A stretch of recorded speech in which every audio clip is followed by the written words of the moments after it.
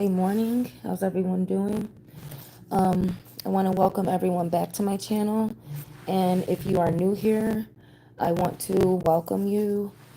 I feel that I was kind of inspired, really motivated spiritually to do this upload. So if any of these messages and lessons for guidance resonate, just leave a comment. Let me know what resonated. The first thing, I do have a lot of topics I want to talk about, but this is going to be a fall equinox guidance, oracle guidance upload. And the first thing I want to talk about is the fall equinox and the use of um, astrology. And again, and if you're new here or maybe you were guided here, I talk a lot about the ancient and indigenous concepts of witchcraft and being a witch, and about the African spirituality and Vodun practices present in the Bible, and the differences between satanic witchcraft and women who are gifted and considered witches or have the traits of a gifted woman, a witch, but are using it to praise Jah or give glory to the Most High, as opposed to satanic witchcraft, and using it to control, manipulate, and feed into the New World Order agenda. Having said that, the fall equinox oracle guidance, the equinox, the solstices, the full moons, um, these were things that affected harvest. And a farmer's almanac was the original use of astrology in a way that did not have to do with the unclean spirit of divination, which the Bible speaks against, and which a lot of um, people who have spiritual traits use for divination and fortune telling, which the Bible warns against. The original use for astrology was to have successful harvests for agriculture. Um, so the constellations known in astrology were ways to map and graph what season it was. So, and then, you got the three wise men and the Eastern Star, and I've talked about in other uploads, um, how King Herod was using astrology, and he used his fortune tellers and I think they call it the magic practicing priests, or his astrologers, to predict Christ, and that ended up being the massacre of the firstborn, the the baby boys, when Christ is born, trying to kill Christ, and the star that guided the three wise men to the manger, and different things in the Bible. But it's important. The first guidance I want to give for the fall, again symbolic of the New World Order, but also the coming autumn equinox. Um, do not use gimmicks. If you are a witch or a spiritualist, and you're following me, this is the time, this is the year, this is the upcoming season. Fall is in a couple weeks, the equinox. Get rid of your gimmicks, because astrology, um, use it for the original use of witchcraft, understanding the use of herbs and spices for healing, or if need be, poison, or to cure things like poison. Um, you know, the ability to make things grow and understand the forces of nature, um, inherently. And when you get into the Farmer's Almanac, let the seasons be ways that you start to make adjustments and work your spiritual practices and your own lifestyle aligning with the different seasons. Women aligning, your menstrual with different phases, or aligning your lifestyle around your menstrual phase, so to speak, or your internal clock as a female as well. So the first guidance I want to give is put down your tarot cards. If you want to enhance your intuition, do things, for example, what I'm doing now, which is getting the inspiration, meaning getting the energy, even though I really want to, and I do enjoy doing these things, but sometimes you may not want to, you may not feel like it, you may not be ready, but there is something that is forcing you. There's something within, or there's some spirit of inspiration that is saying, do this, say this, make this move, reveal this mystery. And that's that intuition that is really coming from a more a divine place and a higher vibration, not a satanic force that's more often than not manipulating the tarot reader. Which is why people get addicted to tarot readings and to using the tarot to read. And if you want to enhance your intuition, you have to put down all your gimmicks. Um, it's not, it can be tarot, it could be I Ching, it could be, um, Corey Shell divination, it could be any form of divination.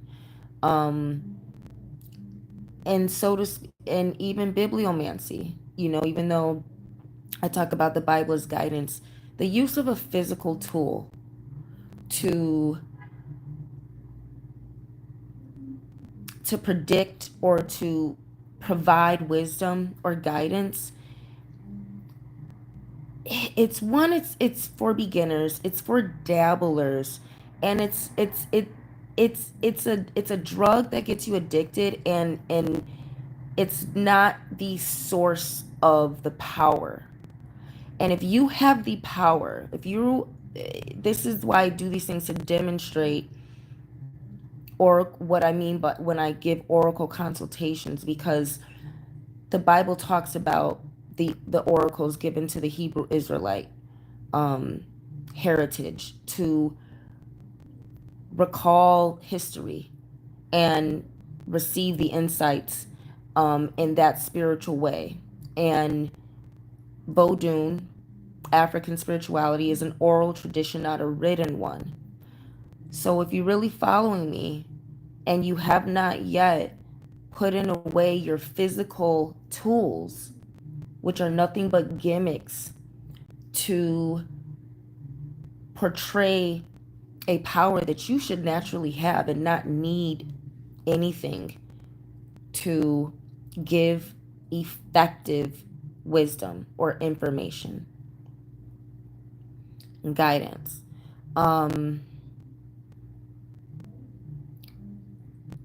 Furthermore,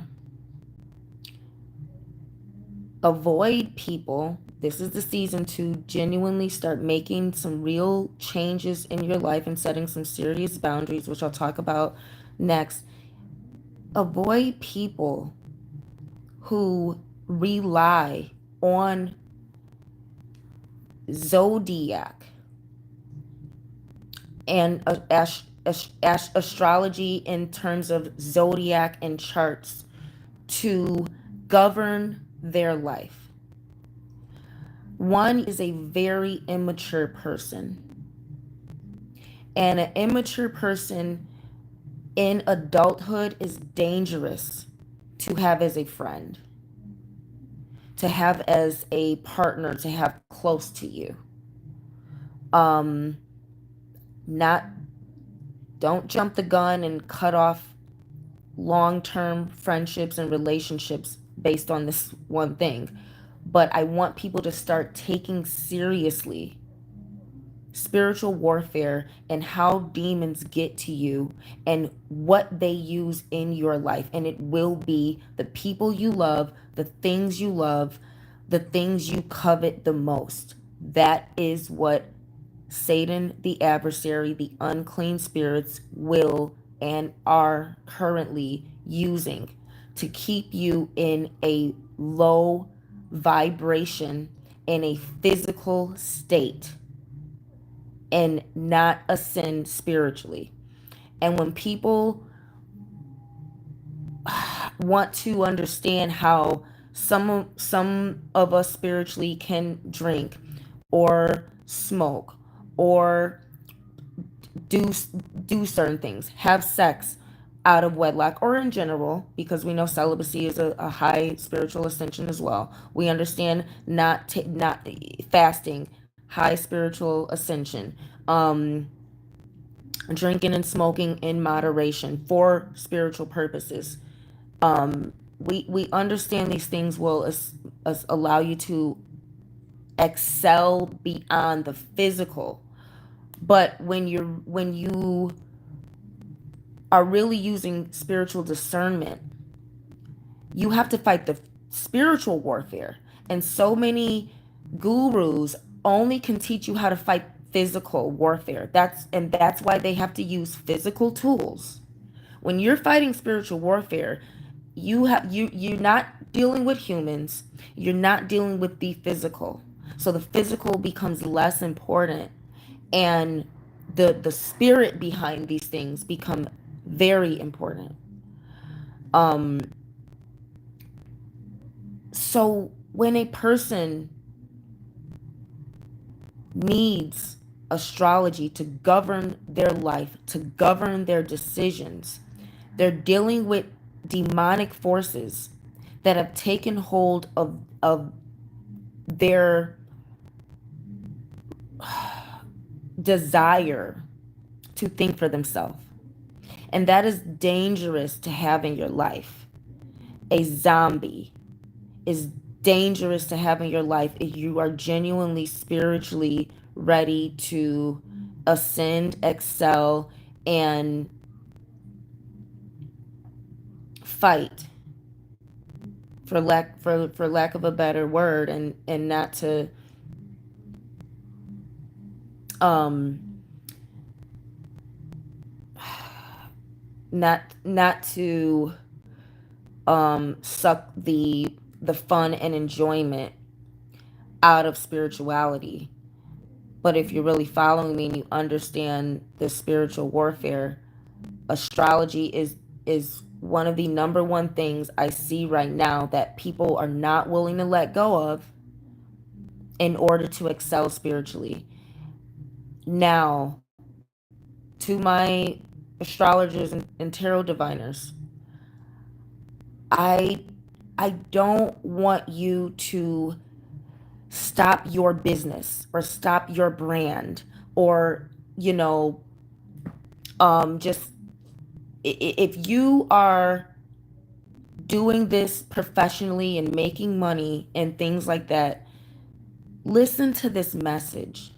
Just like I'm saying, if you're hearing this message and you're all your best friends, all y'all do is get around and have astrology parties and tarot reading, this is for you. This is why I'm opening with this, because I know that this message is actually going to be for some new people here, and because I love my followers and I know y'all, but I know in my soul and my spirit, this message is for some new people who need to hear this. My followers, you all have a grasp on this, but to whoever is led here for this message that interrupted my day, not like not really, but kind of, and like whoever I'm doing this for, you guys need to wrap it up and put it away, and some of y'all need to take it right now and burn it. And I'm talking about that tarot deck. And I'm just contradicting myself, but now I'm letting the spirit take over, and I'm really realizing why I'm really here. Y'all doing your business, and those of you, and this is what I'm saying with, don't sit up here and be no tarot diviner and you can't trust the own intuition that you have to know that you're doing something unclean and immoral and that there's a demon attached to it. And now that you've gotten the insight, don't let stubbornness and your followers and these people who are following you or getting you business or getting you sales and things like that, I don't want you to lose your money. I want this, the fact that you were led to this, to be the sign to let you know that this is the season. This fall, this equinox, this season, this leap year is the season to burn these unclean physical gimmicks you are using. Some of you, it is not tarot. Some of you, it is some form of candle divination that you do. Some of you use different types of tarot cards and a different form of a tarot deck, but it still has to do with pictures and pictographs. I heard the word hieroglyph in there. So some of you getting into ancient Kemet, and for those of you black, there's black women with locks who are really into the ancient Kemetic black land energy of the some of you all know the deepness, you know, the laws of Ma'at and how depicts the laws of Ma'at. You know the numerology, y'all. You understand the blackness behind it. There's some sister, and I see you look like a young Lauren Hill with when she had the shorter locks before they grew out, and you wearing black, and you're dark skin, and you're cute in the face, and you look like a young Lauren Hill. Um, you, for those, how can I say this? Don't don't let your ego and your stubbornness and holding on to these cultural beliefs and that need for that cultural identity stop you from burning these spirits that are have latched onto you. Possibly, it's not that you don't have ancestral connections. It's just that if you're led here and you're listening to this, um particularly for sisters who are in the war, use some real discernment and don't be afraid to accept what has been revealed to you first in your gut and your intuition. If when in doubt, leave it out. So don't think because it has an Afrocentric cultural value um to it that it is not still unclean and demonic. Um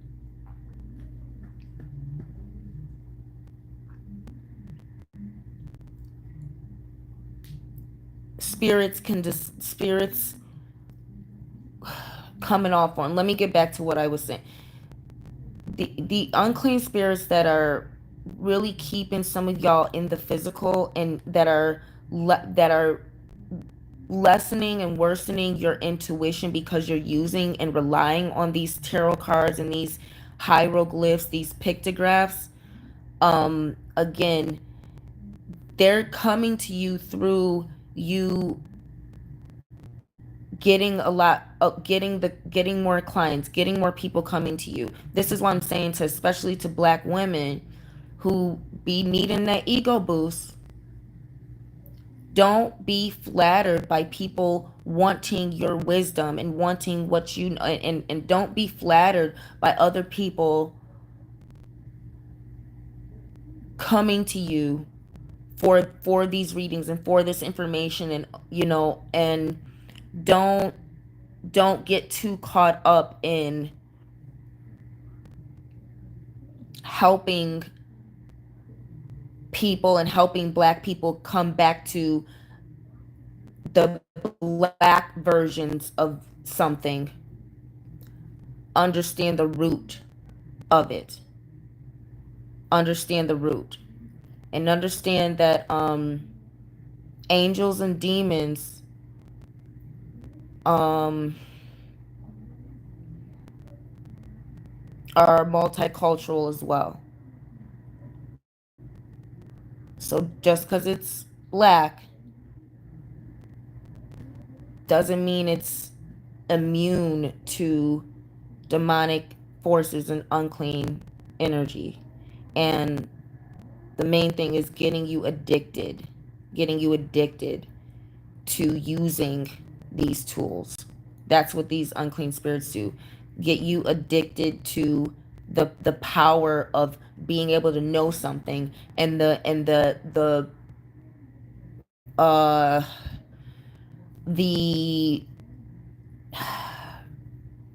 serotonin or the endorphins released that happen when someone comes to you and kind of worships you or praises you, or is coming to you with this need that, oh, you can help me with this because you have these tools. Don't let these tools be the source.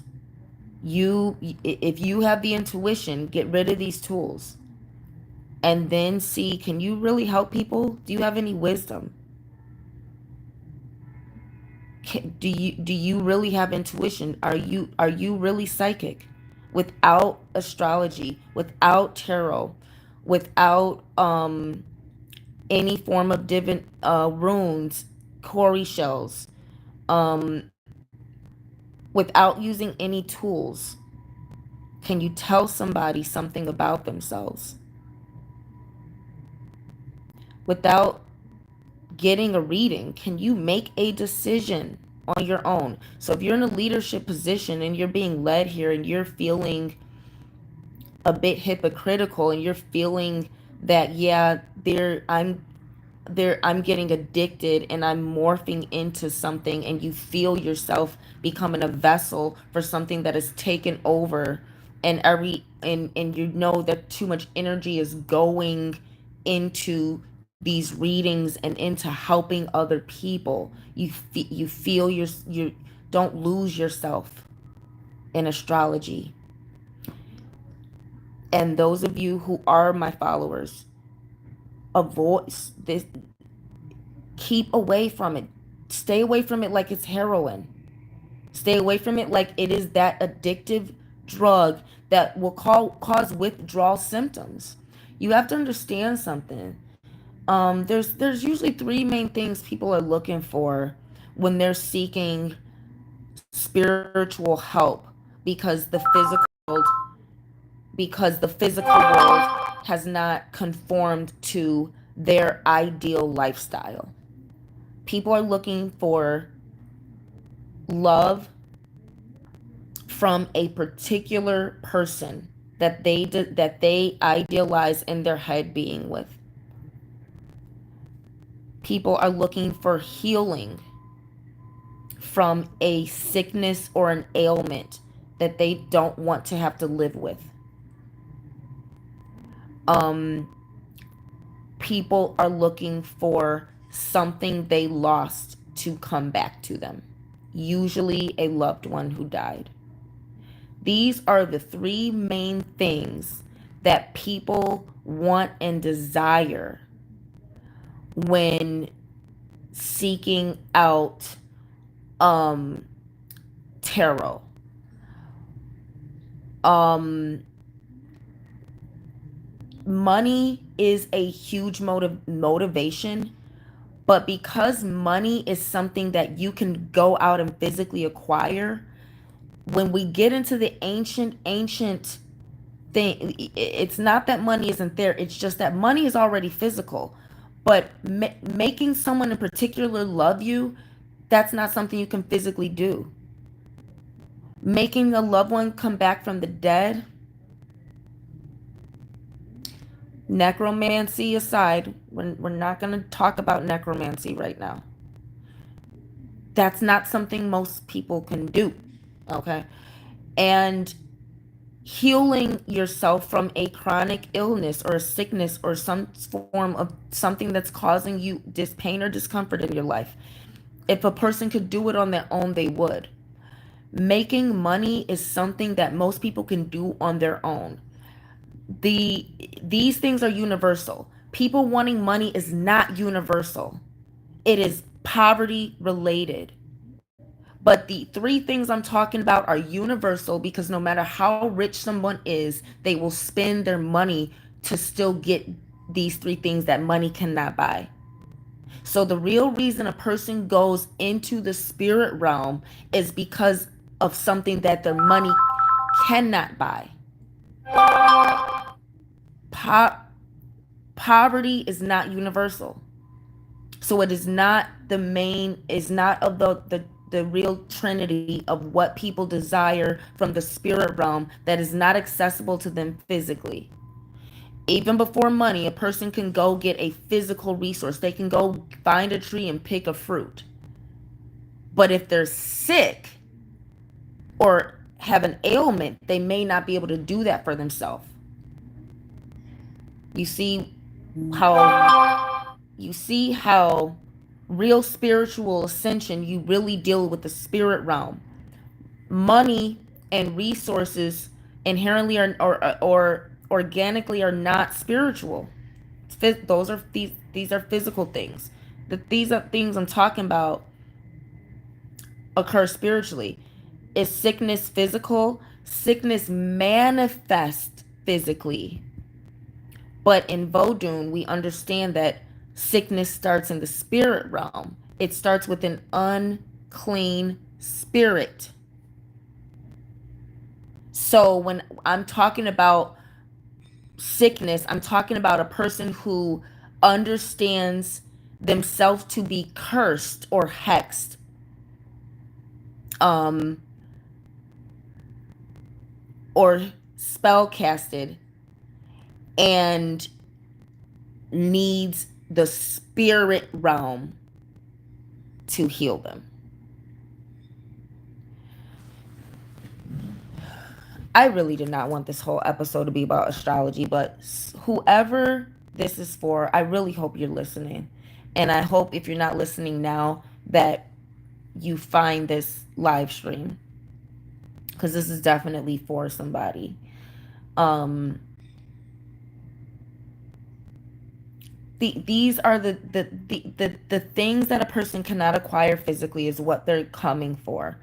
And to those of you who are doing professional readings and you're making money off of it, or you have a lot of clients, or you're seeking to build your following, I want you to recognize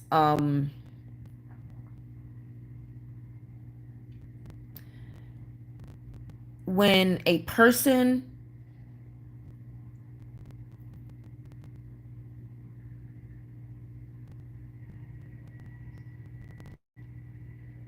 how can I say this? I want to say this in the simple, most clear way possible. You want to grow your channel and your dream is to be this renowned tarot diviner, or just to be a lucrative um tarot or astrology professional. um if Satan knows that this is your dream and this is your goal and this is your desire and this is what fulfills you and gives you identity, and you feed off of it, recognize a lot of energy vampires, a lot of sick people are going to be sent to you. And the more you help them, the more parasitic they are going to be. Meaning, the more you help them, the more they're going to want your help. When you guide people, you should be helping them get better and helping them grow, and really getting people to a point where they become leaders in their own life. Or not that they don't need a mentor anymore, but really seeing growth in someone, not decline and decay.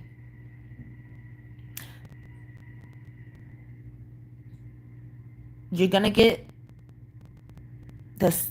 You're gonna get sick people. You're gonna get demon possessed people. And you're gonna get energy vampires, incubus, and succubus who are feeding off your ego. And at first you may feel this surge of power to and that energy to do the reading, to do the divination, just like I feel this inspiration to do this.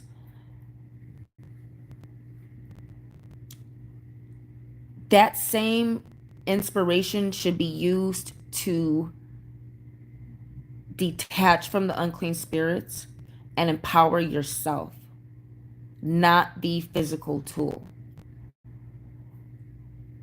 Because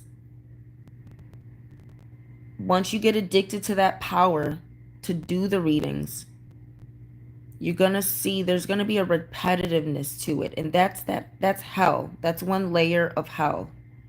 One of the 7 hells, repetition. Doing the same thing over and over again, expecting a different result. And this is what your subscribers are doing. They're coming to you, and they're coming to 50 other tarot readers that day, and they're going from person to person, draining you of things that you could, other spiritual practices that are actually going to make you more spiritual, not take away your intuition to where you can't to where you're so caught up in the ego of what you're doing that you're not asking yourself, should I be doing this? And if you're here looking at this, you asked yourself, and you just, your gut decided you shouldn't be doing it, but physically you are still addicted to the lifestyle, the power of it, the concept. For my sisters here, you're still addicted to the concept of being the black version of it and being the original of it. Here, you know, this astrology, and you know something's not right. It's got a hold on you. It's got a hold on people. And this is your sign to put it down, burn it, pray about it. Stop being afraid. I want you to look at Doreen Virtue. If she can do it, and y'all are trying to be her, y'all trying to get her level of fame, if I can do it, so can you. And if people are meant to follow you, they will follow you into this part of your intuition that is telling you something is not right about this lifestyle and about what I'm teaching people. And this, if you're guided here, this is your clue and your cue to be righteous enough to let your followers know how you're feeling, because it's going to save some of their souls, and it's going to really give them the healing that they need, which is telling them, hey, when you are latched on to bringing the dead back to life, making someone love you who does not love you, because if they love you, you'll know it, they'll show it. And if there's any confusion, they don't love you. So wanting to force someone who does not love you to love you, wanting to bring back the dead when death is inevitable, and with the healing, this is going to be tricky, but I'm just going to say it. Living in guilt, living in sin, and not wanting to let go of your sin, not wanting to forgive, not wanting to heal, but holding on to an ego, a belief, or a sinful nature that is making you sick. It is not it's not your job as a tarot diviner, as the astrologer, it is not your job to make a person accept reality. And the more you use these tools and you use these unclean spirits to help people live in this satanic fantasy world, and this is what they call being delusional. If you want to go to Arkham Asylum, be in Arkham Asylum and be with these crazy zombie demons who want to live in the fantasy world of everything going their way. But like I said 30 minutes ago, anyone relying on astrology and zodiac to govern their decision is an extremely immature adult and dangerous to have in your life closely. And if that person is you, or you are tied to astrology because you've taken on a leadership position in it, and you are ready to get back to normal and get back to a spiritual practice that's not going to make you feel so drained and odd and you having this gut feeling of I'm doing the same thing over and over again, and I'm all and I'm and the same, and all these people are the same thing over and over again, because it's the same spirit in a different person, a different follower, a different subscriber, a different client. It is the same spirit keeping you in a loop, like a hamster wheel, when you could be living life, reality. So I'm trying to get off this subject, um, but let let go of astrology. Burn these tools that y'all have been using. Burn some of these books too, because you're addicted to the book, or the pictures in the book. um Peace, Wild Violet. I noticed some of these YouTube pick a card readers, something isn't right with them. Sasha Marie, good morning. Peace. um Thank you all for being here.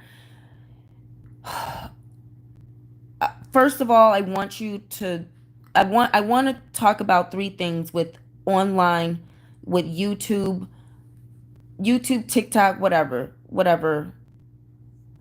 it is.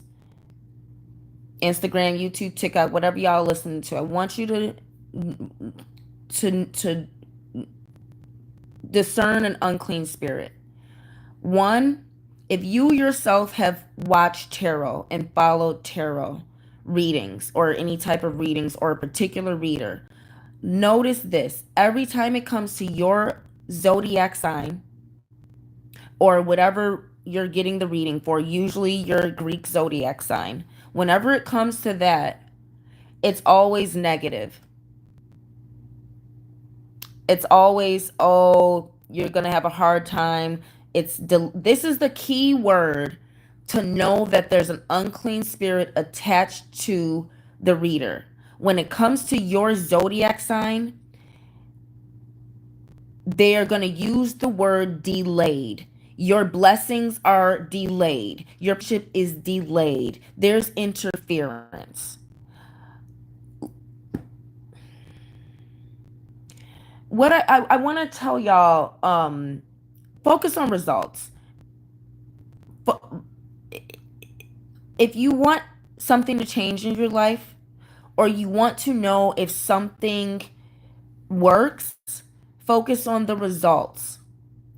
Um, Look at how someone is living, which is very hard to do if you only know them from YouTube. So when I say focus on results, I mean you need to get into the real world and open your mouth and stop being too shy and too demon possessed to talk to other human beings about how they're living, because you get caught in the spiritual cocoon of isolation with you and your demons. And because it's a physical tarot card, it makes you feel like you have company. But when you look around, your cards are your friends, and you don't have real friends, because real mature people are not going to hang around someone who needs astrology to govern their decision making. It's not reality. You are delusional. You're not in your right mind. And at the end of the day, just because something's normal, recognize, spiritually, if you're spiritual, you need to use discernment and recognize the demons behind astrology. If it is not farmer's almanac harvesting purposes, it is demonic. It is satanic. It is a tool that Satan is using to keep your spirituality being funneled into the new world order agenda instead of you doing what you should be doing, which is healing people. How do you heal from heartbreak? Where does heartbreak come from? Recognizing that that person doesn't love you, accepting that your fantasy of being with them was not reality, and moving on to a reality that suits you. And the reason a person tries to get someone who does not love them to love them is from child abuse, usually narcissistic abuse. The reason someone is sick spiritually, usually, uh, is a retribution or karma. Um, if a person does not want to repent of their sins, it's not your job as a tarot diviner to, you know, tell them that let people live in the reality of, hey, if you make these decisions, it's going to lead to this. If you have gluttony, you're going to be obese. If you have lust, you're going to open yourself up to STDs, unwanted pregnancies, and and social issues, because, so to speak, lust is about immediate gratification instead of long-term commitment. So when I say social repercussions, lust often can lead to divorce and broken homes. And that's not something you want to be responsible for if you are not a party in that. Um, what other sins? Wrath. If you are a person who is always angry and frustrated, that I can mention now to black women dealing with wrath. So black women, the spirit of wrath loves y'all, because when you have so much pent up, and you combine pent up emotions with self-hatred, with a bad diet, a lack of exercise, and not getting sunlight, and watching Desperate Housewives or whatever y'all be watching, the spirit of wrath latches on to a lot of you black women through these shows that you're watching that have demons. So again, if you are constantly angry and you like to argue, particularly with black men,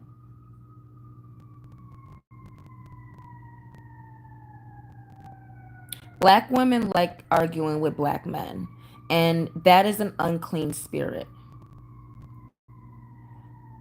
And so again, if you're always angry, you're going to have health complications. You're going to have health complications, and you're going to make everyone around you sick because of the vibration and the electromagnetic energy you're emitting is constant warfare.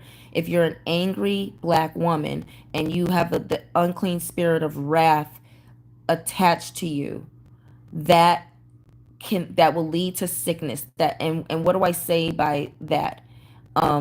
Your freedom will be taken away from you. You will end up locked up. You will end up hurt. You will end up offending the wrong person or the right person who will put a stop to your rampage. It is not just black women who get possessed by the spirit of wrath. This upload is oracle consultation, and I'm going off the things that I'm inspired to say, and I'm seeing that there's some sister, maybe one in particular who I have not met yet, who may be new here, just like there's some other people. There's a homosexual man, you know, who you I think you got blue eyes. You have sandy, thin hair. It's sandy, and you're a bit on the shorter side. And you know, you're whatever happened or whatever's going on, you feel empowered by doing this tarot divination, and you feel connected to, maybe you feel connected to black women in a certain way. You feel connected to black women's pain, and you have been enjoying being able to help women and help black women in particular, and you talk like a black woman, so to speak, or you're not in an offensive way, but I'm seeing this white guy with the blue eyes and sandy thin hair, and you're shorter, and you you got the you connect to black women because your life experiences as a homosexual, and you're younger too. You're 27 or younger, or you're definitely under 30. If you are watching this and you find this, please comment, um or don't, you know, I don't, but that's what I'm seeing right now, so I'm just gonna say it.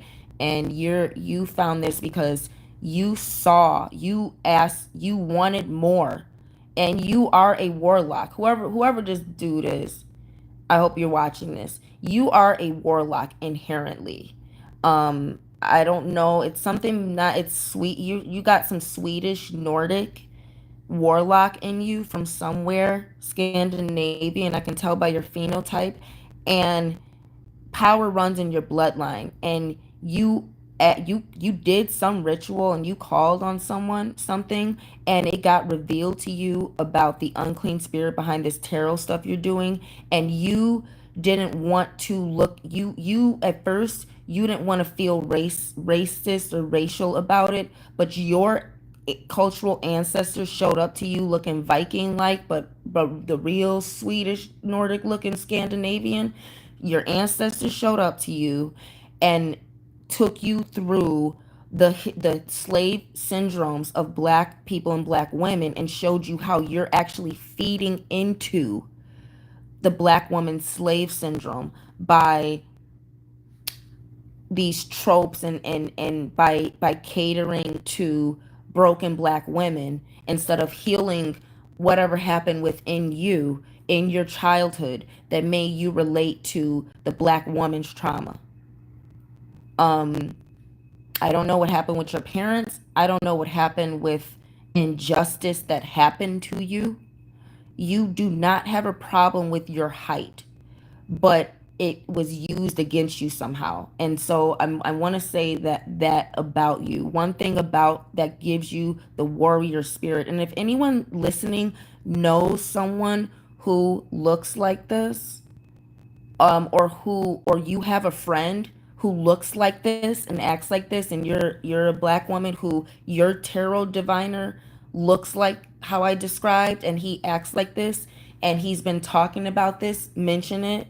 um but yeah, your ancestors showed up, and whatever happened, your people, your community, or your family, or whatever, they tried to make you being short some type of disadvantage or whatever when this trauma happened when you were younger, and it stunted your growth in the physical realm. But in the spirit realm, the ancestor that showed up to you, that's your spirit. In the physical realm, you are a shorter man because the trauma stunted your actual growth. But spiritually, you're as big as that ancestor who was, well, 8 feet at least, 9 feet at least. And it had the horns, and some woolly mammoth garb looking. I see it, and that's your spirit. That's your warlock spirit. And the reason of you being a warlock is that you have a lot packed into your smaller stature, and you were sent here. You were sent here to be a guardian of the divine feminine. but your ancestors showing you the demons that are attached to black people through slavery and the curse upon us. Don't look at what your ancestors showed you as though this is racist and this is unclean. No, that is your ancestor and your heritage showing you your warlike bloodline that was sent here to fight this war that does target the black woman. But we have our own curse to fight as black people. And your ancestor wants you to understand, although you have the ability to help black women and whatever trauma you went through when you were younger that stunted your growth to help you relate to the black woman's experience of being disenfranchised, um, being people being jealous of us, wanting our men, us being erased from Hollywood, us not being shown, us not being depicted, us being only depicted negatively. And I more so you understand the experience of the black woman constantly being rejected by her own man, by the black man who has been programmed to hate. So there's something about you that understands what it's like for the people who were supposed to protect you to abandon you for your enemy. That's why you can relate to the black woman. And your ancestors trying to show you that for you to ascend spiritually, you're gonna have to let go of um one the tarot, and you're gonna have to start talking about these issues directly. You're gonna have to let go of tarot readings, and you're gonna have to start interviewing black women about their experiences to help others. So whoever this guy is, and for anyone listening, if you relate to this, and I think I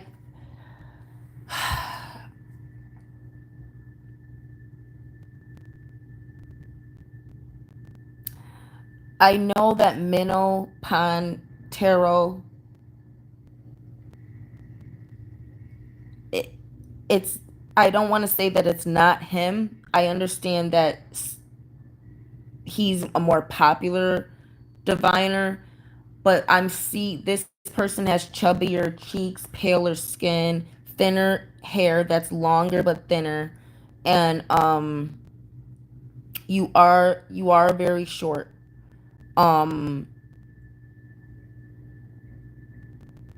and kind, but you're a warlock, and you you need to let go of the tarot cards and start a podcast about spiritual warfare.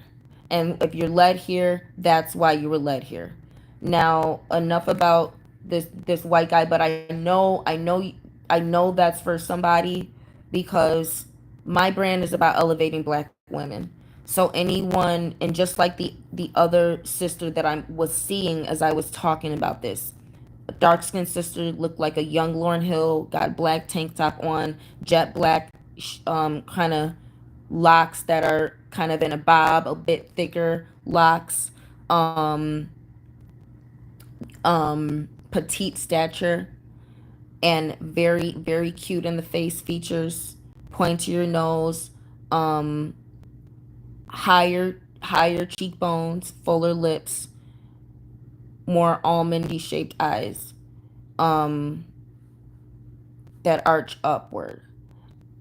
To the dark skinned sister who's into the ancient Kemetic um hieroglyphs, and talking about the black land of ancient Kemet, and our rich culture there, same thing.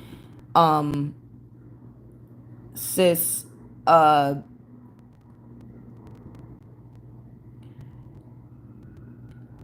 for this sister, I see that you're still unhappy doing what you're doing, and you need to take a break from doing the readings, get back to to forms of healing that actually made you feel better, healed you, and you need to travel to somewhere else. You need to get out of the Egyptian culture, or away. You need to, I think you're here because you need to start studying the black presence all over the world. In the Americas, you need to study the African presence. In the Americas, you need to study the African presence in ancient Japan, the fact that the monks are black and have afros. You need to study the African cultures of North Africa, that cursed land that became the Sahara Desert. You need to study the sub-Saharan African concepts and discover,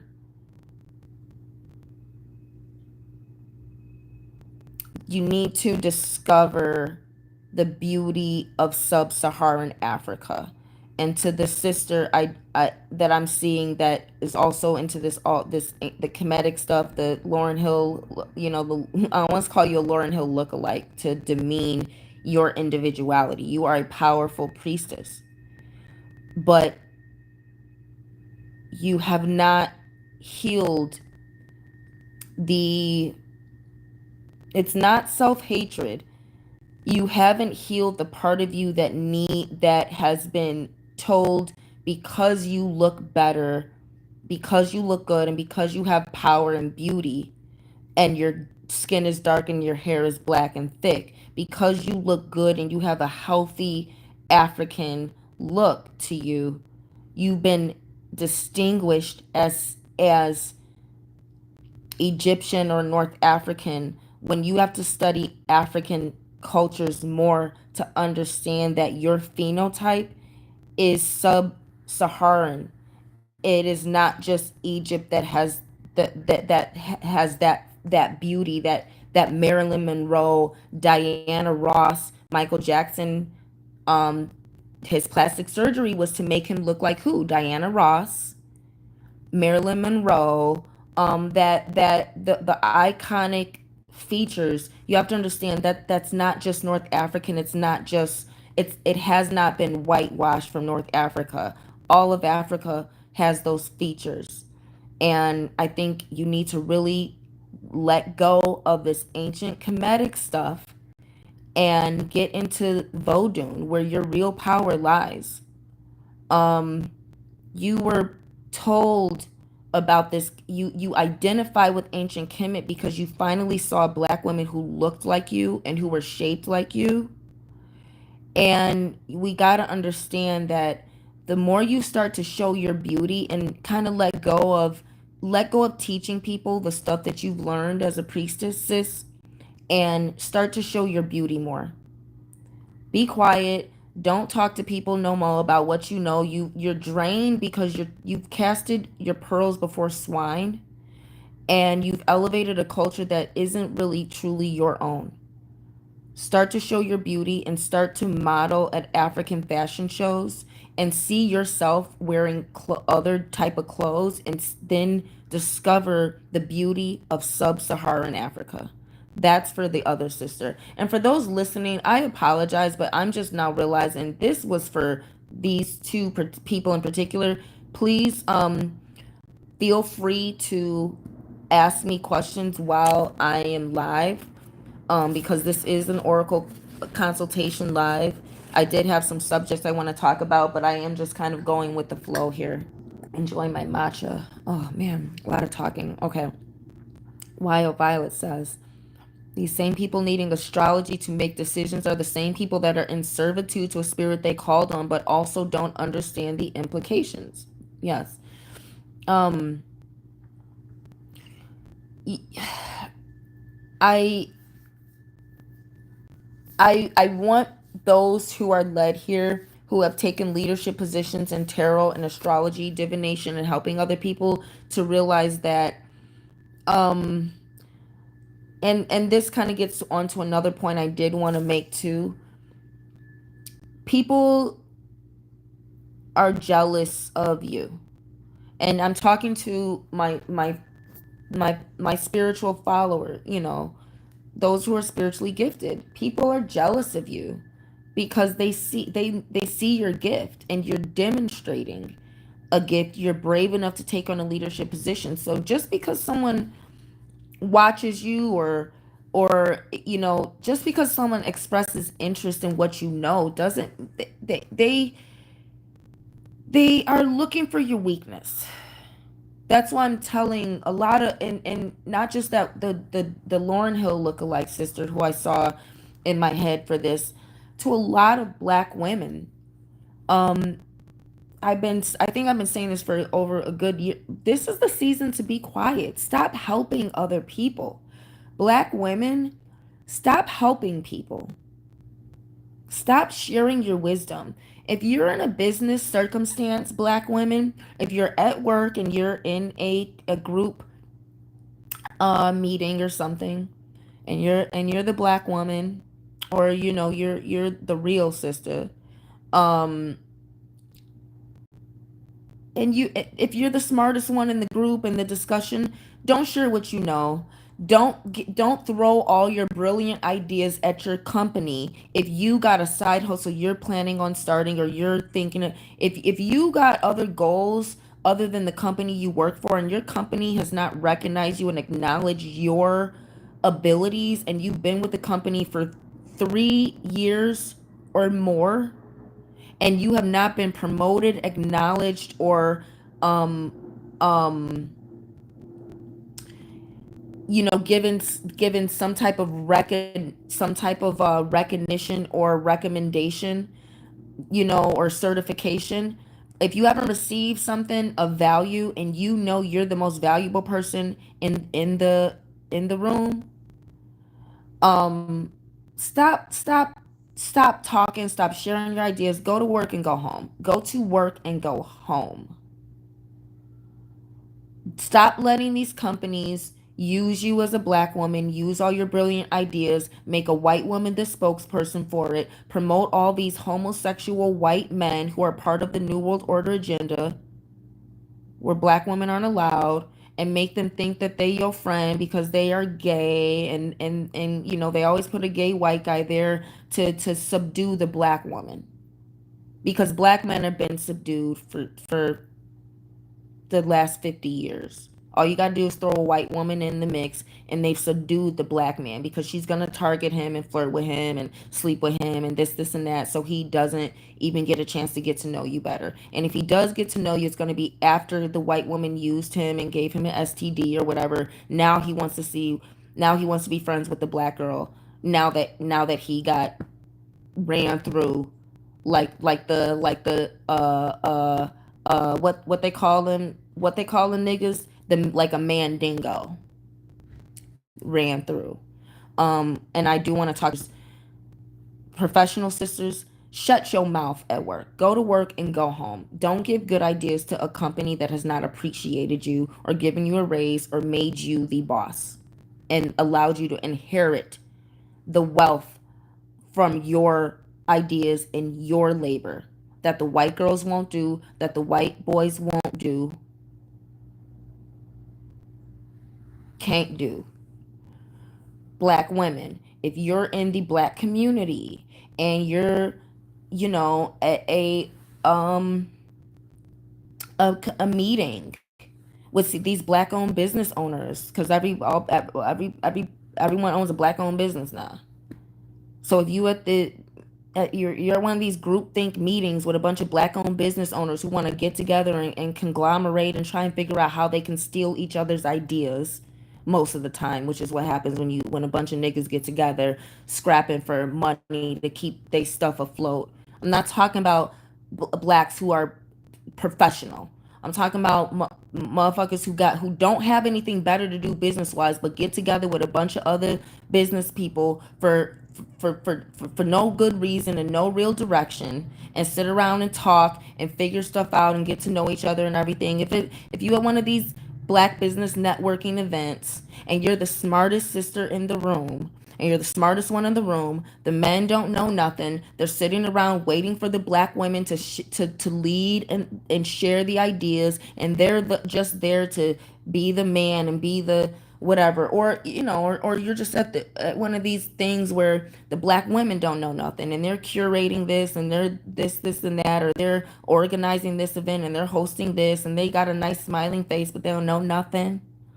And what these people need to know, smile and leave. Stop sharing your ideas around a bunch of goofy Negroes who need to conglomerate and get together to figure out something, because they don't have, if they were doing business, they'd be doing business. They would not have time to meet with a bunch of Negroes who have no direction, trying to figure something out, and don't nobody got no money.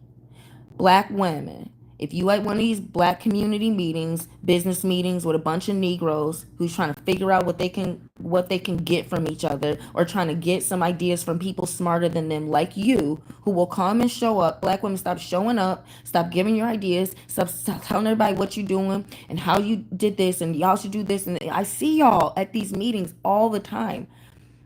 And this is and I learned this early on in Chicago. I just stopped showing up.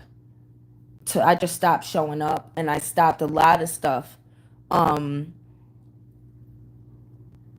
because I just didn't have time for the nonsense. And I need you black women to not have time to sit around and lead Negroes who can't figure it out for themselves.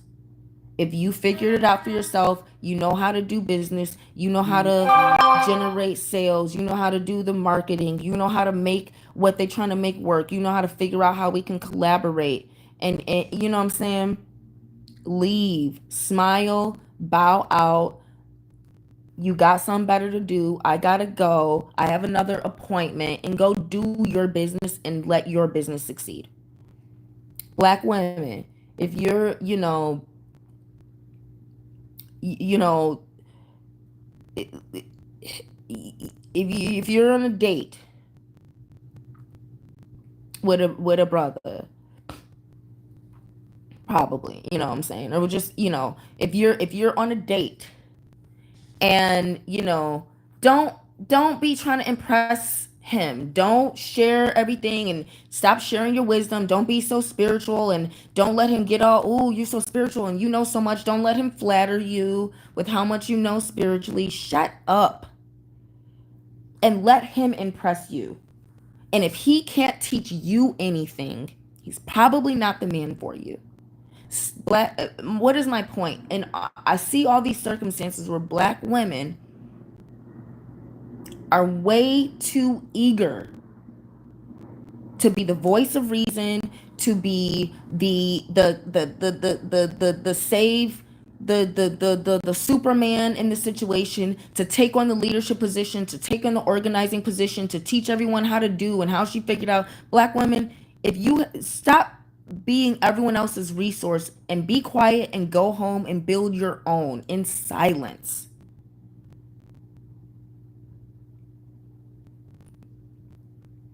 Yes, Violet, you said you've made the mistake too. I'm teaching you what I've learned. I have a whole list of things right here that I meant to talk about, that I wrote down, because I wanted to do an upload about lessons that I learned. But this turned into an oracle consultation about this divination and unclean spirits. But like I said, I had to stop. One, I just didn't have the time anymore. I make soap. I make jewelry. I'm an artist. I gotta write. I gotta record. I gotta get an album done. I paint in my free time. I can sell those things too in my shop if I'm vending. I'm a blogger. I'm a journalist. So I do food and film reviews. I went to DePaul for film and media, and I'm a sommelier. So I professionally do food and beverage and film critiques. And I make soap, and I taught myself how to make soap, and I have a whole shop of everything that I make.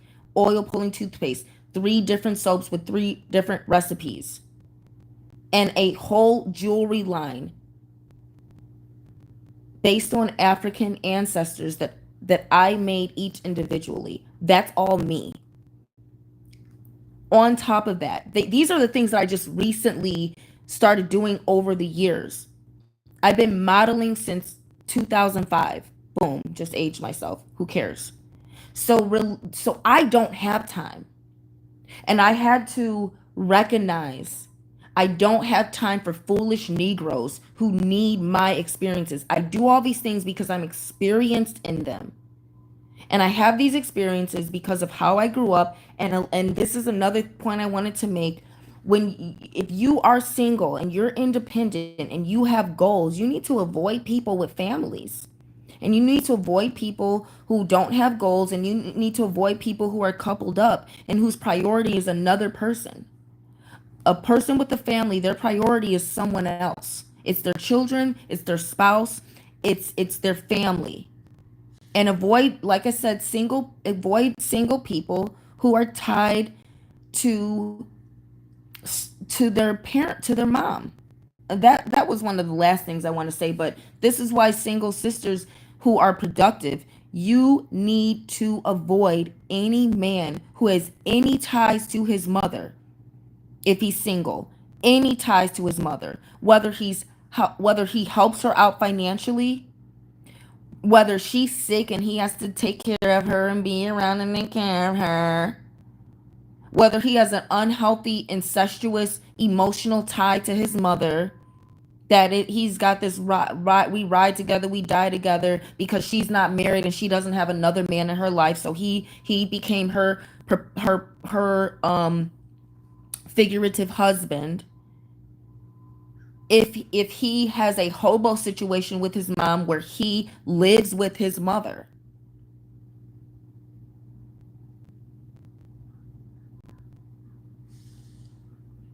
stay away from him. But back to Wild Violet, yeah, you said it, I'm yeah, whatever I said, that I'm glad that I'm talking about these things, because this is what I mean. I didn't wake up and do tarot and divination, or follow some tarot diviner. I didn't read the horoscope today.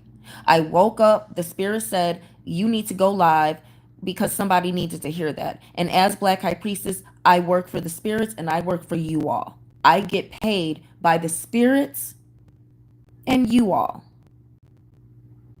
That's what spirituality is. It is a position of service. And it is not glamorous. If you are beautiful, you can make it look glamorous. Let's put it like that. But do not be fooled. It is sacrifice after sacrifice after sacrifice. It is work. And if you're doing the work, you will eat. You will be comfortable. You'll have everything you need. But what you're not finna do is become rich and famous for doing spiritual work.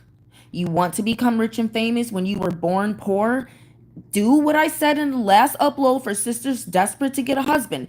Go get the book. Anton van der Levey, The Satanic Witch, The Satanic Bible. He got one or two more of them.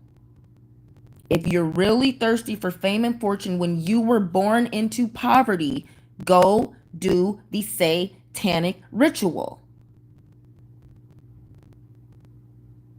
But if you want to be spiritual and have spiritual power, accept who you are, where you are, get to work, practice your spirituality, see results. What do I mean by see results? If you're practicing something, should be able to do it. Tarot and this and that. Yeah, put all that stuff down and meditate and see, can you turn off the lights in your building? See, can you make your noisy neighbor's speaker blow out by concentrating enough? See, can you start a fire with your mind? See, can you make yourself invisible? Where when you go out in public, people don't see you and they bump into you and they do all weird things because they genuinely can't see you because you've been practicing invisibility. This is spirituality. Put the gimmicks down and see what your electromagnetic field can really do. And put these gimmicks down and find out, do you know anything about the world to give anybody any type of guidance?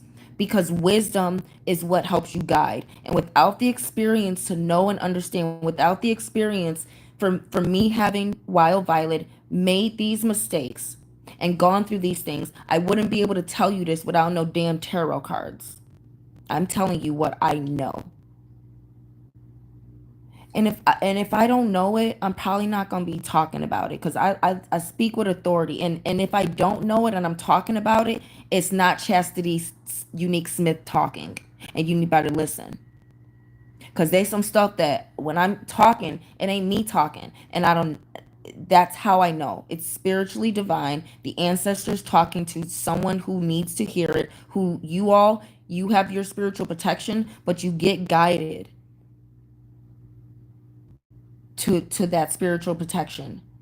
Because why? You don't want to listen to your intuition, that gut feeling, and act on that gut feeling when it tells you something is unclean. Yes, sisters, everyone. This. So back to what I was saying with black. Like again, for those new here, I get off on tangents. You can try and reel me back in. I'll go off on tangents about things, but the guidance, why for for black women, um why am I saying this? Because unclean spirits feed on the black woman's resourcefulness and that black woman's need to be seen and heard. And black women, you don't want to be seen and heard by people who need you. You want to be seen and heard by the people that you need and the people that you want to be a resource to you. Black women, stop being resources. I don't care how much, and this is a lesson that Oshun learned, that daughters of Oshun need to learn, and that I may attract or tend to draw in daughters of Oshun, or those with the Erzuli Trinity within, those with the sacred Trinity within, Virgin Mother Crone. No matter how much wealth you have, learn to be quiet, go home alone if you have to. Learn to bask in your own beauty and not share your beauty with others by not showing up, not letting them see you, not letting them have access to you. Access denied. And I did write a poem, Access Denied, when I was a teenager. I gotta find that somewhere. But learn to be okay with not sharing your surplus of resources. Be okay with telling someone, no, you can't come over. I don't care if you got 3 bedrooms and 2 of them is empty and don't get used. Be okay with saying no to somebody who is not a resource to you, who only comes to you because you have what they need. Black women, we have so much because no one helps us. We've gotten all of these things we have on our own. And I can guarantee if you're a black woman who's dark skinned with kinky hair, you probably got everything that you have on your own. That's why you have the knowledge. That's why you have the resources. That's why you have the experience, because no one came to help you. They decided that you weren't worth helping. They decided because you were a black woman that it's okay to let you do the hard work and struggle on your own and not have help. And now that you have the wisdom of how to be independent, how to run a company, how to keep a marriage functioning, or how to have a healthy relationship, how to be healthy in general, how to live longer. You black women, we have everything. We have everything. And then on top of that, we look better than everyone. How dare us? Okay? Stop sharing it. Stop sharing what we have everything. That's okay. Stop losing out, black women, by being so desperate to share your gifts and your wisdom as if it's a burden to you. Stop. Be okay with leaving and going home, and be okay with doing it abruptly without explanation other than I have something better to do. And don't say it with your rhetoric. Say it with your action, by getting up with class, getting your purse on, getting your jacket on or whatever, getting up, getting your stuff, And what is that? What is your purse symbolic of? Your purse is symbolic of your womb. If your purse is symbolic of the calabash, sacred to Oshun. Getting your stuff, gathering your belongings, gathering your purse, that's gathering your sacred femininity, that's gathering your wisdom and your experiences and your resources. And saying, you know what, let me clutch what I have because I see this place is not worth it. Why is the place not worth it? Because if you're the most valuable person in the room, you're in the wrong room.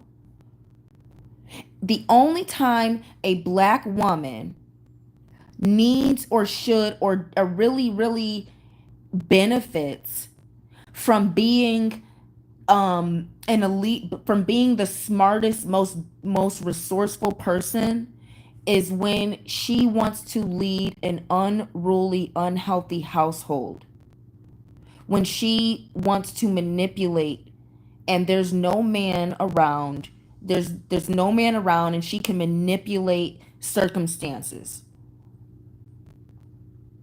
That's that's a syndrome that a lot of black women are not ready to let go of. You're you're seeing your mother or seeing the mothers in the community or seeing so many black women in the community be loud, be dominant, take over situations, boss everyone around, tell everyone what to do. And then you as a black woman, you know how to do everything, but you didn't learn how to be feminine because your mother, because black feminism started. So I don't want to talk about America and this and that, but remember slave syndromes. Remember the men were taken away and we had to survive. And to this day, the disconnection between black men and black women, when you take away no, white supremacy has a lot to do with it. But when you really, really, really take away the all I have to I'm saying the wrong thing. The disconnect between black men and black women in modern times is directly related to the exploitation of the slave syndromes and the promotion of white femininity. You exploit the slave syndromes where you constantly make black men feel insecure from his history, from not being able to protect, provide, from being castrated, from not having resources to marry a woman. You constantly make the black woman feel insecure of not having a husband to protect and provide, not being allowed to show her natural beauty and having to cover up her natural beauty to make white women comfortable. You make black people insecure and then you give them the solution. What's the solution? Black man, here's the white women who love you, who will validate you. Black woman, here's white men who are better and have more to offer and will treat you better than these black men who are castrated.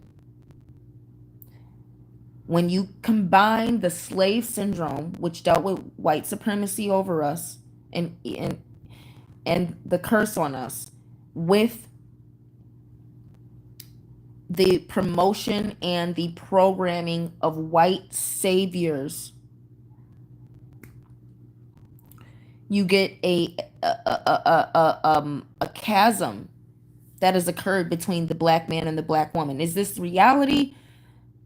It can be when when you're on a certain level and you understand these things. In general, black people still get together, love each other, but we are dealing with a curse.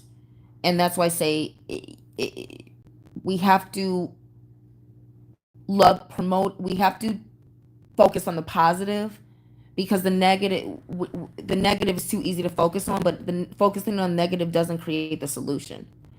And I guess what I'm trying to say is that black women are not ready to elevate ourselves. Not and again, those with the Trinity, with sacred femininity, sacred feminine mysteries and understanding. We tend to have a lot. We tend to be resourceful. We tend to have a lot of wisdom, and we tend to have a lot of blessings and have things that other people need. And we have to get out of that syndrome of it's our job to take care of the community. And we have to learn that if there is a situation where the men are inept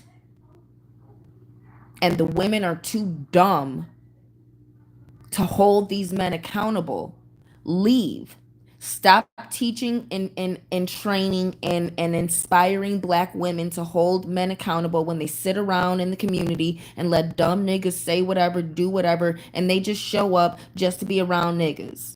You guys know these black women in the community. They don't say anything. They don't do nothing. They just show up to get recognition from niggas for being the women that showed up to support, and they never hold these niggas accountable for being retarded and inept and weak. And then you come in, you have a high standard for masculinity and a high standard for femininity. You set a high standard. If you come in and you have a higher standard and you know more, and you see a bunch of dumb black women who are just there because they want to be around niggas, and you see a bunch of niggas who don't know nothing, who are waiting for smarter, more beautiful black women who have some type of value to themselves to come in and teach them something and show them something, leave. You got to understand, a lot of black people are sitting around waiting to be validated. They're waiting to, misery loves company. And when you're a gifted woman, black woman, and you go into these situations where black people have nothing to offer each other and they're sitting around hanging around, but just because they're not on the corner drinking and smoking and shooting dice doesn't mean they ain't a bunch of niggas on the corner. Just because they're in a building that's some community center with African artwork and they have on beads and garb and head wrap and copper wrap jewelry doesn't mean they still ain't a bunch of dumb niggas on the corner gambling with each other's time and money and energy. That's what they are. Black women, stop sitting around talking to these dumb niggas, which is going to turn into an argument when you hold him accountable and when you say that one thing he disagrees with, or just when you start elevating the situation and then the unclean spirit comes and you realize, oh, this was a waste of my time. I should have just started my blog or wrote something or made something that I can sell to people who see value in me. Stop going around dumb niggas. And for the love of God, once you recognize you are not among people who are productive or who have any resources to offer you, and how do you know you're among people who are unproductive and don't have any resources to offer you? They niggas. If you are in a place where it's all black people, they don't have anything to offer you. And I am sorry. And I wish it wasn't true. But black women, learn to go to where people have what you need. If you keep dealing with black men, all you're gonna do all you're gonna do is support their interracial bullshit, because black men who have nothing to offer are always tied to a white woman. Just, it's 1 or 2 degrees of separation. Wait for it. Wait for it. All of these niggas, they are all tied somewhere to a white woman, unless they're married to some black woman who's good for nothing to him, most likely. That's why he on the corner or in these events and whatever. They got kids and they bored and they just all hanging around doing, and just trying to just sitting around doing what, and they can't offer you a free booth at a festival. They can't, half of these motherfuckers won't even offer you a free meal at their restaurant. But they want you to think tank with them so they can steal all your ideas and not offer you a position in their black owned bullshit. If y'all want to know what I learned, How do you know you around a bunch of people who have nothing to offer you? They're all black. It's all black people. Now, if you want to go around brown people and pass out your business cards and say what you do, this and that, I can guarantee you will leave with at least 3 opportunities to perform at the next show, vend at the next event, or teach at the next event. You want to go around a bunch of niggas who don't know nothing. You're going to have your time wasted. They're going to ask you for money. And the 1 or 2 niggas who actually see your value or your worth, they live with their mama. They probably married. They probably don't even have a car to give you a ride home or this, that. And you probably, sisters, you probably already have a car and you probably have your own home. And these niggas,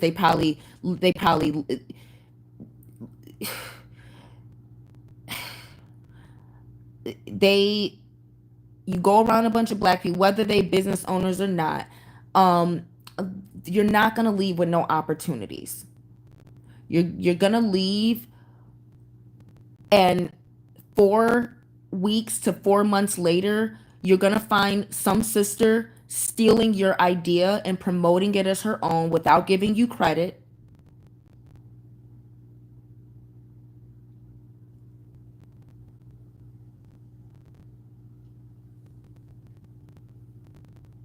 Or you're gonna find that half of those businesses and those ideas and those whatever ain't even up and running no more, and then niggas just dispersed and decided that they just never followed through with the shit.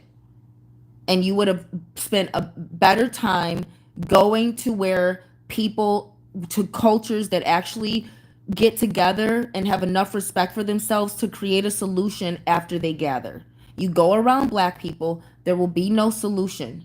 You will do everything. You'll do all the gardening. You'll do all the thinking. You'll do all the teaching. You'll do all the playing with the kids and getting them to dance and whatever, and all this little nigga shit that niggas do with this little African cultured centered bullshit. And there will be nothing productive out of it. And 4 weeks or 4 months later, there'll be a turnover of who's involved and who's doing it. And next thing you know, it's going to be taken over by white Latinos who somehow bought it out, or secretly was promoting the shit the whole time, but just needed blackface to get black people like you, black women, who actually have something to offer. Recognize the COINTELPRO energies among niggas. And back to the main point, black women, close your mouth. If you are the smartest person in the room, leave, preferably without a trace. You don't want dumb niggas to know you. If you are gifted and have something to offer, please venture out and get around people who have something to offer you and who are actually in the business of healing black women, because they're doing the spiritual warfare that is going to be about healing the most oppressed woman, the sacred feminine that is oppressed. And if you go around these niggas, none of them have anything to do with healing black women. Some of them will act like they do to get you to show up and give your energy, and you will leave with no resource, and you will leave in a deficit because you probably were so supportive that you bought their $20 drink at the bar. You made that stupid donation that they didn't need because it's funded by some white people. If you bother to do a little research, black people don't organize nothing.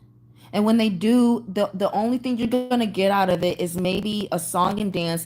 Don't expect to find no niggas, because all them niggas got kids, or they're retarded, or they live with their mama. That's why they're able to show up on a weekday, or you know what I'm saying? Because on the weekend, niggas is with they with their kids or whatever. Like, so a lot of these community think tank things, you know what I'm saying? And just don't expect to meet no niggas there, brothers. Y'all go and pick from the pickings of black women who want to believe in their own queenliness and believe in this, that, and want to show how much their worth is. And y'all go to these events and you find a sister who's single and needs to feel like a queen around niggas, and then you play around with her for a few months, and if she lets you play around with her, you know, but y'all don't have no money, y'all live with your mamas. And if you don't, you are in a relationship with your baby mama, you just, y'all ain't fucking these three, you know, you're taking a free 3 week break. Black women, stay away from these dudes. They are fucking their baby mamas. That's where he gets the confidence to holler at you, because he knows if you reject him and say no, he can fuck his baby mama until he finds someone more spiritual who's single without kids and don't have the cellulite, or whatever, or more so doesn't have the responsibility of raising his bastard. So, you know, um black women, for the love of God, and for the last time before I move on to another subject, please just keep your mouth shut. Don't let anybody know what you know. Use it to make money, use it to make resources. If he's not your husband, don't tell him none of your secrets. Don't give him none of your spiritual power. Don't give him none of your spiritual energy unless he's a paying client.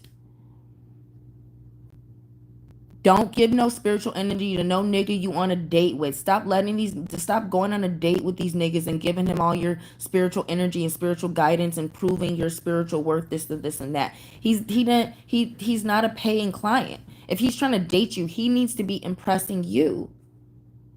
So stop impressing these niggas on dates. See what he is about. Black women, stop impressing people in general. Stop it. Especially if you're dark skinned with natural kinky hair.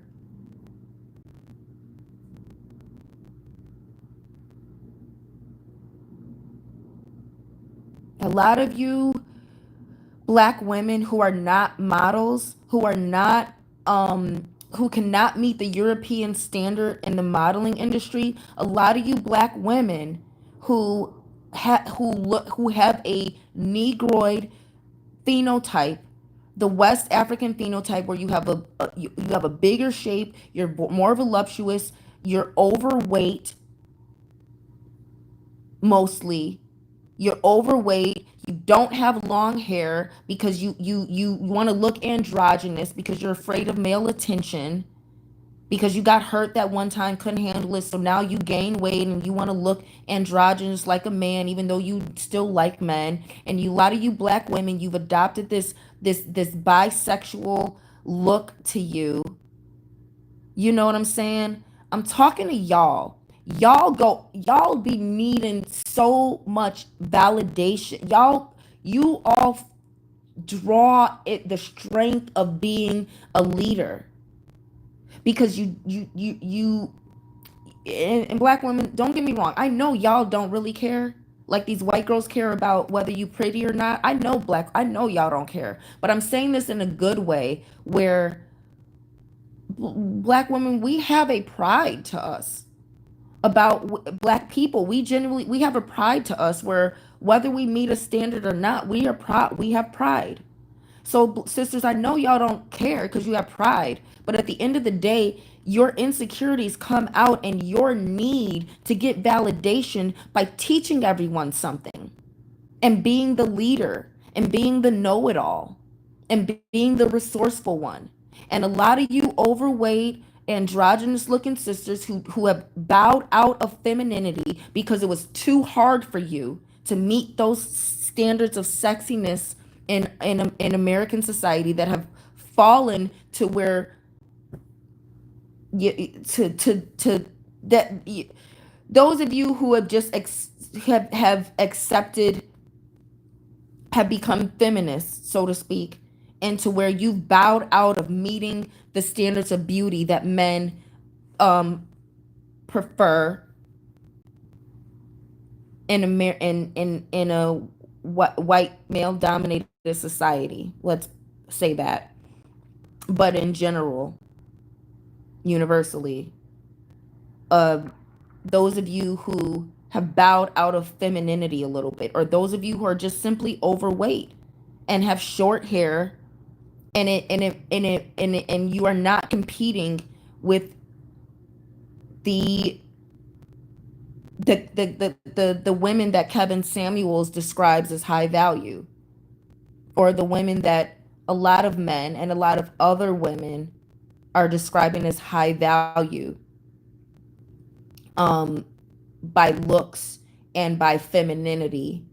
If you bowed out of competing with that and you draw your energy from being a resource to others instead of from being the beautiful sexy woman who inspires others through how you look like a model does. Black women, I'm talking to y'all.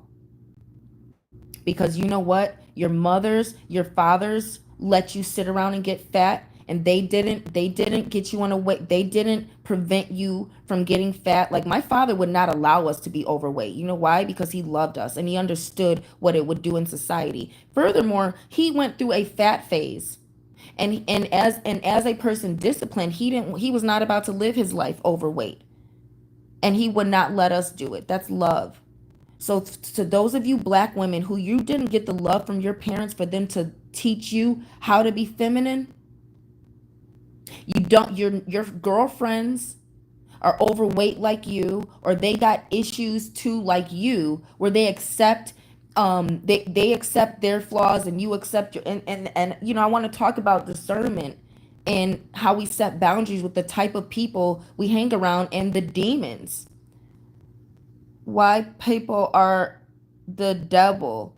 Yeah, Ogama 843. Hi, nice to meet you. You said white people are the devil. White people are the devil. You said white people are the devil. Listen, to the majority of black people, and especially to those to black people who are really suffering and living through the curse. Yes, white people are a punishment and a curse upon the Hebrew Israelites. I'm not going to disagree with that. Are they inherently the adversary? No, white people are a tool. White people are a tool, first and foremost, that the Most High used to curse his own people, to punish us. And white people and all people are used as a tool, can be devils in your life because they're used as a tool by the adversary in spiritual warfare. And that's what I'm trying to say. When I'm talking about here is where, again, using discernment and setting boundaries with people who are displaying that they have an unclean spirit. I want to address that more, but back to talking about black women who need to be the resourceful one, and who need to get recognition from being the resource and the leader and the know-it-all. A lot of you sisters do that because you weren't getting recognition for being beautiful, and you weren't being loved properly. And no one loved you enough to keep you in your softness, or to help you understand the value of real femininity, which means vulnerability. And when I'm talking about black women, when you overweight, when you have short hair, and when you dress in a non-feminine way, you're showing that you are not willing to be vulnerable as a woman because somebody violated your vulnerability. You couldn't get over it, and you changed into taking on a masculine demeanor to protect yourself from being violated in your feminine state. You are the black women, the number one black women who become a resource to everyone, and love being leaders. Love getting the recognition because you, in your feminine state, you don't want recognition, and you don't get recognition just for being in your feminine state. And it's for all black women because our men don't value our femininity. That's why they don't protect and provide for it. So we all have these defense mechanisms when we're around black men. As black women, we have defense mechanisms because we know how he is, and we know we cannot rely on him to protect and provide. But a lot of black women, you need these accolades and that recognition. You need the recognition from from the company and this, that. You're not, you think the more you give, that the more you're going to get. And all you're doing is giving and wasting away what you have for people who don't like you. Your white coworkers and the corporate officials that you have to meet with if you're on a higher salary position don't like you. That black man who's on a date with you, who's allowing you to do all the impressing and do all and carry the and do all the entertaining and be all impressive and all this and that, and he's just sitting feeding off of your brilliance.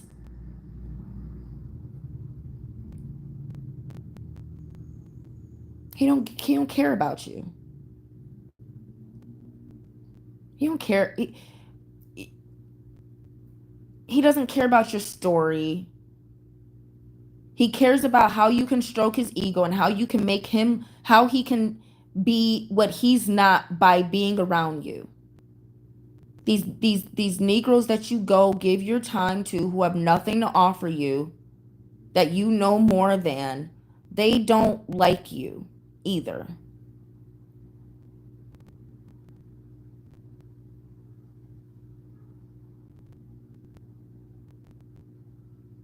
Yeah, while Violet, you said the black business is doing that. Yeah, and so back, this is why I'm saying with sisters, if you were not loved properly, and you are not a vulnerable feminine, you're not an uber feminine, meaning you draw strength from being vulnerable and letting others do and protect and provide. You all I'm talking to in particular, stop. Stop doing for everyone, being for everyone, leading the discussions, leading the situations, being loud, and stop being hyper enthusiastic to help and to share and to do this, do that. Go into a situation, survey what's going on.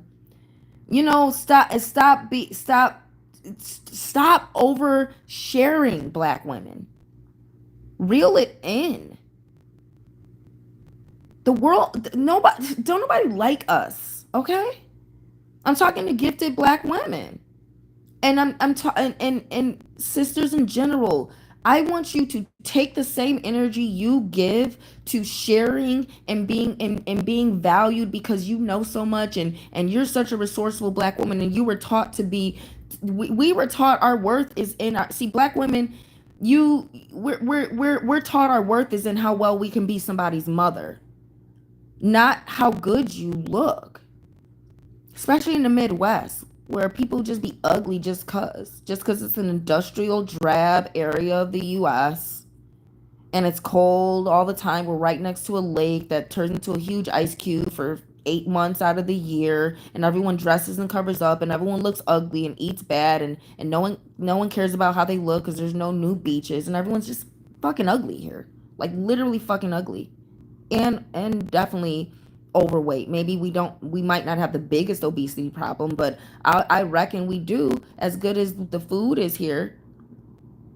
And but it's just, I want black women to stop, to take the energy you pour into other people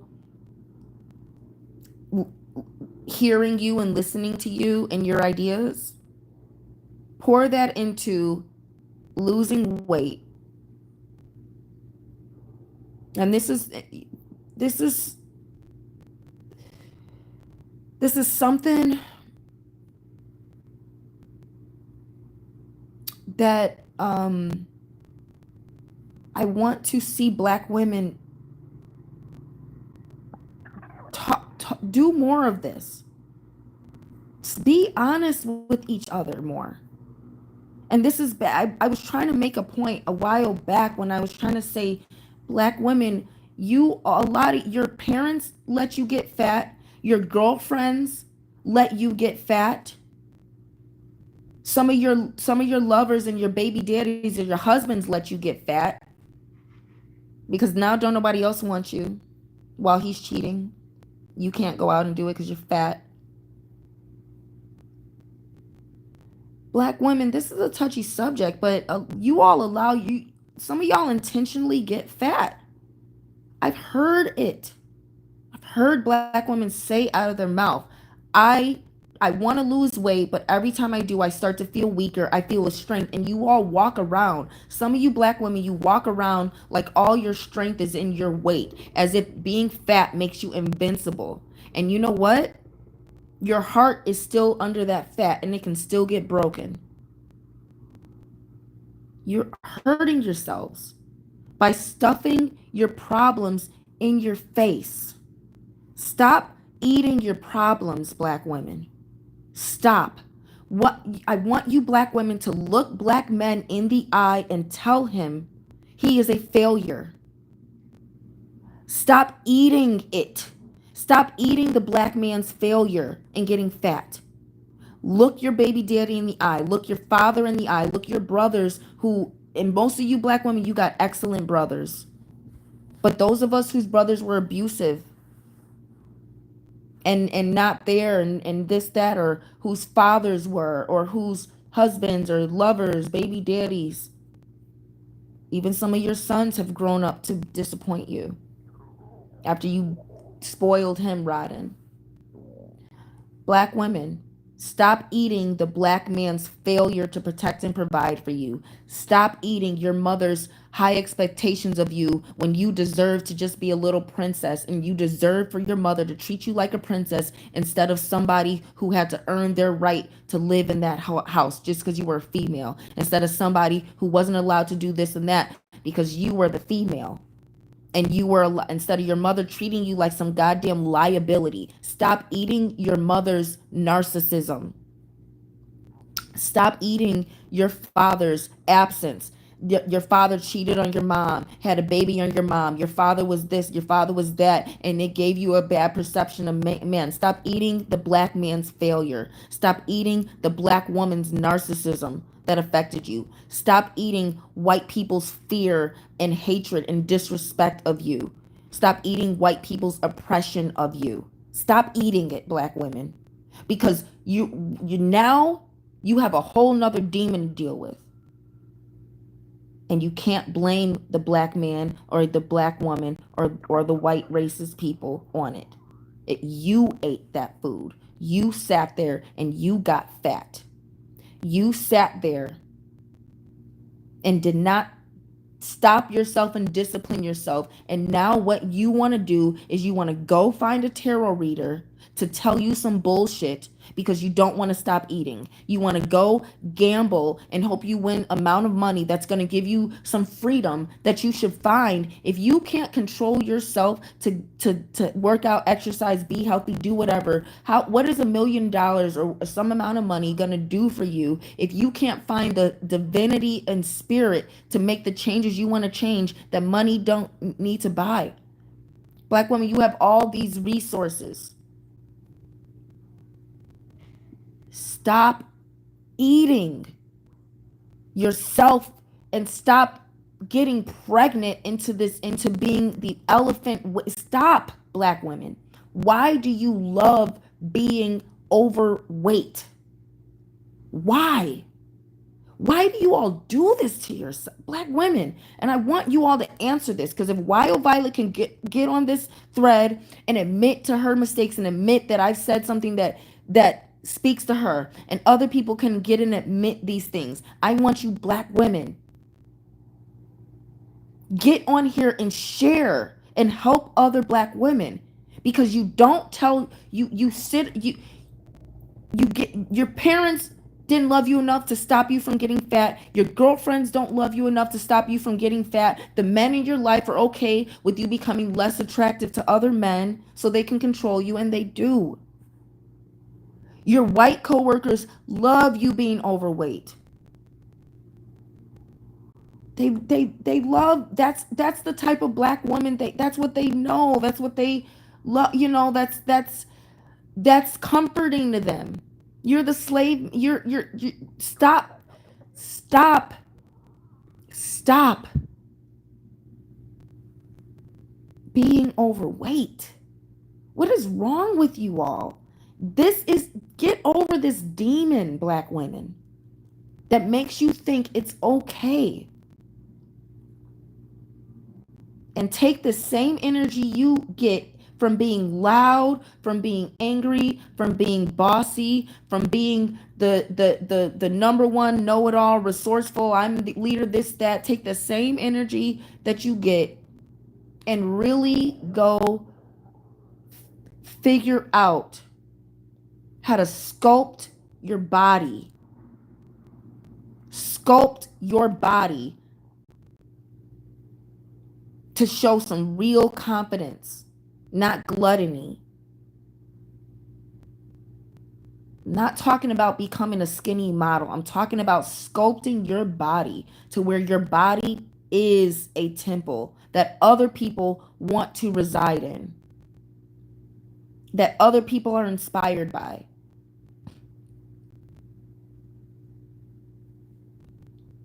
Please start talking about it, because we get mad at the Kevin Samuels thing, and black women, you're not listening to black men who do like you, because you overweight black women. Most of you all have a man. Most of you all can get a man. Most of you all are married a lot of times. And to the ones that are single, you know, a lot of y'all are on weight loss journeys because you're single. But a lot of you black women, you're not really, you don't care, because the people in your life are okay with you being that way. And because you have a little love here and there, you don't see anything wrong with it. But you're not happy with that. It's a defense mechanism. And what it shows trauma, and it shows weakness. If you're a strong woman, you don't let what a man did or what someone did or what someone said turn you into a whale. You clap back. You get better. You look better. You do better. You get healthier. Y'all need to go watch Death Becomes Her. What she do when she was getting fat and that man married another woman and cheated on her, and she saw herself getting fat? Oh, maybe that's not a good example because she went to the witch. And which is what I'm saying. A lot of y'all, you do this, then you want to go to some easy fix. You want to go to some easy fix when what you really need to do is really, really clap back by loving yourself, paying attention to yourself, not going to an event and finding a distraction, not pouring into work and hoping that white people value or compensate you properly for being resourceful. Not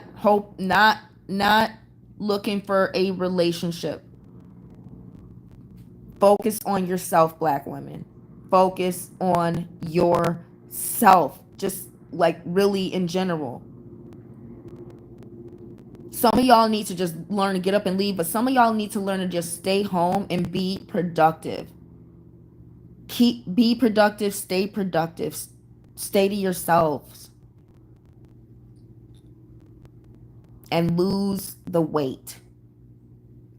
And a lot of you all just stop eating. Stop eating your problems.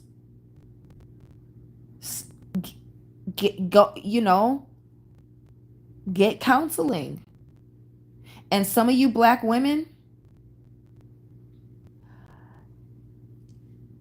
and I hope you're watching, and I know it's been 2 hours in, and if you, I don't know if you would have had to watch this whole episode or just scroll to this, but I want you black women who are obese, baby mama, spiritual workers. We got a lot of that in Chicago. We got a lot of that in America. You black women who are spiritual workers, I want you all to start taking responsibility for for start taking responsibility for talking about these topics on your spiritual platforms. You black women who are obese, who are baby mamas, who got all these other things, I need you to stop getting together and trying to do Oshun stuff when Oshun don't work with you. Yemaya don't work with you. Oya may work with you if you humbled yourself a bit. The male ancestors are not married to you. Some, they not really, I need you all to stop trying to be cute and start having spiritual gatherings and talking about weight loss journeys.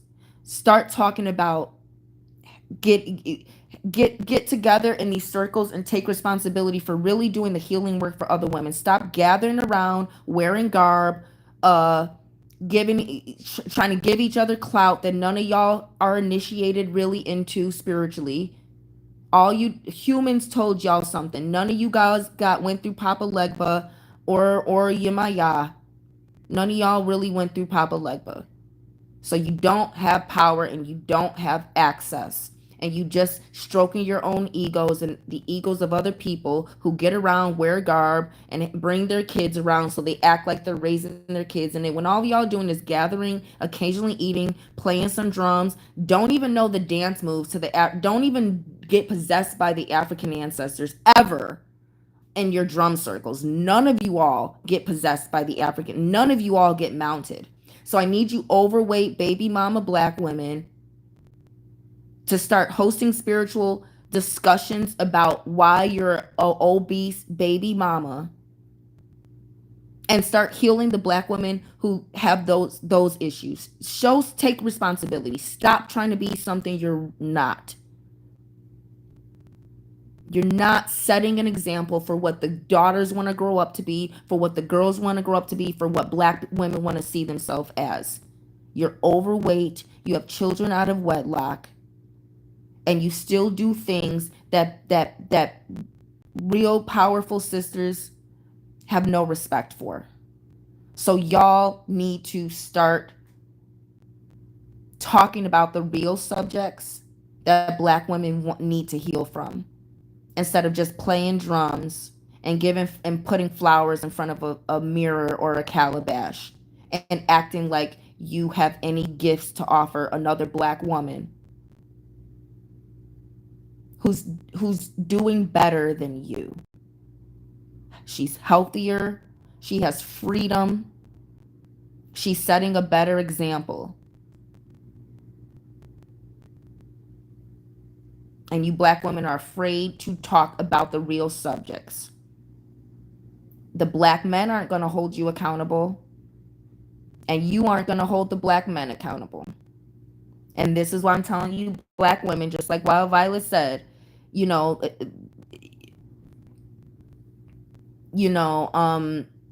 just like you're saying, Wild Violet, you get around these spiritual black people and there's no accountability, and half of the people there are white. They're white Asians, they're white Latinos. They're half of these people in these spiritual groups now are white, and in these African cultural events. Black women, stay home, be productive, stop talking, stop sharing what you know, unless you are really starting a business off of it. And if you're in a leadership position, burn your gimmicks and show us what you really got, if you got it like that. Anyone have any questions? How do we use biblical voodoo to thrive in ourselves more? Yes, yeah, Wild Violet. I'm glad you're here listening too, because like you said, you have the Erjuli, you have the Trinity. Papa Legba and Yemaya enter you. That's how you enter voodoo. Why? Through Papa Legba. Papa Legba's the gatekeeper. Yemaya is the mother of all fish. Yemaya, black people related to the water. Yemaya, so to speak, is the mother of Vodun. She's the mother of the Orisha in that Yembo, that version of Yemaya. She had Ogun, and then we know that Ogun went on to rape her. He punished himself, and that's why Ogun deals with hard work. Among being the divine blacksmith and knowing metal, knowing how to cure things, how to make things work, Ogun has to constantly work.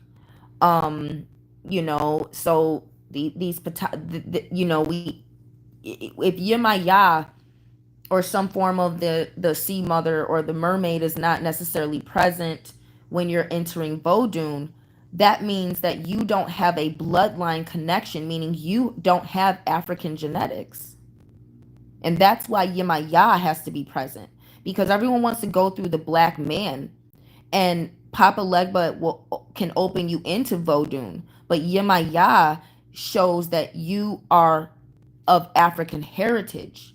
Papa Legba can open the gate where you can see, he may even let you participate, but if you don't have the bloodline heritage, you are not about to be um initiated in things like that. Yeah, white people can definitely be used by ancestral spirits. They can be guided by ancestral spirits. White people can be protected by African ancestral spirits. White people can be mounted or possessed or, again, used by African ancestral spirits.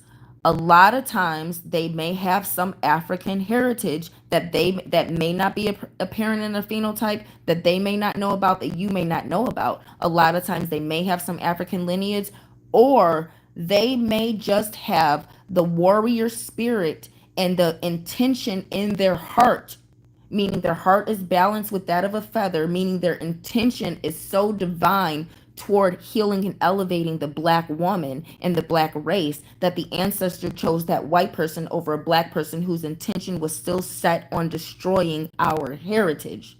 So when a white person is aligned with the war against black women, and it with the really the war against the black family, the war against the black people, but the oppression of black women, and the segregation between black man and black woman is the number one way to keep that, to perpetuate. And when you have a white person who is spiritually and in their intention really aligned with that level of divinity, yeah, an African ancestor can mount them, can bless them, can protect them, can empower them. Um, so just like, the Gentiles accepted Christ and they got grafted in, not by blood, by faith. Which is why, yeah, white people are the devil. Ogama says white people are the devil. White people they're a plague, they're a curse, and they're a punishment.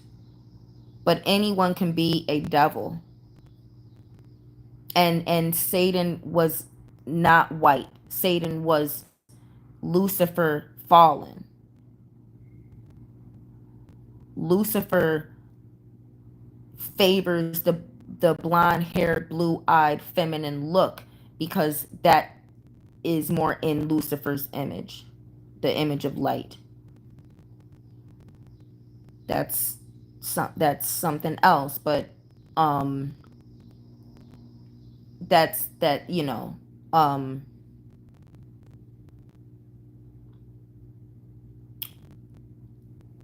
this is where discernment comes in. How do we use biblical Vodun to thrive in ourselves more? If by in ourselves you mean in our own race as black people within ourselves, um I would say the first thing would be to recognize the traditional heritage. In Vodun, women ruled the marketplace.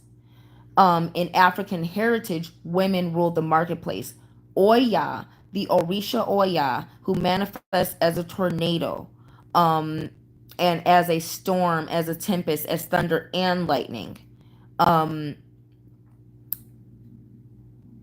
Oya, um, and thunder and lightning deals with Shango as well. and her connection to Shango within a storm and within their marriage.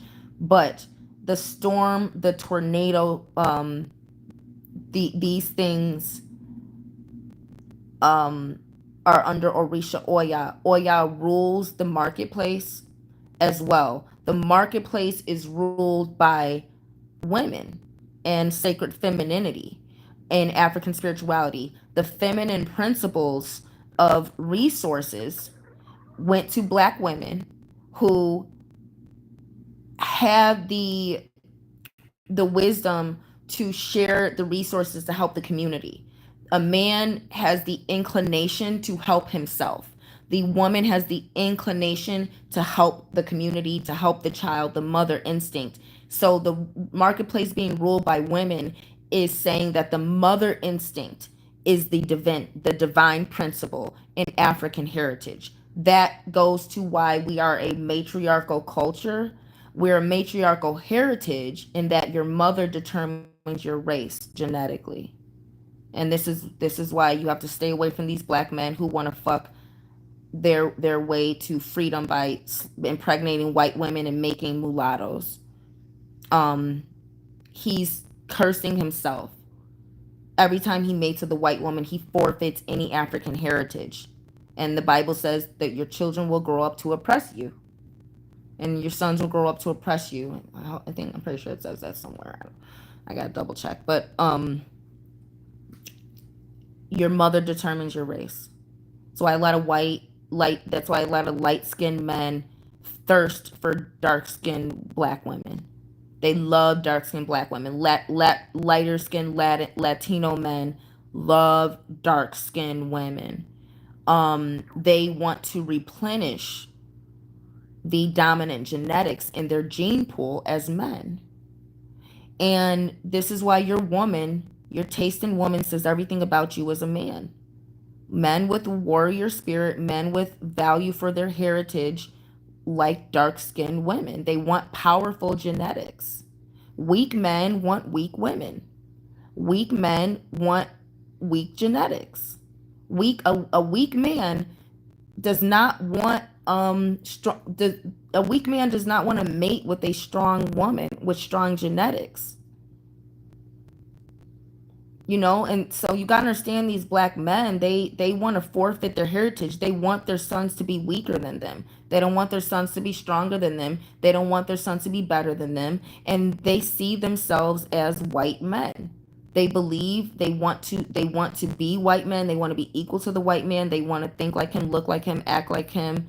They want to marry his woman, and these white women who marry these inferior black men, they want to be black women. They want to be exotic. They want to be special.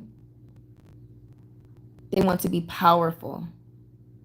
And they want it by injection. People marry the person who they want to be a reflection of. And you people, all this interracial dating is, I need to live vicariously through this person. White people are not interesting. They're boring. And that's another point I want to make with black women. Set boundaries with white people. Set boundaries with these white women out here. They're not interested in being your friend. They're interested in living vicariously through you. And they're interested in expressing how much they love black men, and they want to be accepted for their love. You set boundaries with these white women, because these white women are getting real weird and strange. And if she's one of these weird, strange white women who, because she likes black men, she's in it for the black man. She wants black men. She wants to see herself as a black woman. She wants to tell you how beautiful you are, this, and that. You stay away from these strange white women who desperately want to be interesting by having black friends and dating black men. Stay away from some of these white men are a little more harmless than these white women, because white men are a lot more happier with who they are than white women are, because they're men. It's a little easier for them. So a lot of these white, but these white women, don't nobody want to sleep with them no more, and they're losing their minds, and they're going for the man that she knows she has control over, which is the black slave. Because white men don't want her, no one really wants her, powerful men don't want her, so she knows that the black man is controlled to be her slave, so that's who she goes for to find power, because the white man was not giving these white women that power anymore. And don't get me wrong, white people are still in the wealth and authority, they still rule a lot of things, but like I said, when you get in the real world and you recognize these shifts, white people are kind of losing their mind because they're not black, and the way and they're not, they are a parasite that needs a host. And you stay in, black women set boundaries with these white women who are parasites that need a host. Some of them be white men too, but a lot of these white,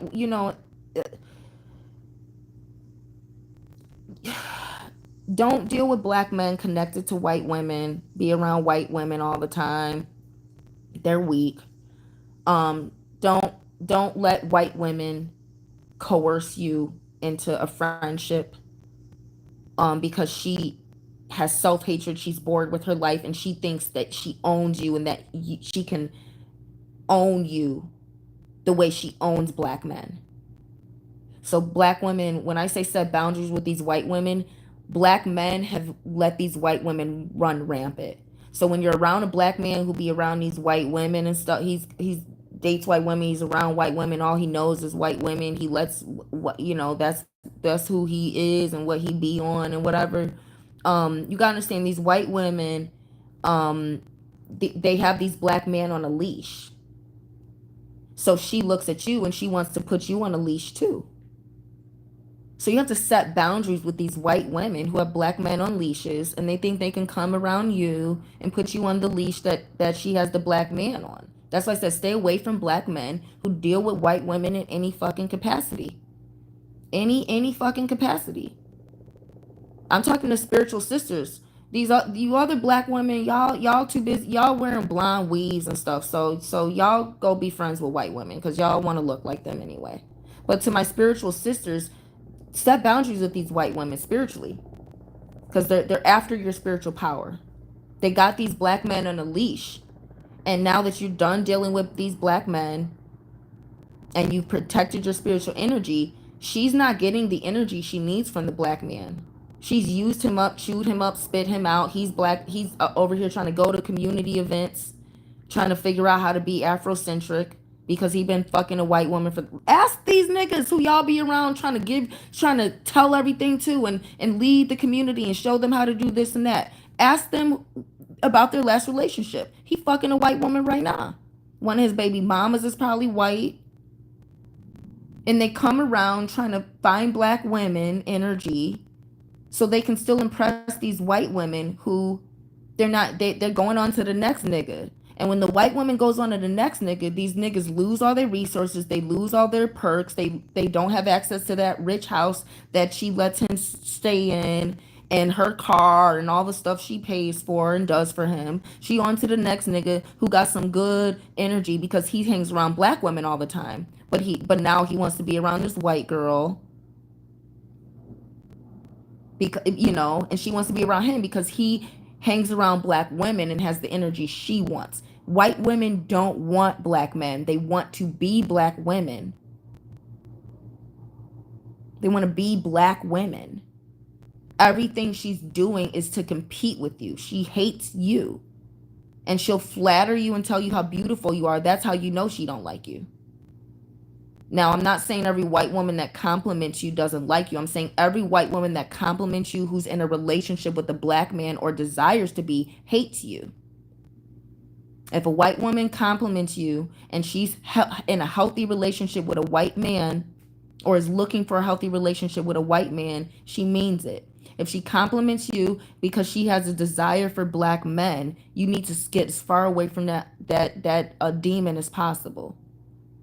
Because she is being used to manipulate every black man around you and distract you from what you need to be doing, which is staying home, being productive, So you can sell your artwork, sell your clothing, sell your personal training services, and whatever you do, you need to be selling it. Stop giving it away for free and stop giving your job more than what your salary includes.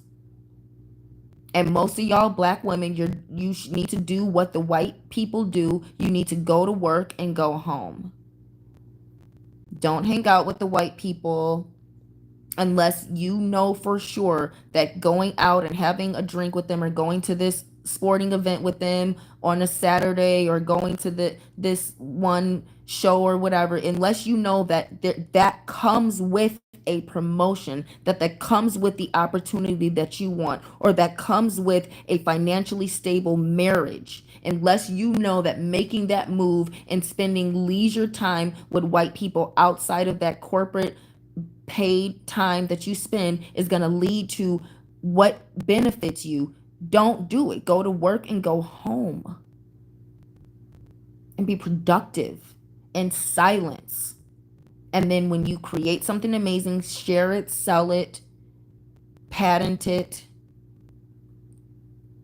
you know. Give me one second. I'll be right back, y'all. But you can ask questions. I'll be right back.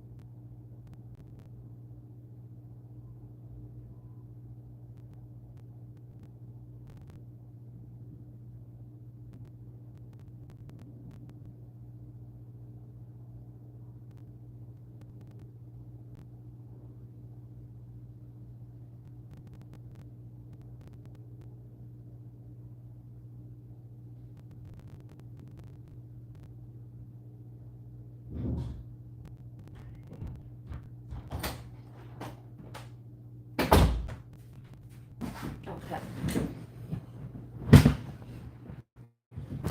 So to continue answering Wild Violet, how do we unless you guys have any more questions, how do we use biblical voodoo to thrive in ourselves more? Remember the importance of Oya ruling the marketplace. Remember, and for women watching me, and again, just reminding y'all what I do as Black High Priestess. When you're those of you initiated into Vodun and Ifa, call on Oya. For Black women who own businesses, call on Oya to help your business flourish. So when you have a resource, there's a price to it. There's a trade needed. You're not wasting your time at an event or somewhere where you're just throwing your resources away with no guarantee of compensation. Um so to use it within ourselves, deal with the ancestral powers and the force of nature of Oya. And Oya takes resources from one location and brings them to another one. So when you call on Oya and you are really a powerful witch and you are her daughter, you can take resources from white supremacy, from the New World Order, from these white women who want to be Black women so bad, who want all of our resources, from these Black men who give our resources to white women. You know what I'm saying? From these Black women who don't have any respect for their husband or their children or the blessing that they have by having a marriage and a man. Taking resources from these communities, from people who are, given everything that Black people deserve, given the resources Like the migrants have been given the resources that should be going to the Black Americans who have been oppressed here. For example, take Oya takes resources from one place and brings them to the other. So to empower the Black marketplace, which Black owned business is the number one thing we need to focus on. I just get sick of seeing the goofiness behind it, but I have to accept that I come from an advanced education background.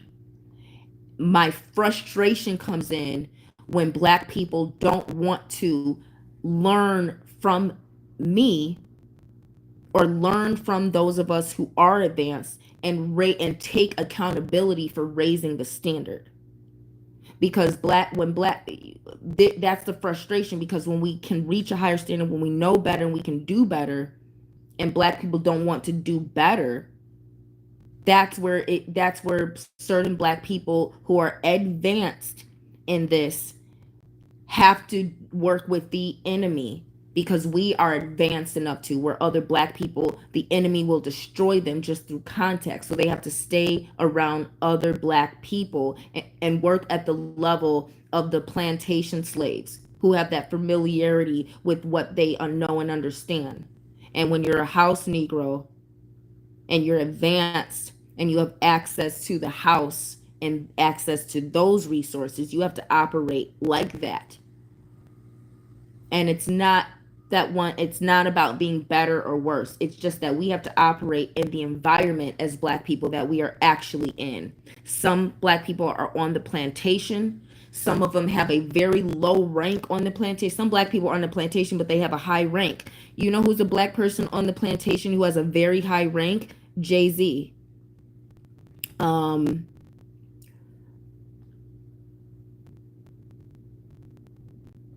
No, Jay-Z was let in. No, Jay-Z's on a plantation but has a high rank. You know who's a Black person who's in the house, who has resources to the White House? Oprah Winfrey. Um, a Black person on the plantation who has a very low rank, that's gonna be your Umar Johnsons. You know, your Black people who are on the plantation, who have low rank, meaning white people have not given them any physical resource to have authority over the other slaves. Like Jay-Z has the physical resources to come be Meg the Stallion and join Rockefeller, and now and give now we'll use you to control other slaves. Oprah Winfrey, she has access to the house resources, so she can take Negroes like Jay-Z and invite them to dinner in the house, and that's their perk of ruling over the other slaves. They get to have dinner in the house every so often. You see, you got, like I said, you got the Queen Afuas and the Dr. Umar Johnsons and the you know the these are the ones who are more so upstate. I don't want to say Umar's as upstanding as Queen, but these you got your you got the ones don't who really want help the slaves get free, not to help them get access to the White House. That's what I'm trying to say. And the ones who are not looking for resources to oppress the other Blacks. But all I'm saying is operate in your environment. Oprah Winfrey, she tried to operate with the low ranking slaves, and you see Sanaa Lathan or Taraji P. Henson blew the lid. Taraji P. Henson, a low ranking slave, got in with Oprah, wanted to get Oprah's resources, and you see what the dynamic is between a low ranking slave and a member of the White House, a Black member of the White House. It don't mix.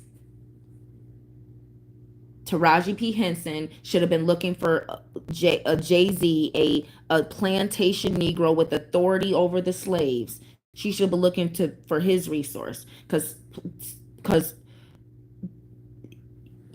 A lot of Negroes don't mix. A lot of the environments don't mix. So when you get a black woman who was raised,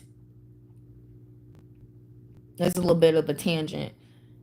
When you get a black woman who was raised, or a black man who was raised in the White House,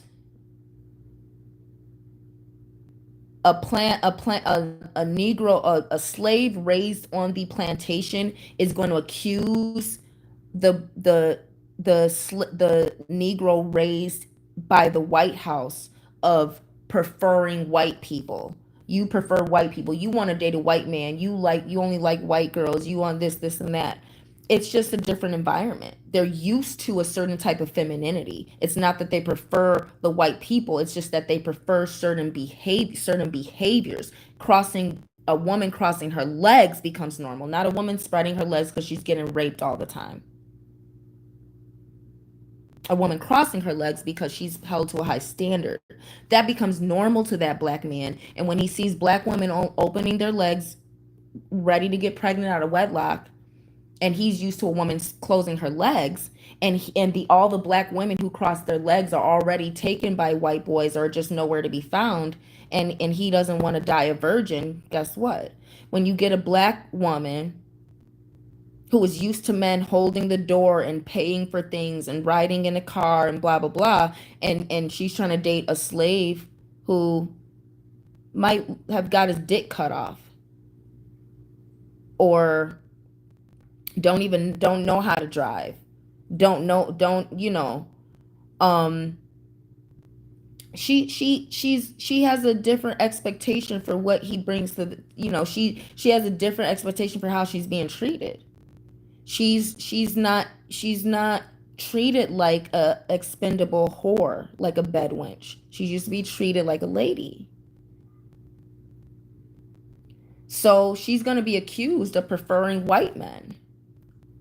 But if none of the black men, if she's not being treated like a lady, then guess what?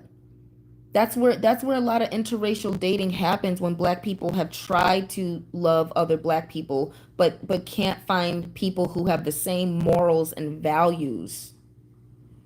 I'm not making I'm saying that when we're talking about how we use voodoo to empower within ourselves, to thrive within ourselves more, and I'm talking about when we as black people, we need to operate in the environment that we are most conducive to.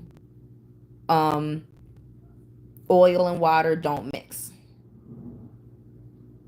Rich people and poor, let me take money out of it. High class, what is class symbolic of? What does the word class mean? It means education. We're talking about education. High class, high education, high cultured, sophisticated, experienced people do not relate to marginalized, oppressed, small minded, inexperienced people. Um, so it's not and there's a lot that a black person groomed in a White House does not know, and there's a lot they do. There's a lot that a slave does not know, and there's a lot that they do. So Vodun was a way where different walks of life, we were able to come together after we freed ourselves, calling on Ogun to help us fight physical battles where the guns didn't work on us, because Ogun makes you invincible, and he gives you the power of metal. So guns for metal, when we got empowered by Ogun, we were able to fight battles without the guns, or we took the guns, used the guns. So I guess what I'm saying is, we can call on, you can deal with Shango to unite nations. King David, the first king, Shango deals with royal regality. Shango deals with diplomacy. He's known as God of War, but Shango's actually diplomacy as king. He's politics. Ogun is war. That's why Ogun and Shango don't actually get along, because Shango's way of winning war is politically. Ogun is destruction. He kill you. Shango as the king, he wants to preserve life because life is a resource. War is the last resort because it depletes a kingdom of its resources, its money, its men, and everything else. War depletes. War is the last thing a king or queen wants, but it's Ogun's first solution. But anyway, so again, these are the understandings of how to apply African spiritual principles in life and in us uniting as a race. Um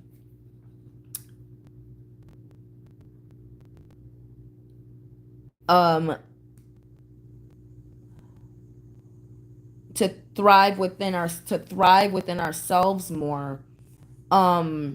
If that's referring to how black women can use Vodun to become our own resource and to not expedite and outsource our energy to these things to feel important, but how do we thrive within ourselves using Vodun more?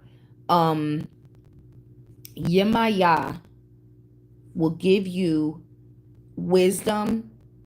She'll give you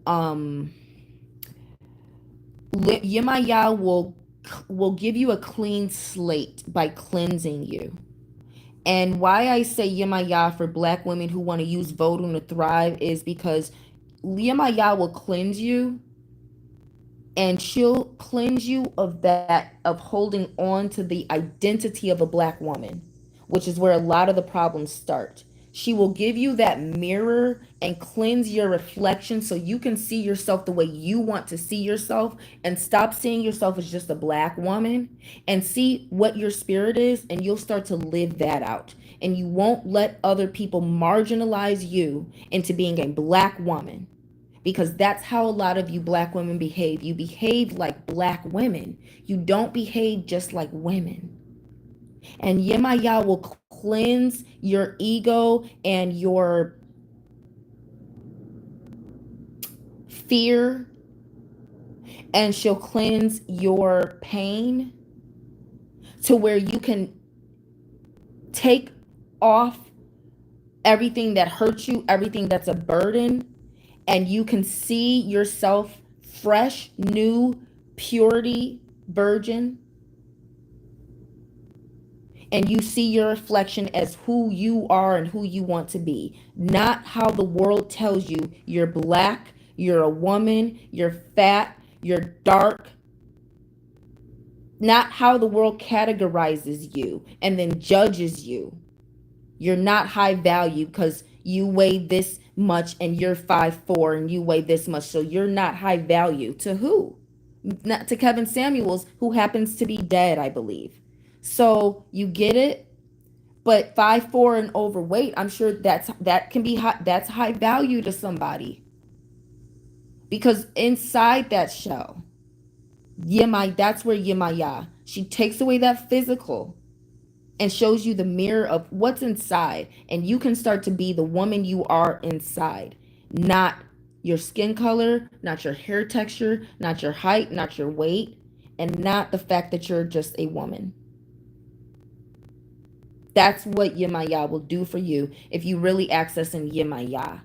And a lot of black women are not accessing Yemaya because they think she deals just with they think she just deals with pregnancy and motherhood, and they want to access Yemaya through the trope of I'm a mother or I have this motherliness. And that's the number one thing black women need to shed to be feminine, and is humble yourself beyond the status of being a mother, because that's how you were manipulated in slavery. You're turned into a mammy who was raped and forced to breed and became a bed wench to the white man and a hoe to the black man, which is what my album Hoes Always Win.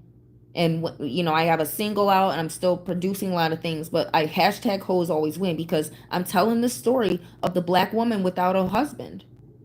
And what slavery turned us into to among our own men and in the world. The unwed woman who has to prostitute to get by or to be independent. So Yemaya will, the black women need shedding that status and how black women are manipulated into becoming mothers and finding glory and status in that, when it's destroying your femininity, it's destroying your lives, it's destroying your womanhood. Having babies out of wedlock, giving yourself to everyone, taking on leadership position, being taught to be the babysitter and be this, that. Don't get me wrong. Black women, you are to help in the community. You are to help in the community. You are to help your neighbors. You are to help your mothers. You are to learn from the women in the community. You are to learn these skills as a woman. However, it's not your identity as a black woman to be a mother, to be everyone's support system, to be everyone's nurturer, to be everyone's teacher. And that's what you all love to do. And you don't want to sit down, shut up, cross your legs, smile, talk with a high-pitched voice and a soft whisper, and stop getting played for cheap slave labor. You don't want to really be a queen. You want to be a mammy and you want someone to put a crown on you for behaving the way white people forced you to in slavery. It's different than being a queen. The strongest black woman knows how to shut up, close her legs, or get up and leave. Stop having so much to prove. That is your problem, black women. And when you deal with Yemaya, you are going to, she can wash and cleanse you with the salt water that you need to cleanse your ego, heal your ego, see yourself clearly. You black women who are overweight, you're not seeing yourself clearly. Your friends, your parents, your lovers, your coworkers all validate how you look, yet you don't like how you look. You don't like how much you're eating. You wait and you see a real daughter of Oshun who inspires you to physical sexiness. And then all of a sudden you don't want to go on. Now you want to go on a weight loss journey when a woman who is strong enough to be sexy and vulnerable inspires you. Because you were hanging around bitter, angry, jaded. I've given up on hope and life. And most importantly, I've given up on men. Black women. You've been hanging around these black women who have given up on black men long ago. That's why they look like that. A woman who is not taking care of her body, she does not like men. I don't care how heartbroken you are. If you like men and you desire sex with a man, you are going to look as beautiful as you can possibly look. So you black women, you're not fooling people. You don't like men. You've been hurt by men and it's turned you weak. I talk about Oya. That's what I'm looking to do. Elevate beyond the basic nonsense, low level understanding. This is why I say book the readings. These spiritual groups don't have the wisdom or initiation. And I want to demonstrate some of the things I talk about on an individual level, customized. This is why I do these things too. This is the time to, so people can understand real spiritual wisdom and how these ancestors can be utilized. But if people don't know these ancestors and understand them and have not been mounted and chosen by them, it's one thing to say, I'm going to work with Ogun. Fine, but don't mean he going to work with you. So you go do your thing, but it doesn't mean he showed up.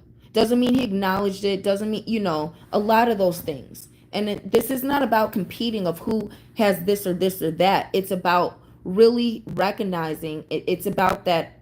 I was inspired to do this and try and let spiritual people give you all permission to put away all this BS that's not working for you, not making you happy. It's making you feel drained. You're wondering why you have all this spiritual power and you're not happy with what you're doing. You feel weird.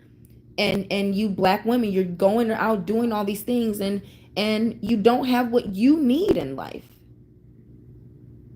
You're not getting what you need by helping other people.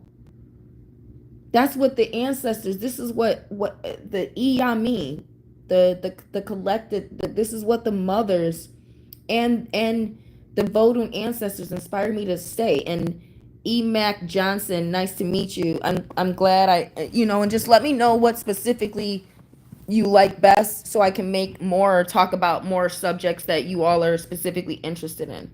Um but that's one thing for that black women can do. Get with Yemaya and get with the origins of the mirror. You all want to go to Oshun and mirror on the wall, am I the fairest one of all? No, none of y'all is daughters of Oshun.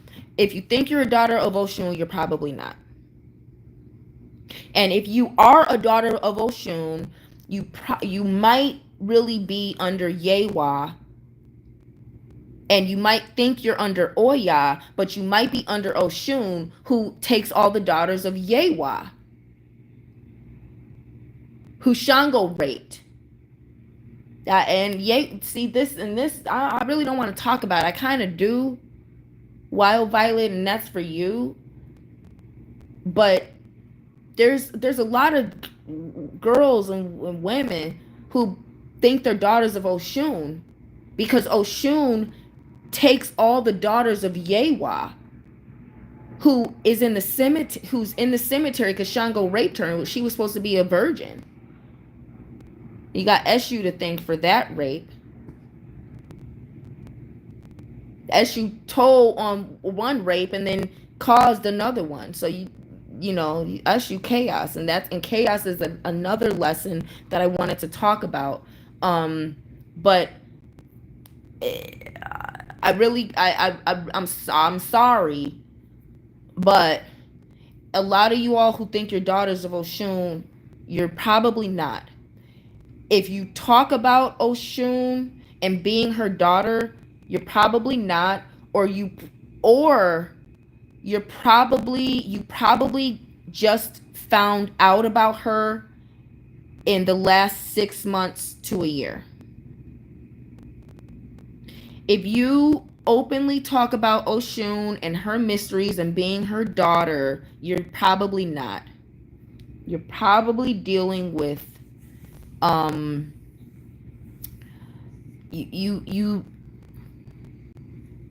you're probably dealing with a spirit that has latched onto your vanity and wants to manipulate you into focusing on an aspect of Vodun that is irrelevant to the majority of people.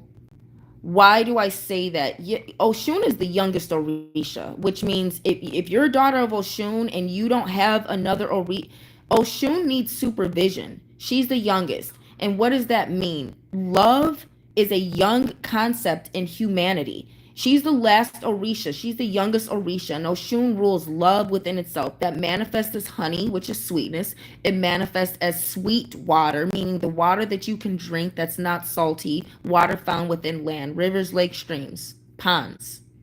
Not ocean water that is salty, that is Yemaya, that cleanses you and heals you. She is fresh water or sweet water, named in Africa, which is the water you drink, the water that all life needs to exist. All life needs water to exist. All life needs water to exist. That's so Oshun deals with, she's that youngest one. All life needs water to exist. Oshun deals with the sexuality that unites the man and woman to create life, to generate life. The water, the sexual juices that and the attractiveness that arouses people to want to continue procreating to keep life. Without the connection between the man and the woman, particularly the black man and the black woman. So why am I saying Oshun is the youngest? Because this is when the Orishas started dealing with humanity. And the Orishas did not necessarily understand, or the concepts of love. Yemaya was paired with Olo, with who what Olo, Olorone, and oh Orumila, Arunla. She Yemaya didn't want her husband. She learned from them and kept it moving. That's why she has the wisdom, because Yemaya learned Corey shell divination from Orumila. And Yemaya is known as the oracle and divine, but she learned it from her husband. Oya learned how to breathe fire from Shango. He didn't teach her. She saw him do it. She saw it and she decided to do it herself. That's Oya's power. She think and do as a woman. She think and do. She got the air and fire. She got that energy. She think and do. Okay. Yemaya learns from the men, and she takes that, and that's why Yemaya is the perpetual single mother, because she takes what the men give her, and she nurtures it. She lets that wisdom grow, and then she goes and she spreads it, she shares it. But Yemaya is very quiet and secretive. She learns in silence, but she learned from her husbands. Remember, Yemaya gave she gave him to Oshun after that, because she wanted to move on to another man. Got bored with his ass after she learned everything. Yemaya loves information. Yemaya love learning. She scholarship. That's why, when black women want to be smarter and more intellectual, they need to go to Yemaya. And my problem is, I guess, and I'm getting to JJ Benson 1 second. Thank you everyone for being here. I really value your time and your attention. Um, so I'm saying that a lot of daughters of Oshun, if you think you're a daughter of Oshun and blah blah blah blah blah, and some of you all, yeah, if you were initiated by a human and they assume, oh, you daughter of Oshun, a lot that Oshun don't operate like that. And this is one thing there's a couple other things I wanted to talk to about Eshu, the spirit of chaos, and dealing with Oshun. Real daughters of Oshun are real witches, and we don't talk about our power because we don't want humans to try to burn us again. So if you out here and I'm a shoon, you not afraid of humans. You don't know nothing about how much we're hated, how much we're envied, how we have to operate covertly in covens, because humans will burn us if they understood. That's why we don't share it.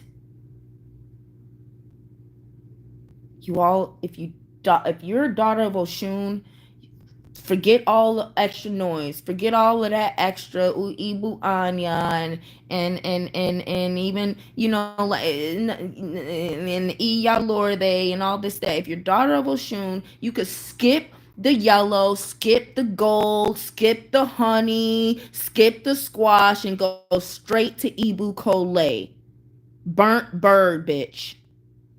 If you're a daughter of Oshun, you know what it's like to be burned by the flame. You know what it's like to lose your beauty and to sacrifice it for love. If you're daughter of Oshun, you suffer more than anyone except for Christ. If you're a daughter of Oshun, you've been exiled from society because you're too beautiful. They don't understand you. Women hate you. And that's another thing that I want to get into before I talk about the last thing about why women who brag about being daughters of Oshun are not daughters of Oshun. Because a lot of you are being initiated by humans who do not who have not received these ancestors. They don't know about the ancestors. They may have read or may have this and that, but if you're initiated by humans and groups and these people with garb and ego, but they don't have no spiritual resources, or they're scamming like a lot of the Nigerians do with American Vodun tourists. Um, you Oshun is very mysterious, and Oshun is not just how you look. And a lot of times, not not only Yewa are people are daughters people put under Oshun if they're under Yewa, but a lot of people can confuse Oshun with Oba. And Oba is the one who has the ego to go around bragging about being something she's not, because Oba was jealous of Oshun.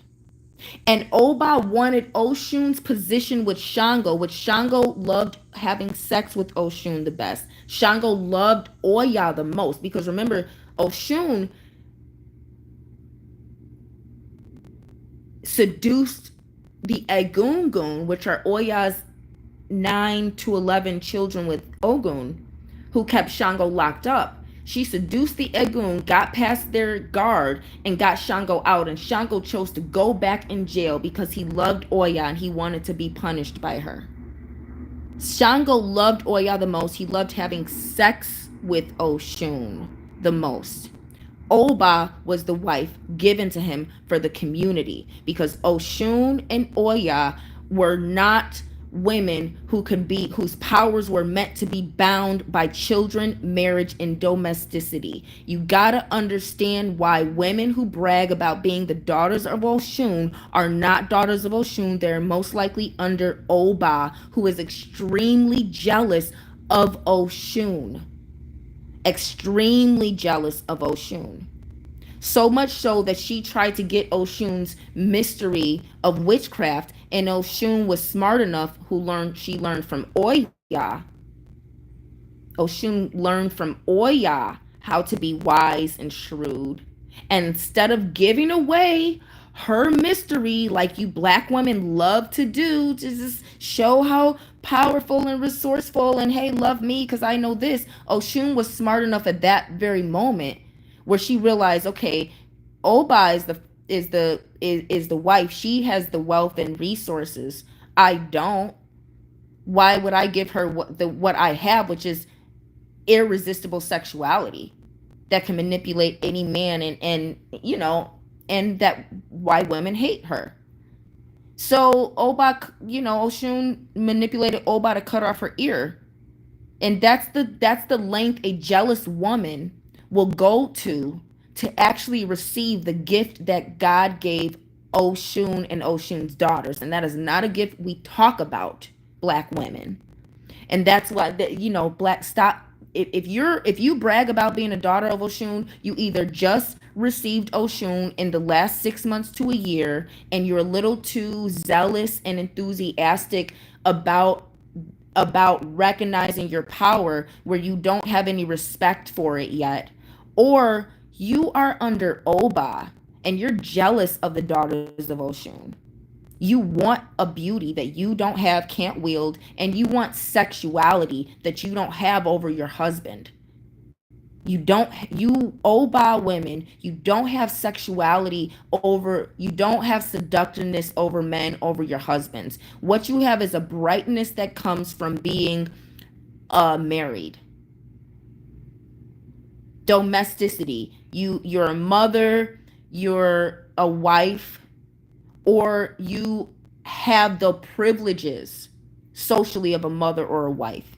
And you're jealous of the Oshun woman, who is the prostitute, who is loved by men and hated by women, unless the women need her, or unless unless the women can use her to learn about men or learn how to have power over men.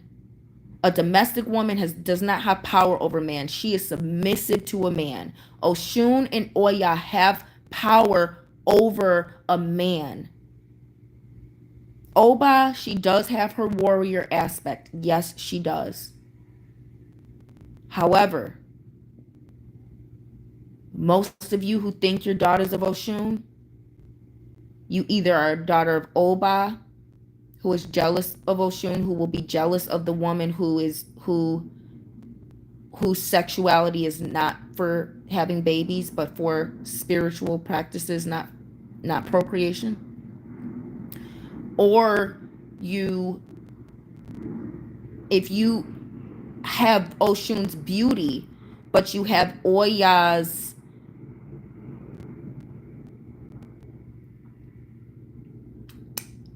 connection to the dead, or you have Oya's ability to communicate with death, you might be under Yewa, who is best friends with Oshun, and that's why Oshun takes care of Yewa's daughters, because Yewa has to stay in the cemetery. Back to what I was saying about Oshun for Black women. Another thing I want women now. Let's get back. I'm sorry. Hope y'all are still listening. So JJ Benson says, "Peace, Black High Priest. I noticed all these Black female singers are claiming Oshun. These Ifan Santeria priests are money hungry and they are putting the wrong Orishas on their heads. It's annoying and dangerous." Thank you, JJ, for mentioning that. I believe I did touch on that since you made that comment. And that's why I'm saying a human does not initiate you into voodoo. And if you don't go through Papa Legba or a form of Eshu in conjunction with Yemaya, you have not been initiated. Wild Violet says, yeah, the energy is treacherous. That's I want to continue talking about that for women. Now, 26, you asked me to show my hair. I have a lot of modeling pictures. You can go, my website I took offline because I have to make some updates to some of the links, but you can go on my Model Mayhem. Even on my Etsy shop, I do have, I think, some images of me. My Facebook, my Instagram. If you want to see images of me showing my hair, you have to go to my other social media. I'm covering my head because this is symbolic of the fact that I'm getting spiritual information and that I'm a vessel for the spirits. So I'm showing that I'm being covered spiritually to do this work. This is something that's important for women, for femininity, and I'm covering my head to show the biblical way of a woman covering her head when she's taking on a position of spiritual authority by being humble to the fact that I am female and susceptible to demonic influences. So covering my head is my symbolizing me being humble to the most high authority and doing my best to really share spiritual insights from a pure place, not an unclean, demonically influenced place. So 26, please check out my Instagram, check out my Model Mayhem, check out my actually really sexy photos that show you my hair.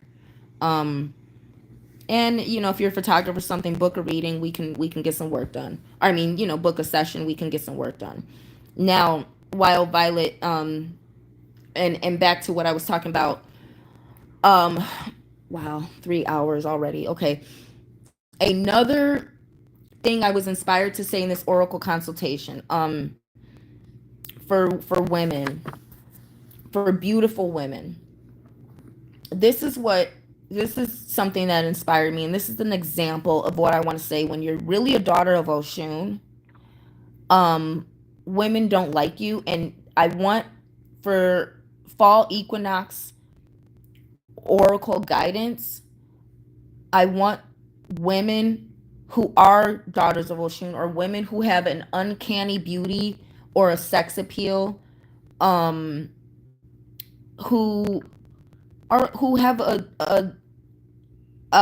attractiveness, a youthful, feminine, beautiful, a ideal look, who set a standard for the Barbie dolls out there.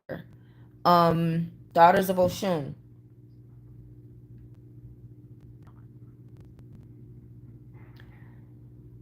I want you to accept that women are not your friend.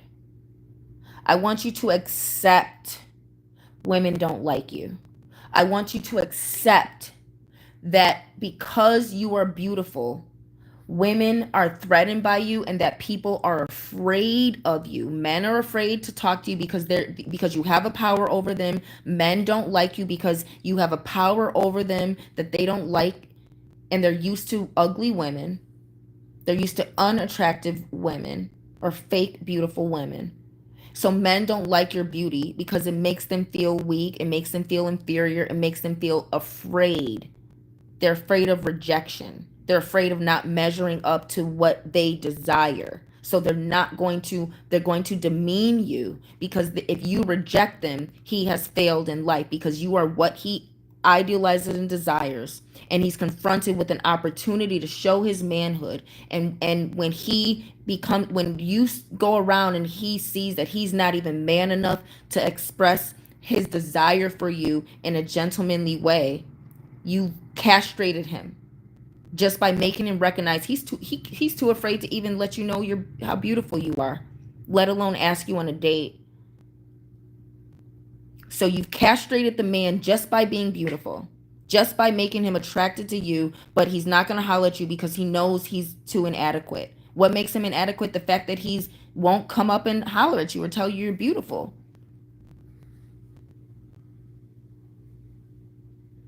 You've castrated him through your beauty. He's not used to beauty. He sees it, and you've shown him he's not man enough to handle it. He's failed as a man. He doesn't measure up. So now he doesn't like you. Just by looking at you, he does not like you.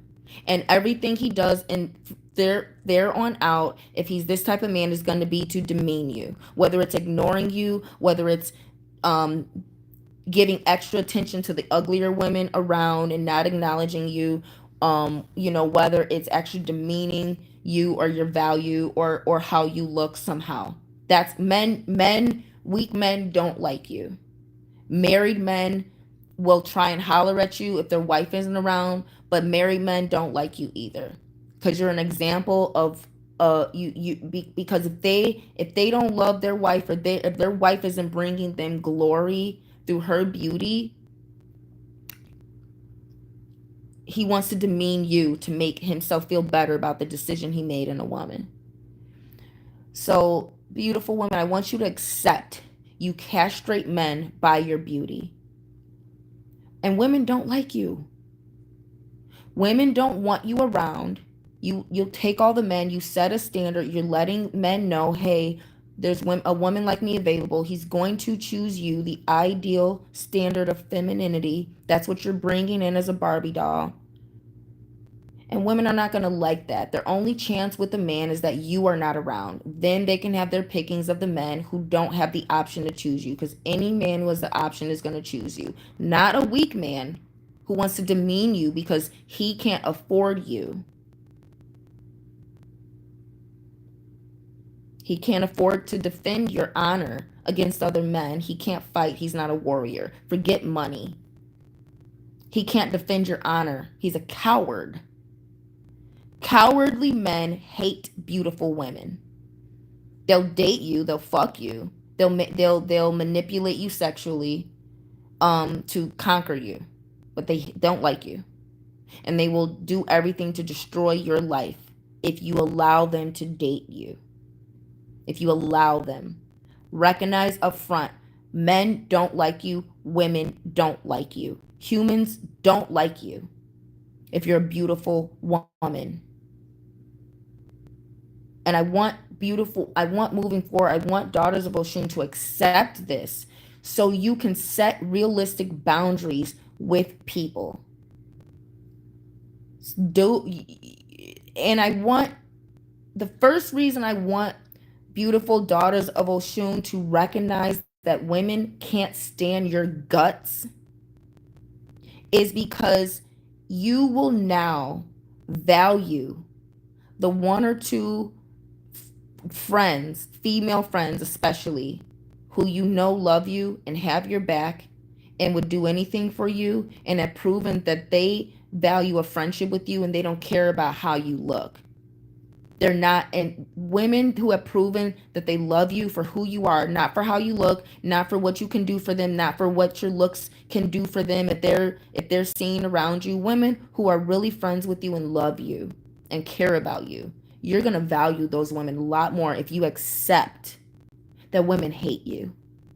You will value the women who have proven they are not threatened by you because they're on your level, or they're better than you in life, and they're wiser and more beautiful and more excellent, and they can help you reach your truest potential as a beautiful woman.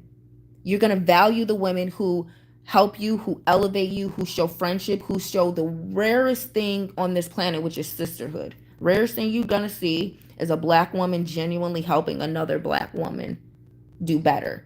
Black women love helping black women do worse. Okay? That's why if you don't want to be like that sister, don't listen to her. But black women hate beautiful women. Women in general hate beautiful women, but black women especially hate to see another beautiful black woman. So if you're a beautiful woman and you have a lifestyle, or you have something that a black woman wants aside from the sexy looks that are universal, not just sexy in the hood, but the looks that are sexy everywhere. If you are that type of black woman, you can go anywhere and be sexy, not just in the hood. Black women don't like you. So, you know, to see real sisterhood, you need to value it, you need to cherish it, you need to hold on to it with your life, and you need to pay it forward, because black women love supporting other black women's failures. Have a baby out of wedlock, black women are right there to support you. Have you know, gaining a little bit weight, you want a bigger ass, cool, black woman is right there to support you. You know what I'm saying? You want to have a whole phase and go on a girl trip and compete with black men to see who can be the most self-destructive, you know, and you want to get in good with white people, black women are right there to support you.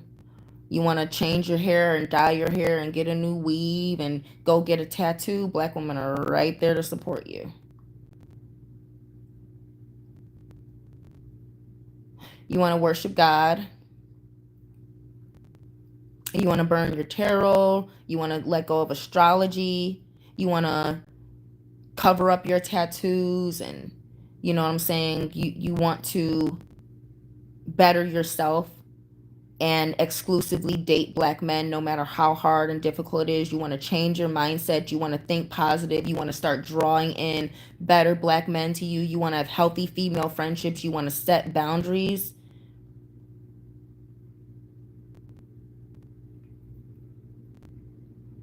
You better get with Yemaya and get with the mirror, because black women don't like a beautiful. Black women want to follow people who are doing bad. If you're a black woman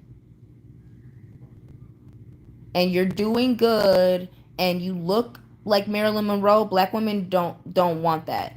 They would rather follow a white woman. They would rather follow Marilyn Monroe, a white woman, than you, who have the lifestyle, or have the lifestyle, you have the wisdom, you have the marriage, you have whatever she wants. But if you're beautiful, she would rather follow somebody who's living like trash, or someone who she don't even like.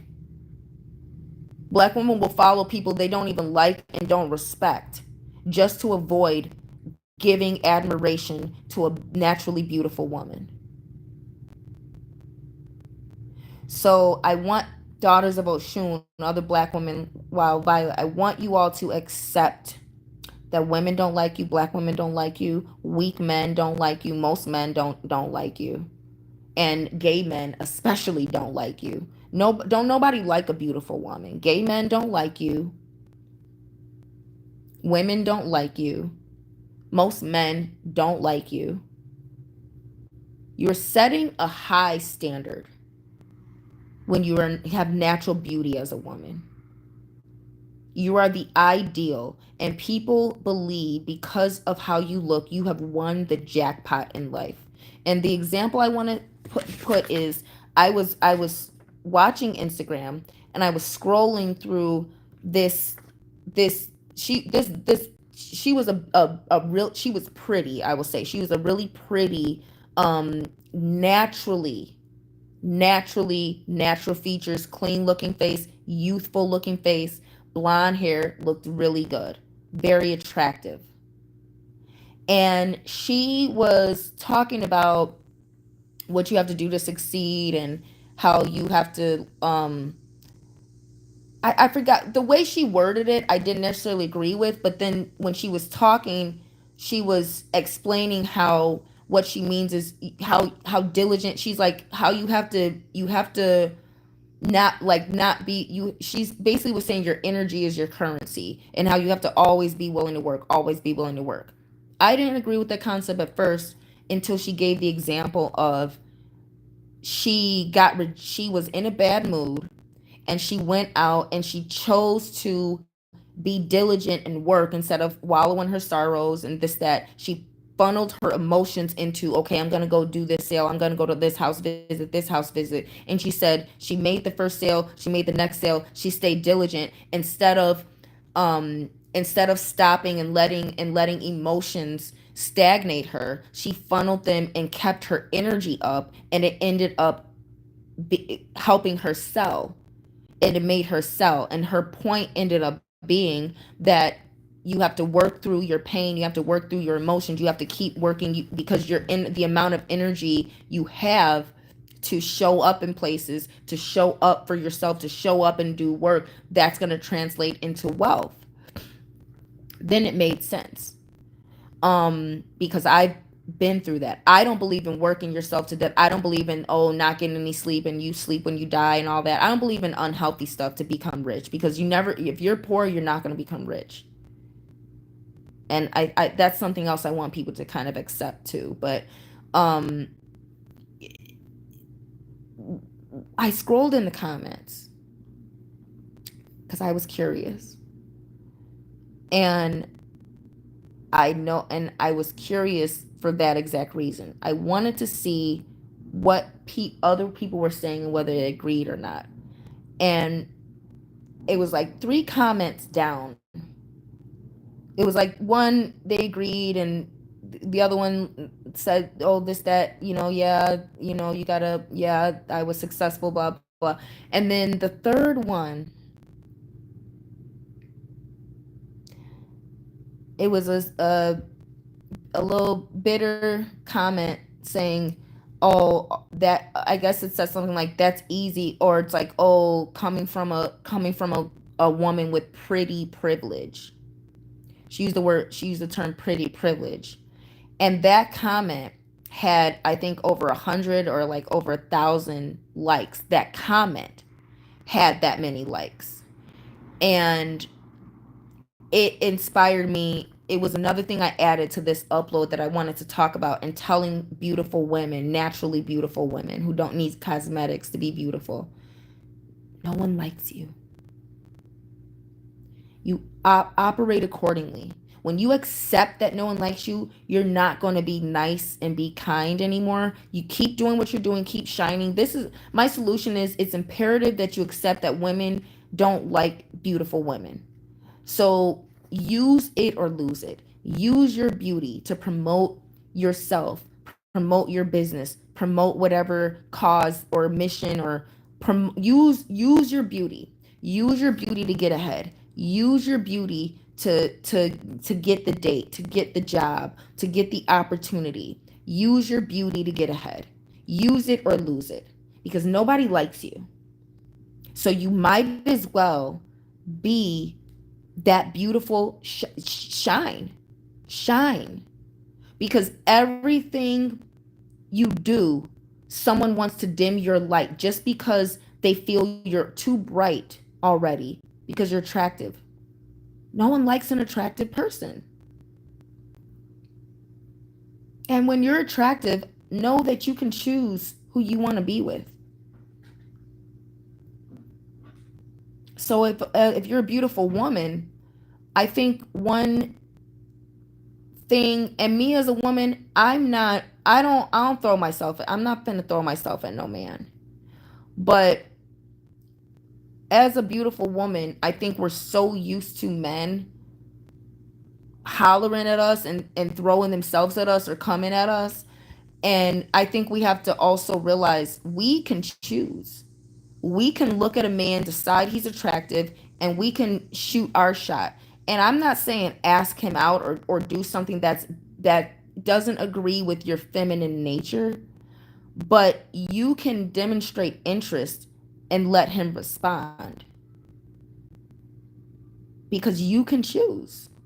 You don't have to wait till these ugly, raggedy dudes, who have enough confidence and don't got nothing to lose, and they're old, they're raggedy, and they've been rejected enough where they're gonna take that chance because they ain't got nothing to lose.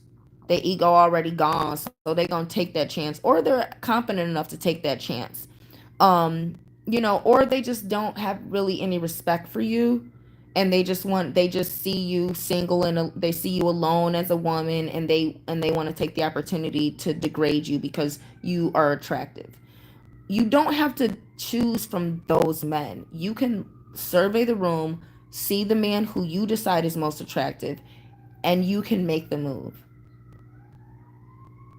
And beautiful women, I want to be honest with you. Sometimes you might have to be clever, because a lot of attractive men, they're weak, they're insecure too. They're still just dumb men. So they may be with a woman, but they may not be with her. If you're beautiful, don't let the fact that a man is next to a woman deter you. There's a lot of black men who are hanging around white girls because it gives them confidence and it makes them feel secure being around in rich environments if they have a white girl to vouch for them. That doesn't mean he's always with her. Just a lot of men show up with women to things, and they may not be an item. And ladies,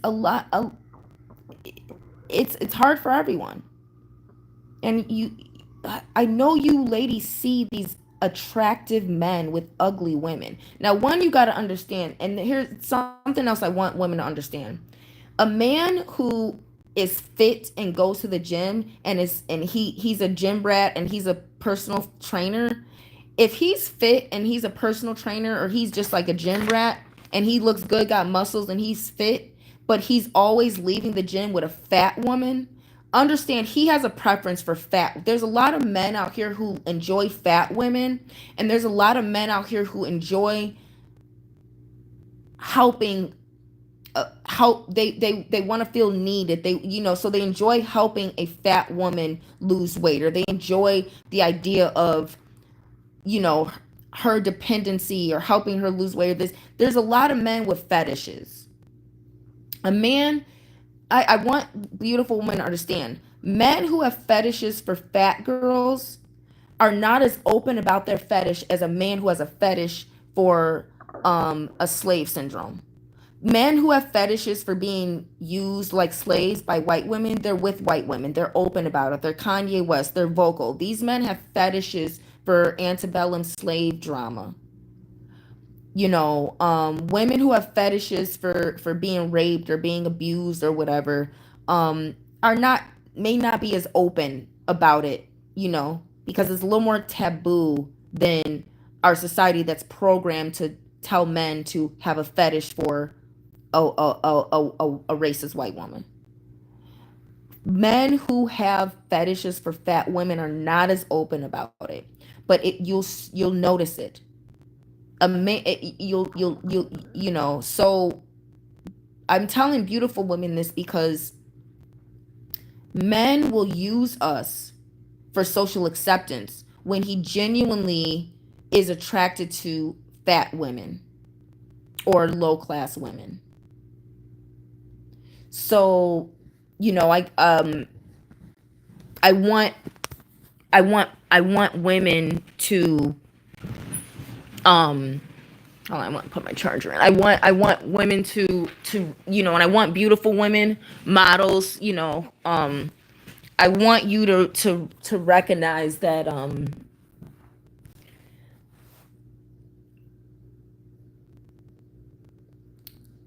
there, I don't know how to put this.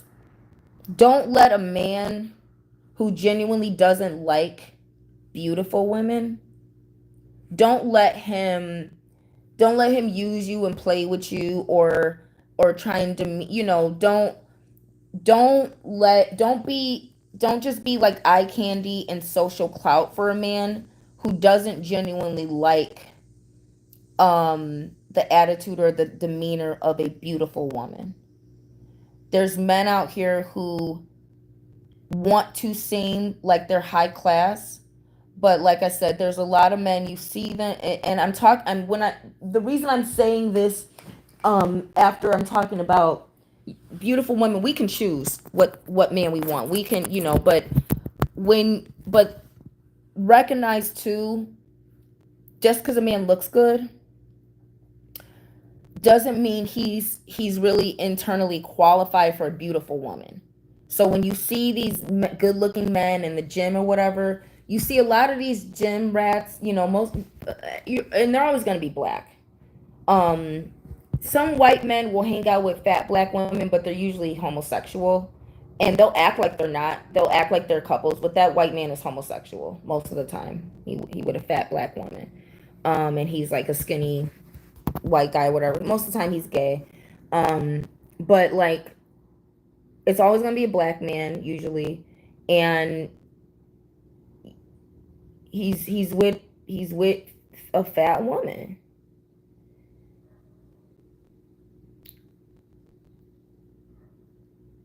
I I don't know how to say this. When a man shows you who he is, believe it. So use discernment when you go picking from good looking guys. Um, it decide, does he have a slave syndrome? Is he a man? Is he one of these slave syndrome black guys who doesn't know his value, or who genuinely has a fetish for something other than you, something other than a beautiful woman? Um, recognize that. Recognize the recognize the guy who is always in the gym but always leaving with the fat girls. I don't know how else to say that or explain that. Um,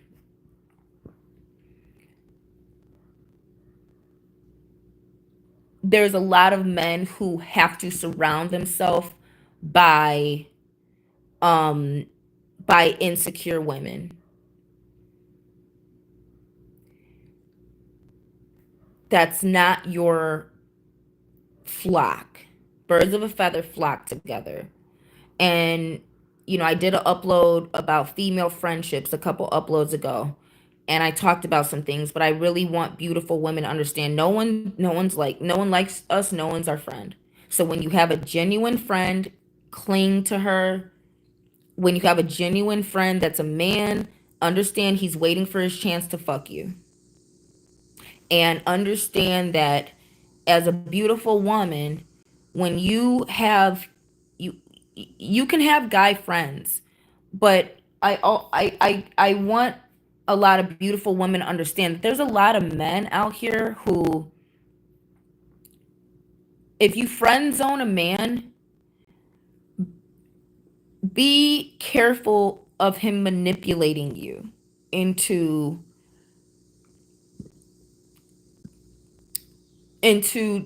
making the friendship a priority the way a romantic relationship would. There's a lot of men who get friend zoned. Women do too, but I'm talking to the ladies. But let me move on from the subject of beautiful women, because I think I want to talk about this subject, which is more universal, and this is not just about beauty here. But remember, beautiful women, daughters of Oshun, don't nobody like you. So you better live up your beauty, or use it or lose it. Flaunt it as much as you can while you have it, and go in environments where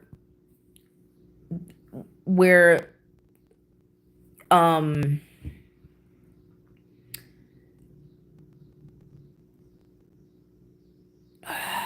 go in environments where people are more eccentric, Because when people are eccentric, and I hate to say it, but that's where the liberal agenda, that's where the kids, that's where the rainbow alphabet community, that's where y'all shine, because that's where acceptance is. And beautiful women, if you go into the heterosexual white Anglo-Saxon Protestant society as a beautiful black woman and you're unwed, um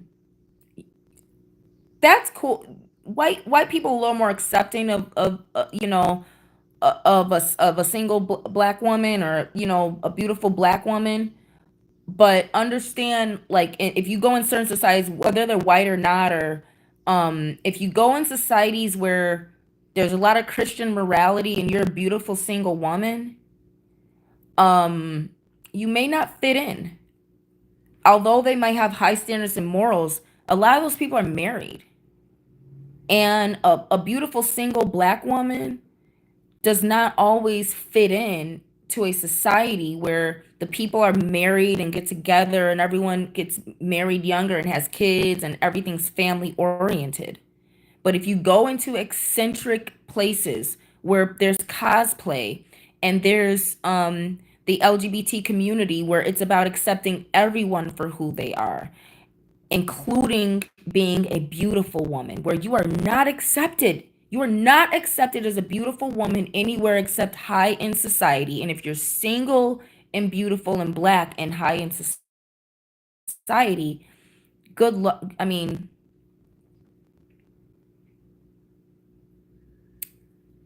it's a good position to be in, but um you will have to conform. You will have to conform to the expectations of beautiful women in high society. And I guess what I'm saying is, beautiful women, be beautiful and go where beauty's accepted. And that's in places that are eccentric, that that's theater, that's places of self-expression. Recognize your beauty sets you apart. Don't try to fit in. That's my point. If you're a beautiful woman, do not try to fit in. Inspire other people through being that beautiful light, shine, and most importantly, support other women. Support other women, because what other women don't like you because you have an advantage over them, and prove to these other women why they are not chosen for the beauty. Prove that you're beautiful by supporting other women, loving other women, elevating other women, because other women see you as competition, and we need to show other women why we're beautiful. Other women want you to be ugly. They want you to ridicule them. They want to show how ugly you are. They want you to be conceited. They want you to be competitive. They want you to be everything they are. Don't. Elevate other women with your beauty. Prove ugly women wrong. And I know I'm saying, have nothing to prove, be yourself. But all I'm saying is, be beautiful. Support other women and forgive them for not being beautiful.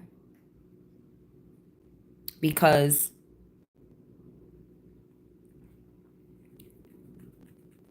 I just want to say, use the pretty privilege that other women accuse you of having, because that's all they see in you. So use those pretty privileges. Use them. Do not waste that gift of being a beautiful woman. Um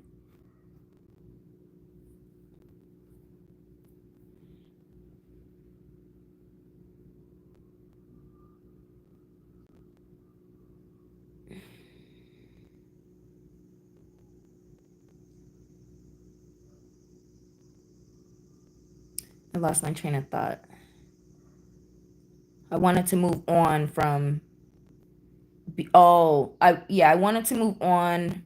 Um, I forgot what I wanted to move on to, but oh right, that's why I was the friend about friend zoning people. Friends,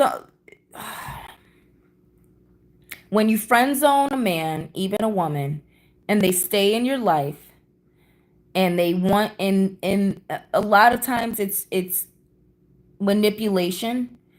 There are some people who,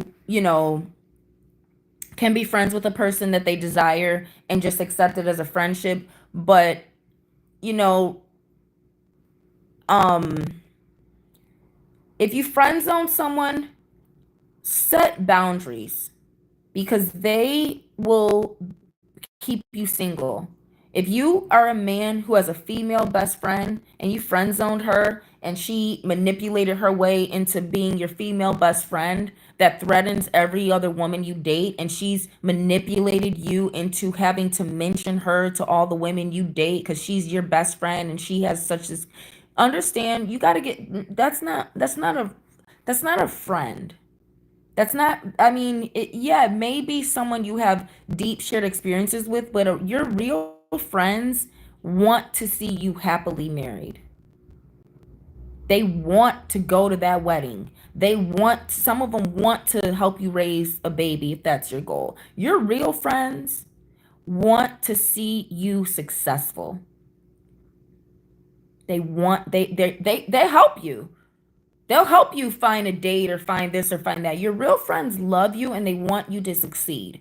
A person who is attracted to you, who you friend zoned, who you still have around as a friend, make sure they're in their place. Ladies too, because a lot of these men, they'll do this for you, and you'll hang out this and that, and then you start to get the and then you go on a date or two, or you're spending time with other people, and everything, and you're dating, and then you get um you know are you okay? This is why I wanted to talk about.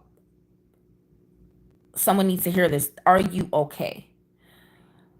When you friend zone people, it could be your baby mama or baby daddy too, and you start to connect with others, or you start to reconnect with yourself, and you're dealing with a person who's an energy vampire.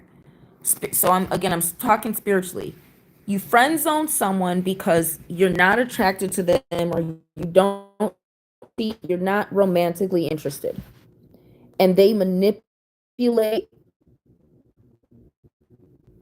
they stay in your life and manipulate things through position of friendship. um Start to pull your energy in another direction toward your marriage goals, or just toward your other goals that they may not really be aligned with, or goals that your friends may or may not be able to help you with. This friend of the opposite sex that you friend zone, or your baby mama or baby daddy who you friend zoned. Be careful of the "are you okay" manipulation. Are you okay is something that a friend asks if you said something questionable and you haven't called them back in a couple days, and they know that a couple bad things happened to you, and they haven't heard from you in 2 3 days, or they haven't heard from you in 2 3 weeks. Are you okay? That's something a friend asks. If they're worried about you, they haven't heard from you, they know something bad happened. Are you okay is something a friend asks when you've said, I'm hey, I'm going on this date. I'm going on this Tinder date. I haven't met the guy yet. This is the place we're going. This is who he is, or whatever, his number. I want you to have this information just cuz I want a backup plan, cuz I've never met him. If you go on that date and your friend hasn't heard from you, then by the next day or the next morning, are you okay? That's what a friend asks. or you decide, and these are things you all should be, and you decide to go on a road trip, or you decide to go overseas or something, and you tell your friend or your family member or someone, hey, this is the information of where I'm going. I just want a backup plan if anything happens, for an emergency. It's okay if that's what someone asks, if they're worried about you, if there's a realistic reason for them to worry about your well-being or where you are because your routine is off. Are you okay is something your boss or your coworker texts you if you didn't show up for work your last shift, or you're showing up late consistently, or you're calling off all the time. Are you okay? That's an appropriate question. Are you okay? Is something a parent asks if they haven't heard from you in too long, and they don't know what's going on with your life, and they don't, maybe you guys had an argument or something like that, and you haven't talked in a week or so, or a few days, are you okay? But when someone you friend zone ask, are you okay, for no real good reason, didn't just because you're taking time to yourself, or just because maybe you talk every day, or you do this all the time, and then you're doing something with someone else. Are you okay is a way to manipulate you into feeling like you are obligated to answer to that person as if they are your spouse, as if they are your exclusive partner. Are you okay is not it when your best female friend knows you're on a date with another woman that you're interested in, knows you're um hanging out with other women you're interested in, and you're doing your thing, and she's texting, oh, are you okay, this and that. She has no reason to worry about your well-being. She's manipulating you into answering to her as if she has a stake in your life. um Same thing with your male friends, asking for female, your guy friends asking, are you okay, because you're hanging out with other men other than him. That's manipulation. A lot of people will ask, are you okay, as a way to manipulate you into giving them your time and energy that they feed off of. And if someone, an energy vampire, is feeding off of your energy,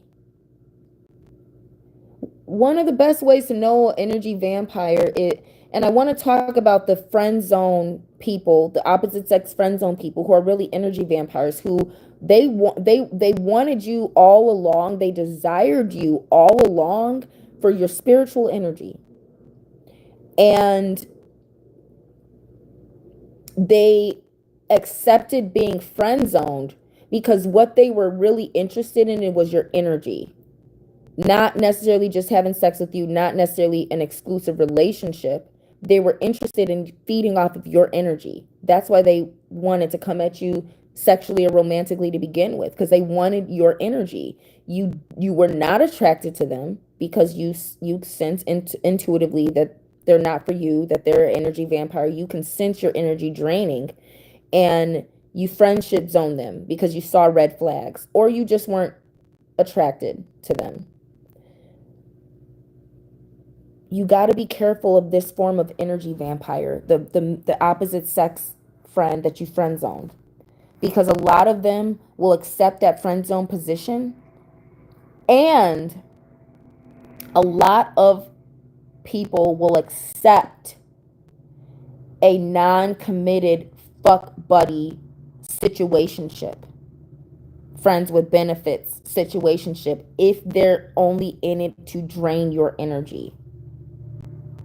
If you're serious about marriage commitment, if you're serious about a partnership, and you need needs fulfilled on a commitment level, be careful of the people you friend zone morphing into an unhealthy commitment when you all are not romantically involved. Be careful of people of getting emotionally attached to a person. A lot of people want to do that. They get you emotionally attached when the energy that you spend becoming more intimate and more connected and having more shared experiences with that friend zone person who makes you feel safe while you're dating, that energy should be going to dating.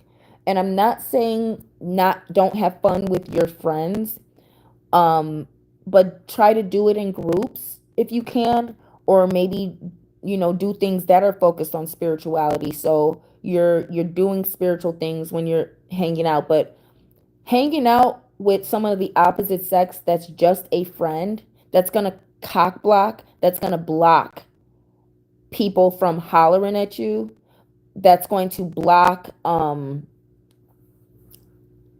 people who would be interested and attracted to you from making a move because they're assuming that you're with that person. um it's going to block you from meeting new people. And that friend, that person you friend zoned, they're okay with you being single. They're okay with being single. They're not seeking dating. They have a casual situation that whatever, and they're feeding off of that friendship. This is a form of energy vampirism that I was urged to talk about today. The the friend zone, the are you okay? Are asking are you okay because you pulled back your energy from someone and you're giving it more to yourself, or you're giving it more to your goals, even if it's your marriage goals. Don't let someone manipulate you into thinking you owe them an explanation, thinking you owe them your time, thinking you owe them your friendship. You don't owe people anything.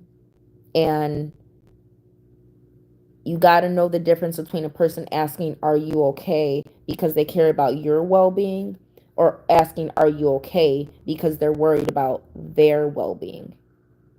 And if a person's getting addicted to your energy, if one or 2 days go by and you haven't fed their vampirism with conversation or gossip or energy or hanging out and drinking and smoking or whatever y'all, or watching playing video games, sports can be very productive, but I want to say, so to speak, if you are in a state of productivity and goal setting, and your friend is asking, are you okay, when for no good reason, um recognize the energy vampire behind a person who's becoming dependent on your friendship and dependent on your energy. They're dependent on taking your energy, and these are the type of people who they need to talk every day, they need to call every day, all the time, they need to constantly have conversations and stuff. um Friendships need room to breathe. If you friend zone someone and you feel like you're dating them,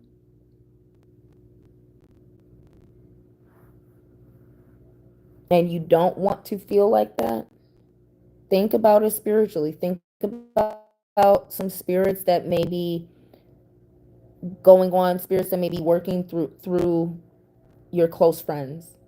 If someone's in the friend zone, that's not your person. That's not the person you want.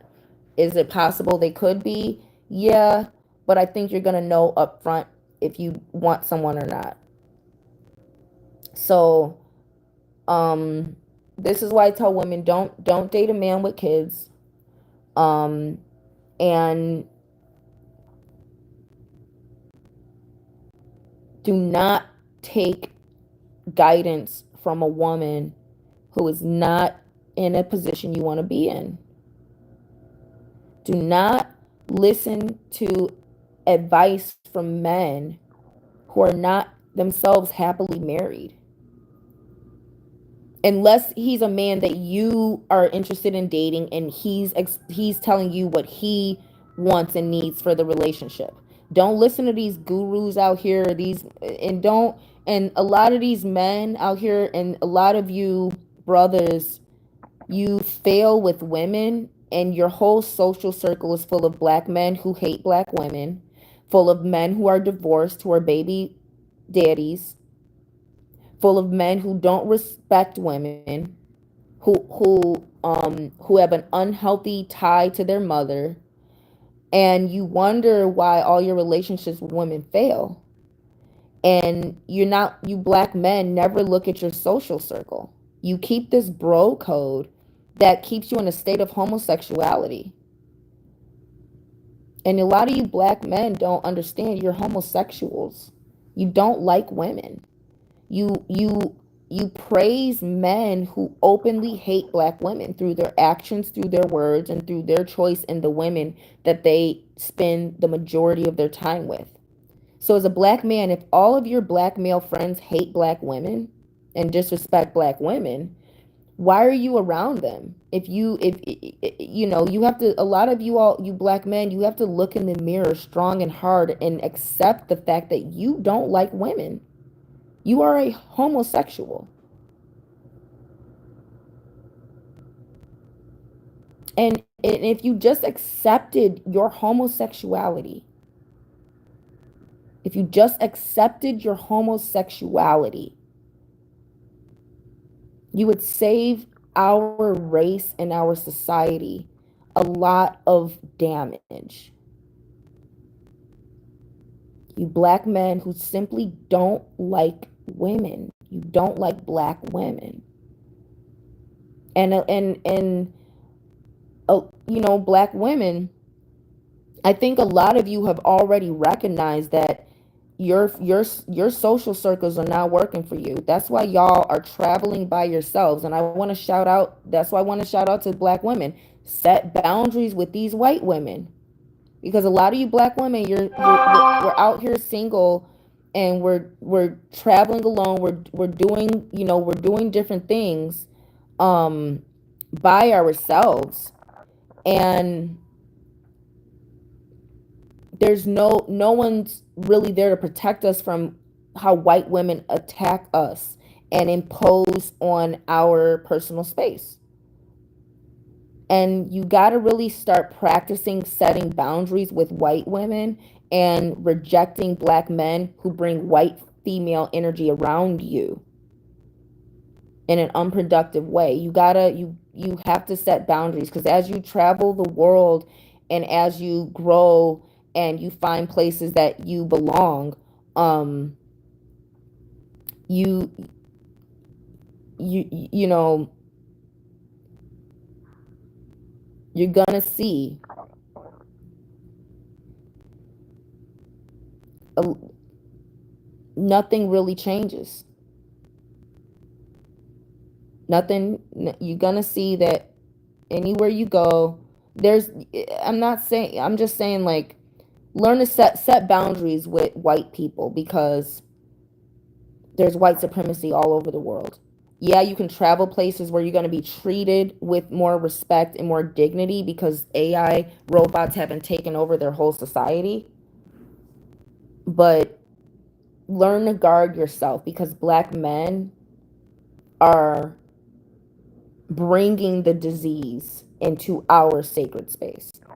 And that's why, while Violet, you said, how can we within ourselves, you know, how can we make Vodun work for us within ourselves? Discernment too. Yemaya will give you the discernment to trust your intuition and use discernment. I want to talk about SU now because it's going on 4 hours and I want to get off, but I want to talk about the SU spirit and the spirit of chaos and what's happening now and all of these scams and why discernment is so imperative. Um, you have to be able to operate in chaos. And People who, this is the thing, people who, back to my original discussion of astrology, people addicted um to using zodiac descriptions and things to categorize the world. These people can't function in chaos and they have low intellect. High intellect is literally the your problem solving skills. And a person who needs a zodiac or astrology to solve every problem they have literally is retarded. They have no low intellect. They're going to do the same thing, keep getting readings, trying to solve the same problem, and the tarot will never solve the problem for them because the problem is the fact that they have low intelligence. When you're in a when you're in chaos and you're dealing with the SU spirit um of chaos, anything goes. Um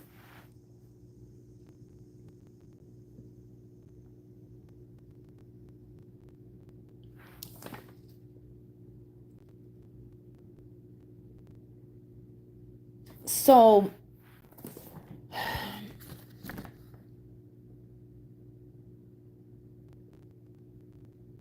how can I say this?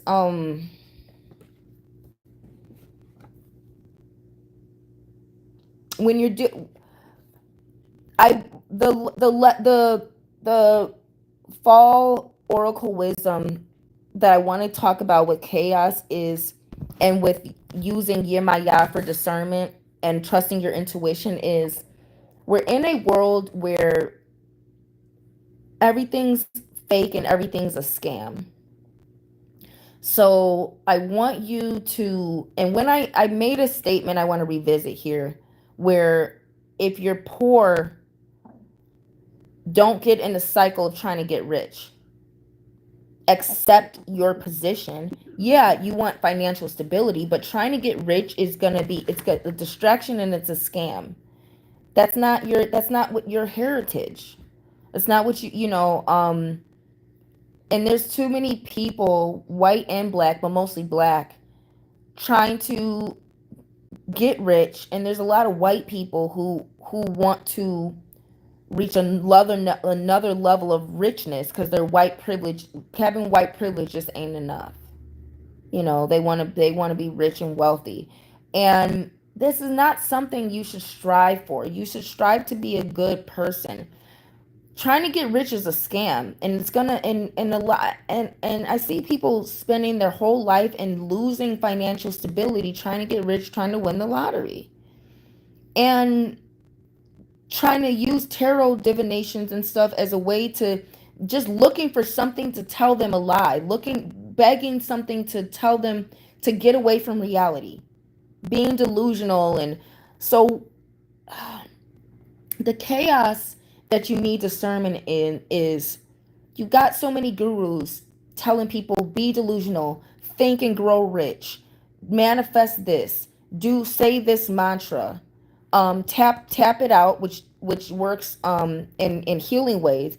But oh, I'm a high paid woman, or I have this income, or write this down, and people teaching people how to hop dimensions, and step into your other timeline where you're rich and famous. I'm so tired of demons trying to teach humans shortcuts into their ideal lifestyle. There's no shortcut. Your loved one is not coming back from the dead. That person who obviously doesn't love you, and you can't keep sinning without becoming ill. You can't live in sin and be healthy. Something is going to give. You're going to get an STD, you're going to get unwanted pregnancy, you're going to get afflicted with something. When you wrong people, when you do the wrong thing, and when you make the wrong decision, when you eat the wrong food, when you watching the wrong stuff for your body, when you having friendships that are not fulfilling, you sickness comes with that. So the thing, like I said, the things that most people come for divination is to alleviate a curse, bring a loved one back from the dead, and get someone who does not love them to love them. Stop letting someone convince you you can have what you don't have whatever you want by doing this or by doing that. Accept your reality. That's the only way to change it. Accept it. Accept you were born in poverty. Then you'll start to change it. Accept that you're middle class. Then if you want to set a new goal, or you want to do better, or you want something a little bit better for your family, you'll get it. But I think what's most important is for you to start figuring out what you can be grateful for. Stop looking for somebody to wave a magic wand and make your life the way you want it. These are the people who will scam you. They know what you want. They know you're going to spend any money, any energy, and make any sacrifice to get it.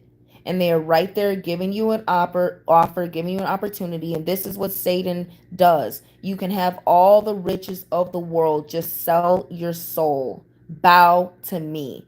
And if you want a loved one to come back from the dead, or you want something that you lost that you can't let go of, you'll bow to Satan to get it. If you want someone to love you who does not love you, bow to Satan to get it. If you are under the curse,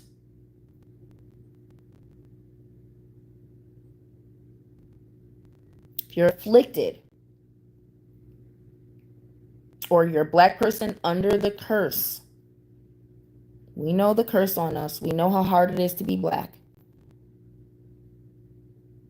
And Satan says, hey, I'll alleviate the curse on black people. I'll give you white privilege. Just give up your heritage and procreate with what? Marry white, procreate white, date white. Or, hey, you're afflicted. I'll alleviate this pain. Just sell your soul. This is why understanding the chaos of the world, because a lot of stuff, and this is what I want to talk about in particular, some things I particularly saw. Foreclosure refunds. Some people trying to explain people how to get money on a foreclosed house that was foreclosed, and how to get the extra surplus money. That's be a scam. Collection scams. People telling people not to pay the collections and to find this. Now, collections, that's a scam anyway. So I would make phone calls and figure out different things. But people telling you, oh, don't pay this and don't pay that, that's a scam. Trying to get you out of debt, get out of debt free. No, if you have a debt, pay it. All right? If you owe, pay it. There's no get rich quick scheme. There's no, my bad decisions are just gonna poof and be gone. You owe taxes. Pay your taxes. Stop letting, and all these quick business startups. Oh, well, all you got to do is this, and that, start your business and watch YouTube University, or, get this, that, or get this pattern, or start this S corp, blah, blah. Some of this stuff, yeah, you have to go through the motions, but some of this stuff, they're giving you information that's not realistic. They're trying to make you feel like there's some type of shortcut to doing the actual work. And I'm letting you know right now, if you're poor and you do the work, you're not going to become rich. If you're poor, you're going to be poor.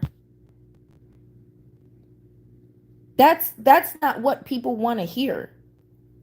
That's an unpopular opinion that all the gurus and all the, I'm a manifest money, I'm a manifest the lottery, I'm a manifest this, I'm a manifest that, and I'm a manifest this. And you know what happens? Then Satan gives them a little $10,000 here, a little $2,000 there, a little opportunity here, or a little going viral overnight, so they can rub it in your face, or so they can show people, yeah, this works, and that, and everything. And I'm letting you know, Satan loves people who hate being poor, who are always trying to get rich quick. And the chaos we live in is, if you don't have discernment, you will get scammed. by anyone offering you a way to get money when you're poor, a way to become rich when you were born into poverty and have to work for a living.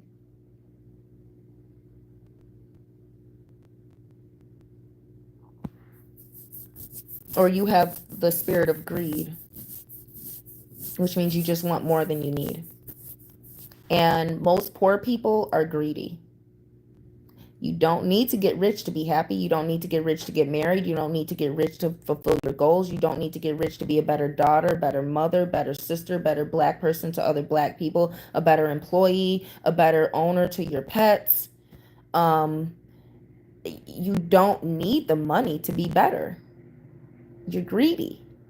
And that's what spiritual readers need to start telling people who are coming hoping that this money comes through, that or people who are spiritually gambling with, yeah, I'm gonna manifest this, I'm gonna manifest that. What gurus won't tell you is that you don't need to be rich as a poor person to do anything. You have the spirit of greed, and it's no different than a woman who doesn't have pretty privilege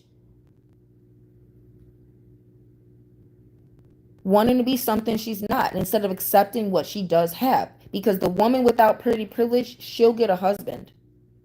She'll be happily married to somebody who probably has money and got the money because he doesn't have pretty privilege either, and he needed that money to get a wife. She'll do better in life than women because she's not hated by the world.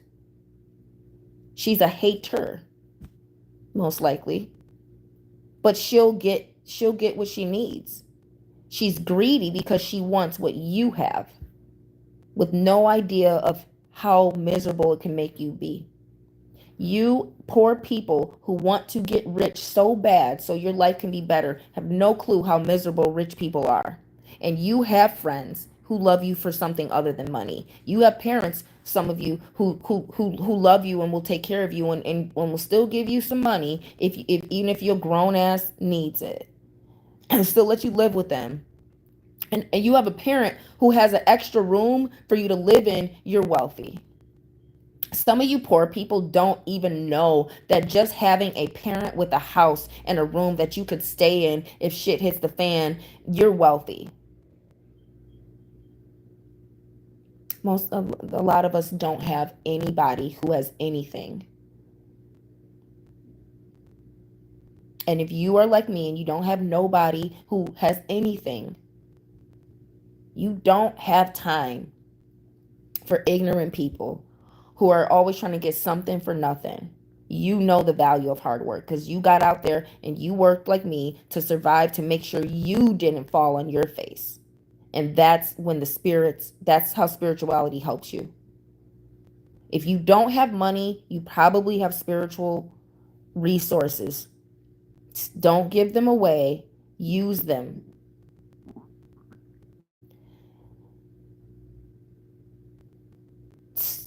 Stay away from people, and I'm sorry, but a lot of people who want to do the get rich quick scheme, they are obese. They have the spirit of greed, and greed starts as gluttony a lot of times. It starts as the inability to stop eating after you've already had enough to nourish your body. The spirit of greed and gluttony work together a lot. Um,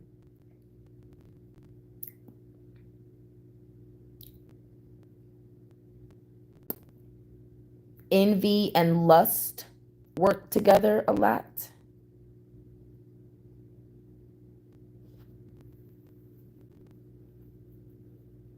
Pride and wrath work together a lot. Greed and gluttony. A glutton will not stop eating once they're full. They're bottomless pit. People who want to win the lottery, they have bottomless needs that are not going to be satisfied when they win that lottery. Some of them have won the lottery. They're still gambling.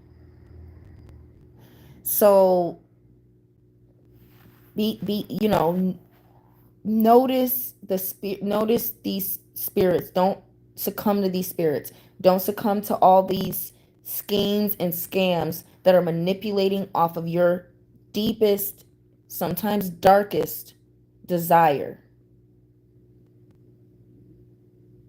Satan knows your heart, and he's going to find what you want the most, and he's going to use that to get to you. That's where spiritual warfare comes in. That's where discernment comes in.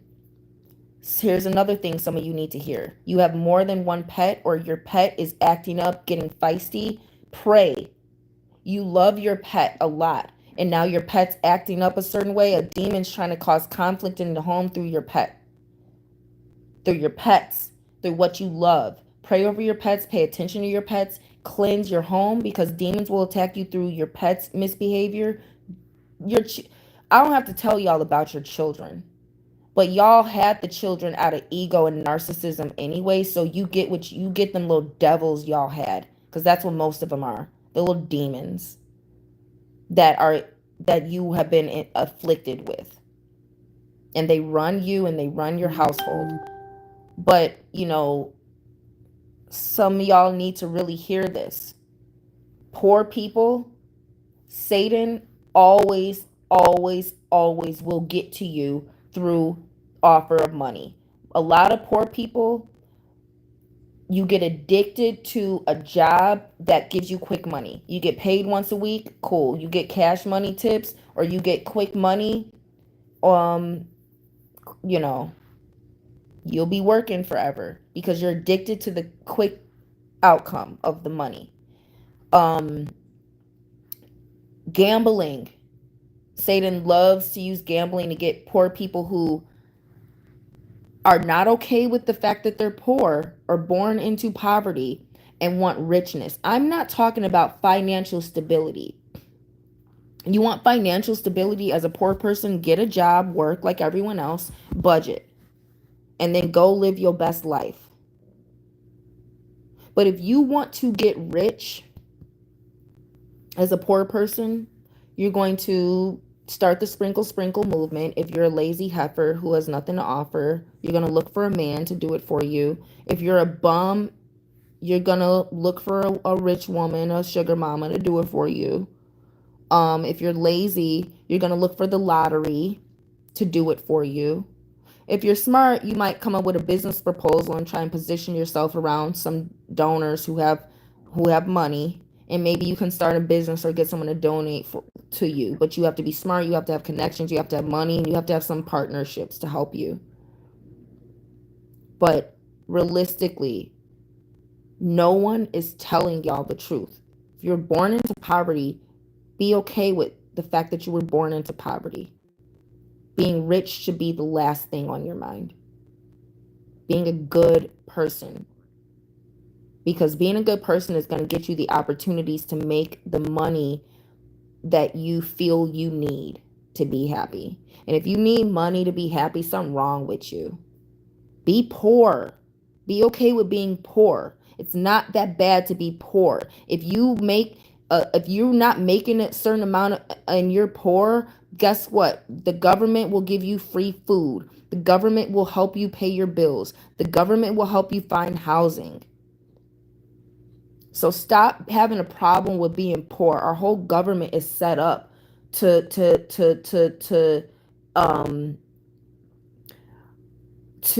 acknowledge the reality that most people are poor. That's all politics are, is acknowledging the fact that most people, that what is it, 95% of the world is poor. That's what government is for. It's to manage poor people. So be intelligent, be discerning about it. Peace, Ben Frank. And I forgot to say peace to LJX too. There's no hustle like I don't have anywhere to go hustle. Yeah, now that you say that, I will say this, and maybe I'll leave with this. It is hobo season. It's with the fall equinox. We have about 3-4 more months before the hobosexuals are going to come back and come around, and black women, that's gonna be your baby daddy, or the dude you were maybe sleeping with just because the sex was good, but he was dicking you down because he knew that that was his ticket into being a parasite in your life. Or just the dudes who I, the dudes who want to date while living with their mom, and they want to Netflix and chill at your place. They can't invite you over their place because they live with their mom or they live with other people. Um, that's, um, the guys who you meet in the streets, and they're just handsome enough for you to, give them a number, but like when y'all start dating, um you start to realize he's unstable and probably has some mental disorder. Because I'm gonna let you know right now, and this is where discernment comes in, and this was my whole point in discernment and talking about chaos. You If you're spiritual, you need to be judging people. You need to judge and set boundaries. People who don't want to be judged, people who accept others for who they are and accept others' flaws, and people who use rhetoric like, well, I don't want to be judged, and I'm just living my life, and going with the flow. Be careful with people who don't want to make harsh judgments and set strong, strict boundaries with bullshit. So people who anything goes, and they'll be friends with any type of person. They don't have any standard for who they associate with, for who gets their time and energy. They don't have any rhyme or reason. They'll go out to any bar, and whoever smiles at them and will have a conversation with them, they're a cool person. People who want to just accept everyone for who they are, and they think it makes them Christian, and they think it makes them righteous, and they think it makes them Christ-like because they accept everyone else's flaws, and they want to get along with everyone, and they get along with anyone, and they make friendships quickly, and they go out, and anyone can talk to them, anyone can have a conversation with them, anyone who gives them attention is a cool person. Be careful of people like that. When you got value in your life, and you are a priestess, let alone a high priestess, you are not to be going everywhere talking to everyone. You are the temple. And if you have friends who need attention to where anybody is cool as long as they give them attention, I know y'all got friends like this, these people who manipulate things, and they're bottom feeders. You got these bottom feeding friends who anybody's cool as long as they like them, and they can't go out into the world and be around people with high standards, and reach a new standard. They want to go to the bar, or go to these places, or go wherever and talk to whoever and meet whoever, and as long as this person smiles and gives me attention, we're cool, and they're cool, and that person's so cool, and I'm gonna go to this bar, and the bartender's so cool. Oh, the bartender's so cool. Yeah, stay away from those. I'm sorry, stay away from the bartender's so cool dudes. Stay away from them. Stay away from people, um oh yeah, my friend, she's so cool. If you're a woman, if you're a daughter of Oshun, and you're a black woman, you know what I'm saying? You're a beautiful woman, and you hanging out with guys and this and that, and he says that his female friend is so cool. That is your cue to be like, you know what? I'm gonna do something else, because I'm gonna let you know right now. It's gonna be some crazy white bitch who hates black women and uses black men for validation, or it's gonna be some spiritual black girl who's not on your level and don't know nothing, but goes around using her spiritual and her good looks, and this her pseudo spirituality to attract, mediocre niggas, who like that type of BS, and you know what I'm saying, and oh, you should meet her, she's so cool. anytime a man, don't let no man, don't, oh, you should meet her, she's so cool. I'm gonna let you know right now. Um, if you get along with your friends, then you get along with them. But there should never be a discussion of, oh, you should meet them. And oh, this, that. No. Birds of a feather flock together. If you can't set boundaries with people who are on bullshit, who don't have your same morals, who people who you see as immoral, and you got people around you who they'll let anyone into their life. They'll let anyone come up and talk to them and drain their energy and have conversations. And this is something, like I said, black women we gotta really set boundaries, and we gotta really start going out with security guards or something, because people, especially white people like to come up and invade our privacy as black women. They want to invade. And you got a lot of people out here who are drawn to us spiritual people, and they want to be invasive. They want to take energy from us. They want to take something they have no access to, because if we go out in these public places, we're giving demons, people full of demons and emptiness, access to temple energy that they have not made an offering for. They haven't made a sacrifice. They haven't repented. We're out there, and it's nothing wrong with bringing your blessings out, but like I said, do it intentionally. If you're going to volunteer somewhere, then you've set the intention to get to share your blessings. But if you just hanging out with some friends and they're not vibrating on your level, and they'll talk to any no Joe and Harry, Tom, Dick, and Harry, any Sally and Karen and Becky who will smile at them and oh, you're so cool, and look at that, and what are you wearing, and where are you from, and like that. You don't have to know ignorant people. You don't have to talk to humans like that. And there's if you have friends who need attention, and what you need as a spiritual person is space to be spiritual, what you need is space and respect. And a lot of people are not really respecting you by invading your privacy. There's a way to approach someone. And a lot of these white women, they hate themselves more than black women do, to be honest.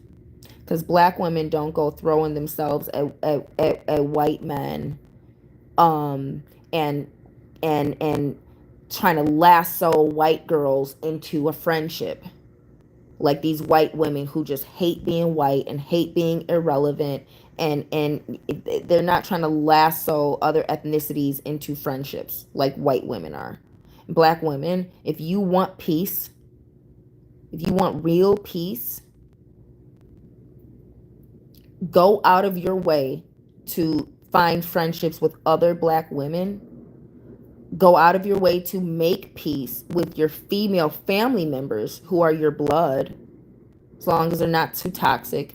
Go out of your way to invest in a friendship with the older women who are old enough to be your mother, or old enough to be who are at least 10 years older than you, so to speak, who are maybe one generation ahead of you, so to speak. Or invest in friendships with older women. I don't know how else to say this. Invest in friendships with older women, black women. But by all means, do not let a white Karen lasso you into her misery. Into her misery. When you see these white women with black men, you're looking at some of the most miserable women on the planet.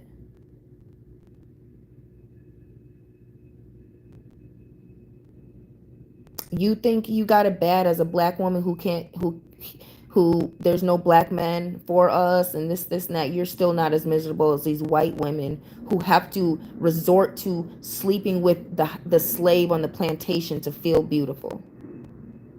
At least you're not, you know, you're not, no one's bottom feeding like these white women. These white women are going low to be irrelevant. And These black men are going right for it too. Black women, stay out of hell. And these interracial couples you see is a representation of how low people will go to um get to lasso someone into keeping them company because they're miserable. And so many white women are trying to do this to black women. So many white women are trying to do it. They some of them got left by these black men that they were using for clout and black by injection energy, and now they just need some black person to feed their succubus. They need some black, any black. And if you a black woman who out here and let yourself get flattered by the white girl who tells you how beautiful your hair is, don't be stupid. Don't be stupid. A white woman saying your hair is beautiful and then going about her fucking day, cool. Take it as a compliment. It's cool. You know, but a white woman saying your hair is beautiful and then following it up with, oh, well, my boyfriend's hair and I don't know how to do his hair and my daughter, I don't know. Stay away from these white, nasty, disgusting, low life, miserable bitches who took the trashiest black man who would nut in her or who would date her or be seen in public with her. Stop having conversations with them. If you're not at work getting paid, do not let some white woman who's thirsty for black dick and black energy and black approval lasso you into even talking to her. And I did it the other day with a black male friend that I've known. And I was in an excellent mood, and I woke up and things are going great for me because I've focused on myself. And I wanted to talk about why single people should hang around more single people to be productive. Families um and single parents are not productive people. Don't hang out with them if you're single and a high productive and you have goals. Because anyone who's a parent or in a relationship where another person is their priority, they're not productive and they're not going to help you be productive. If you, if sisters, you know what I mean. If you hang around men and other women who are single without kids, I can guarantee you within 6 hours, you guys will have something productive that you could probably make money off of. I'm telling you right now. Try it.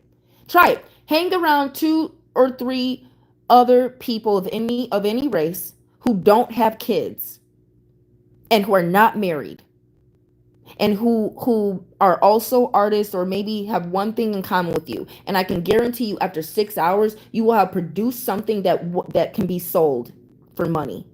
You will have made a production. Hang around a single parent. Hang around married couples and hang around people who are boyfriend and girlfriend.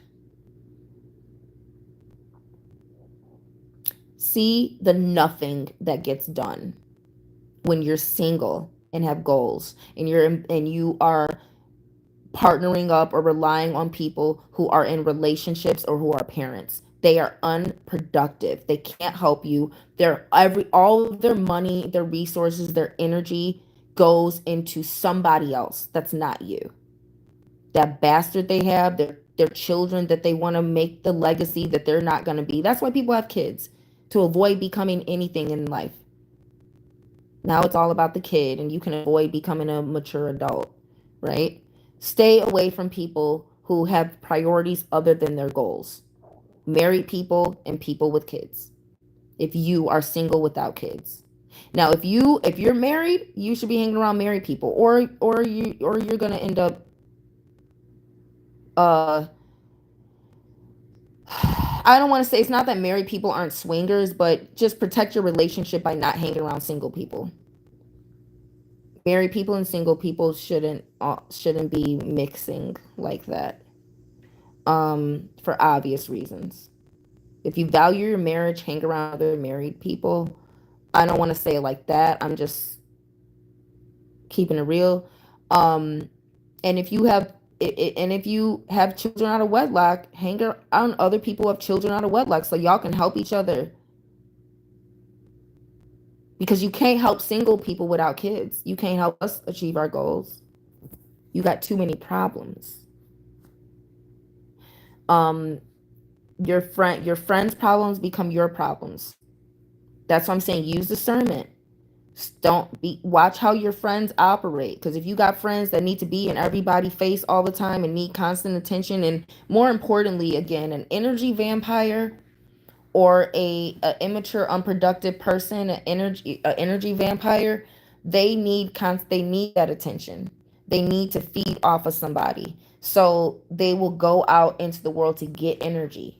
They'll go out to meet the bartender who has to talk to them because they're sitting at the bar, or they'll go out to a bar and meet people who they know are going to talk to them, because there's one reason. One. Here it is. One. One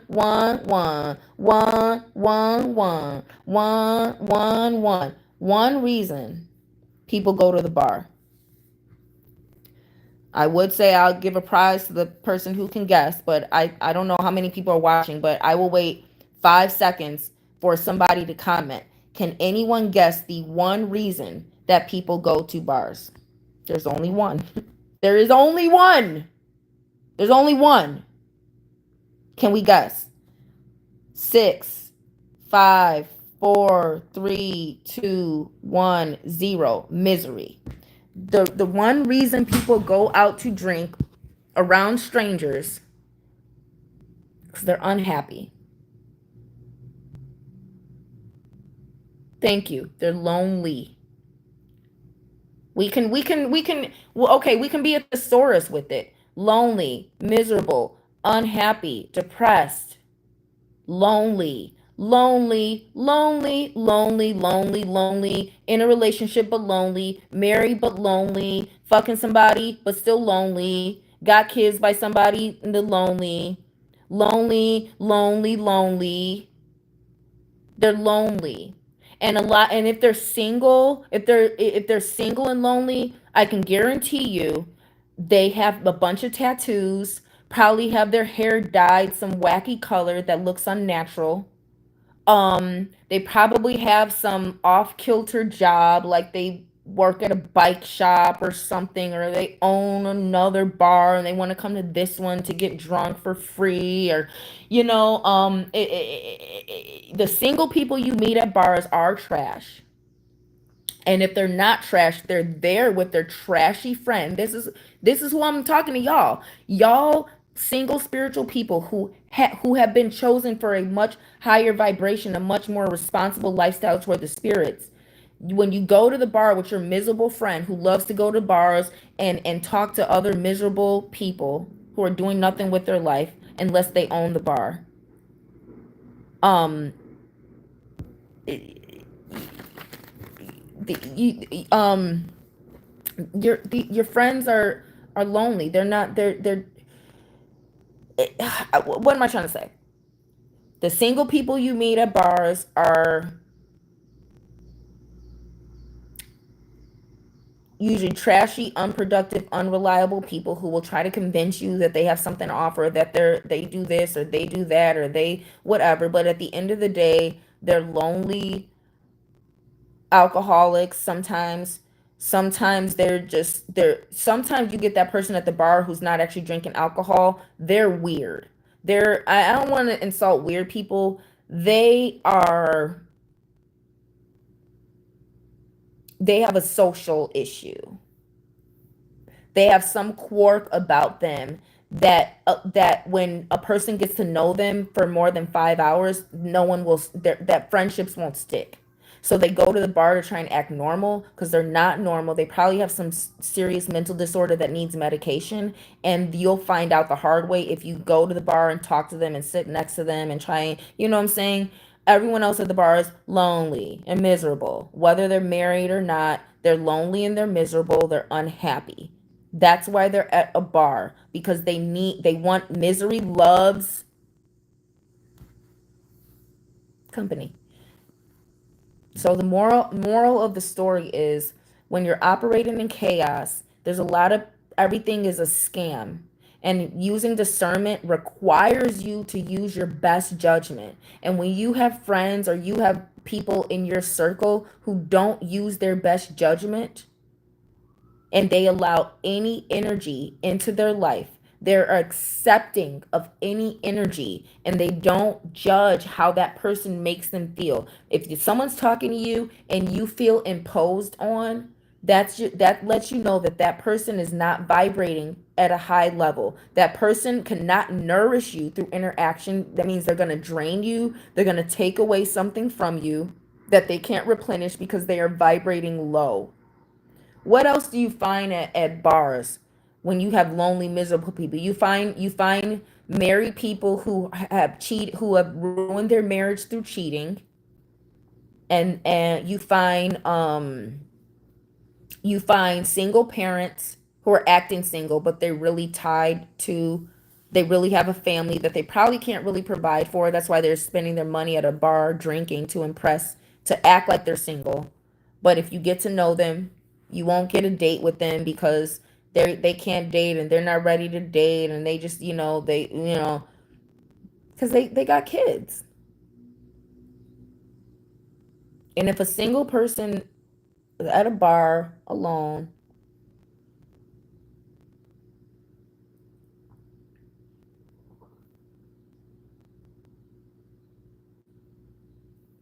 either I mean either they're an influencer, making content, doing a foodie review, or they're these people with a bunch of tattoos and wacky hair, and look,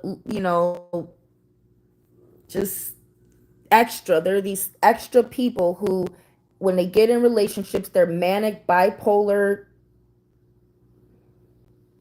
I need medication, but I'm not taking it issue comes out. And they have to go to the bar and meet new people all the time because the people that they meet, they drain, they repel, they show their true colors, and no one wants to be around them. Yeah. Use discernment, y'all. Use discernment. Stop letting the new world order, and stop letting people make you feel like you're judgmental, or like you're not open enough, or like you're conceited, or you think you're better, or you're somehow wrong, or narrow-minded, because you want to filter out bullshit and immorality that does not agree with your lifestyle or your spirituality or the goals that you are setting for yourself. It is too much chaos out here for you to let any and everybody have your time and attention. Like I was saying, one of my guy friends, and I want black women to practice setting boundaries with white women. Practice it. And I want black women to um I don't know how to say this. I want black women to start wearing your own body cameras. And I want you to get a lawyer, because white women are dangerous to us. And they are so used to black men being afraid of them and bowing to them and becoming their personal pets. They want us to bow to them the way black men do. And they're offensive. They'll attack us. They'll be abusive if we don't, and we reject their fake flattery of, oh, I like your hair. Now you have to talk to me and teach me how to be a black woman and tell me how to do my baby's hair, my baby daddy's hair, because he's black, and this that. No, no. Black women, start wearing cameras, get a lawyer, because you need to protect yourself from how people want to abuse us when we're isolated from a black man. If you're around a black man, nobody will talk to you, because they black people don't like seeing a black man with a dark skinned black woman. If you're a black woman who's not trying to pass as white or is not mulatto, No one, and I don't want to say mulatto. I want to say like just if you don't look white, um, because a mulatto can look like me or darker, realistically, because the dominant genes prevail. So when you say mulatto looks is a person who looks mostly white with one black feature like a loose curl, that's not a mulatto. That's a white person. That's a white person. It's not a mulatto. Okay. A mulatto can look like me, even darker. Um,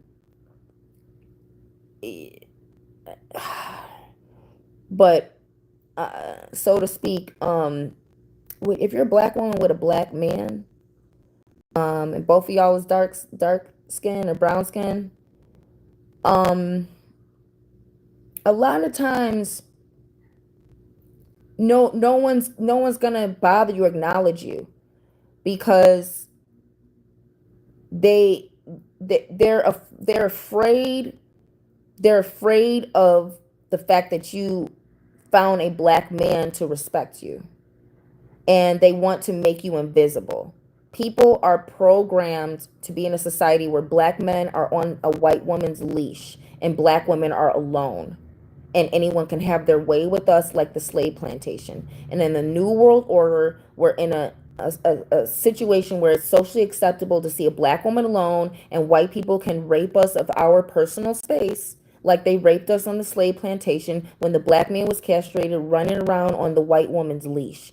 Start carrying a camera, get a lawyer. So if you have to defend yourself physically against a white person who is attacking you, or against a demon who is attacking you through another human being, you have some evidence and you have some type of protection.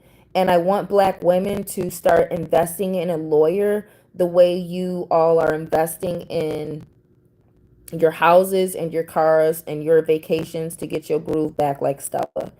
Please, and I want to take my advice too, my own advice and my own guidance. Um, Start to protect yourself seriously. We know the black man is he's null and void. He's dead. He does not exist in America, and he's unreliable. We cannot go to the black man for to protect and provide for us. Not on a cultural level. The black woman cannot go to the black man to protect and provide. Most dark-skinned single black women who have beauty, who are not just ugly enough to where a black man will marry you. And I'm sorry, sisters, but some of y'all are just ugly enough to where you'll get married. If you were a little more beautiful naturally without your skin lightening and your cosmetic and your horsehair weave, you would not have that husband. You would not have that husband. Yoda, peace. Thanks for being here. You said why? Can you what did I say that you're referring to, so then I can elaborate on it and maybe revisit it? You said why. Um could you comment on what I said that you're referring to? But back to what I was saying for the sisters, um protect yourself. We cannot rely on the black man culturally. And why do I say culturally? As a culture, black women, we ca- we there is we can't go to black masculinity to protect us. Black women, we can rally other black women to defend us. I we we can rally white women to defend us. If a black woman got offended and she got on social media, she went around, and I can guarantee you can rally a bunch of liberal white women to defend your cause. I bet you could rally a bunch of Afrocentric black women or pro-black sisters to champion your cause. I bet you will not get black men to come together behind you as a black woman. The only thing black men will get behind is someone like Kevin Samuels, who's ridiculing black women, um, or sports.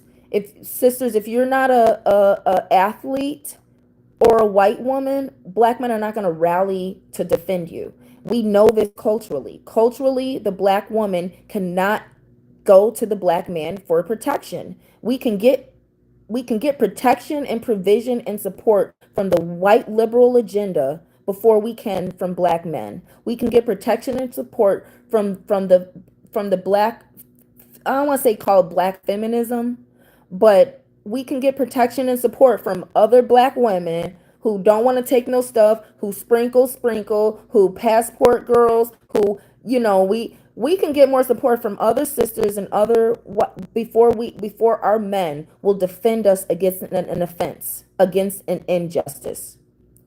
Black men will not. They will not. Um so it's, I don't know if that's you referring to, Yoda, but at the end of the day, as a black woman, I can probably realistically name like 5 black men who in the past have helped me when I was in a bind, when I asked for something that I really needed, or just helped me by supporting my brand and helping me. And I'm talking about like with money too, with money, with resources. I needed help to move. When I had to move a few months ago, one of my friends who's a photographer, who's a very intelligent brother, he took a day. When I called him and he had to work that day, he took the next day off and stopped his project to help me move. And I have never slept with him, and he's never asked me to. He's a martial artist. Thank you, Terry Pointer. Um, Thank you, Oba Gandhi, for the time that I needed extra money to pay my bills, and you gave me $100 just because I asked for it, and you've never asked for it back, and you forgot about it, and you gave it to me off of a whim because I needed it, and you have respect for me as a woman. Never slept with you. You've never tried. Never had sex with this man. Um, I mean, I literally, like, I can think of like 5 brothers who helped me, like helped me without sleeping with me. And I've been in situations. Thank you to the brothers who have given me photo shoots, given me great images that I have. You didn't try and sleep with me. You didn't charge me. Like, I'm not saying that we can't go to that individual level. Black women, there are black men in our lives who will help us culturally as a race. Black women cannot get black men to rally behind our cause. Black men are not going to stop what they're doing and start and collectively support loving black women and rejecting white femininity the way they will support Kanye West and all of these athletes who are married to white women. That is a fact. That's a fact. Too many black men are married to white women for the black woman to even think culturally of petitioning the black man to help us in the war against us. He's fighting against us way too much. So Yoda, if that's what you're saying, why and about like I'm telling people, use the sermon. I'm telling sisters, get a body cam and get a lawyer. And if you can afford vacations, maybe you can afford a bodyguard too. And you might not want to get a black bodyguard because he might be too busy flirting with every woman who flirts with him. Because when women see a black man with a black woman, the men are gonna ignore you, but the women are gonna flirt with your man. So sisters, do like these black men do. Find you a white man to escort you all over the world and hide behind his white privilege. Like these black men, they get these white women so they can go in the world and feel the fearlessness of, oh, no one will be racist to me if I'm here with Becky. And that man is no good to you because she's his currency. Black man is not going to forfeit the white woman's ownership of him to be your husband, to be our protector and provider. And when single black women accept that, when single black women accept women don't like us if we're beautiful, when we accept the black man does not love us, when we accept um poverty, and we accept that we were not born rich and there's other ways to find fulfillment in life, that's when things start to change. That's when we make the better decisions that lead to happiness, that lead to marriage, that lead to financial stability, that lead to genuine friendships with people who like you, not because of how much money you have, not because what your beauty can, the doors that your beauty can open for them, but they like you because they care about who you are. How do you know you have a genuine friendship?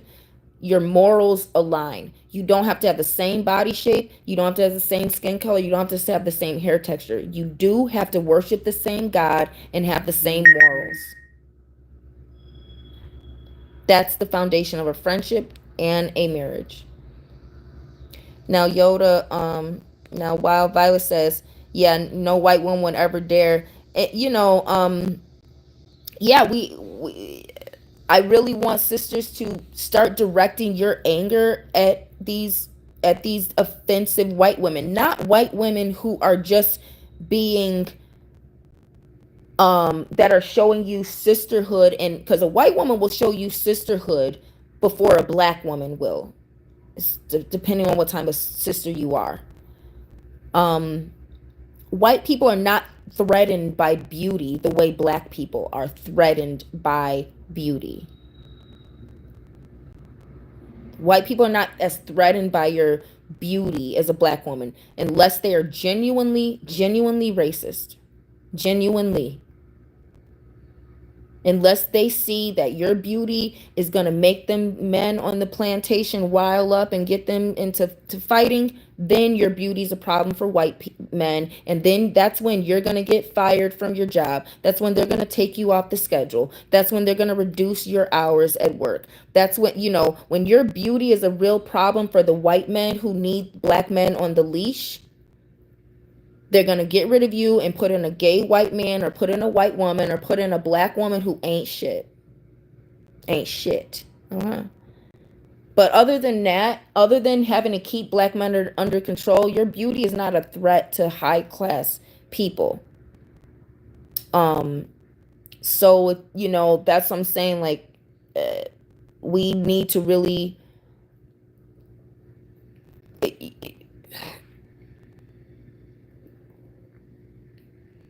You said this is kind of what you mean by using voting to our advantage, like spiritually using our protections.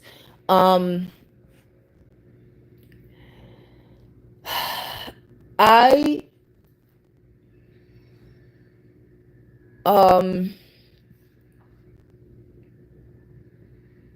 Ochosi deals with the justice system. No, I lied. The Leberon, the Gaydays, Papa Gayday and Mama and Bridget deal with the justice system.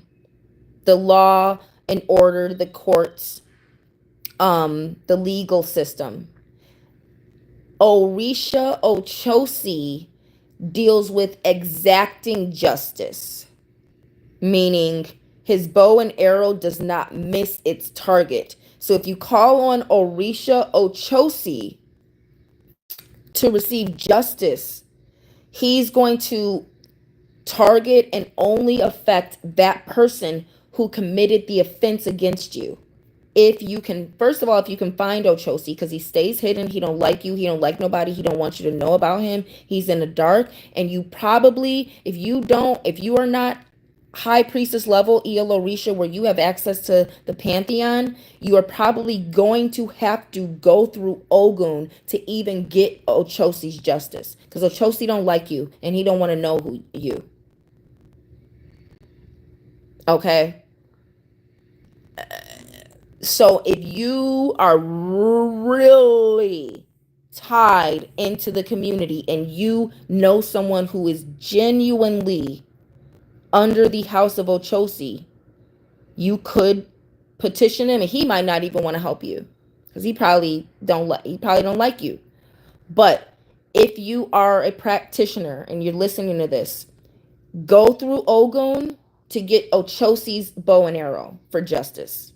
Because you're gonna have a hard time getting Ochosi if you are not a high priestess. Um or if you're not a husband of Ogun, if you're not Oshun,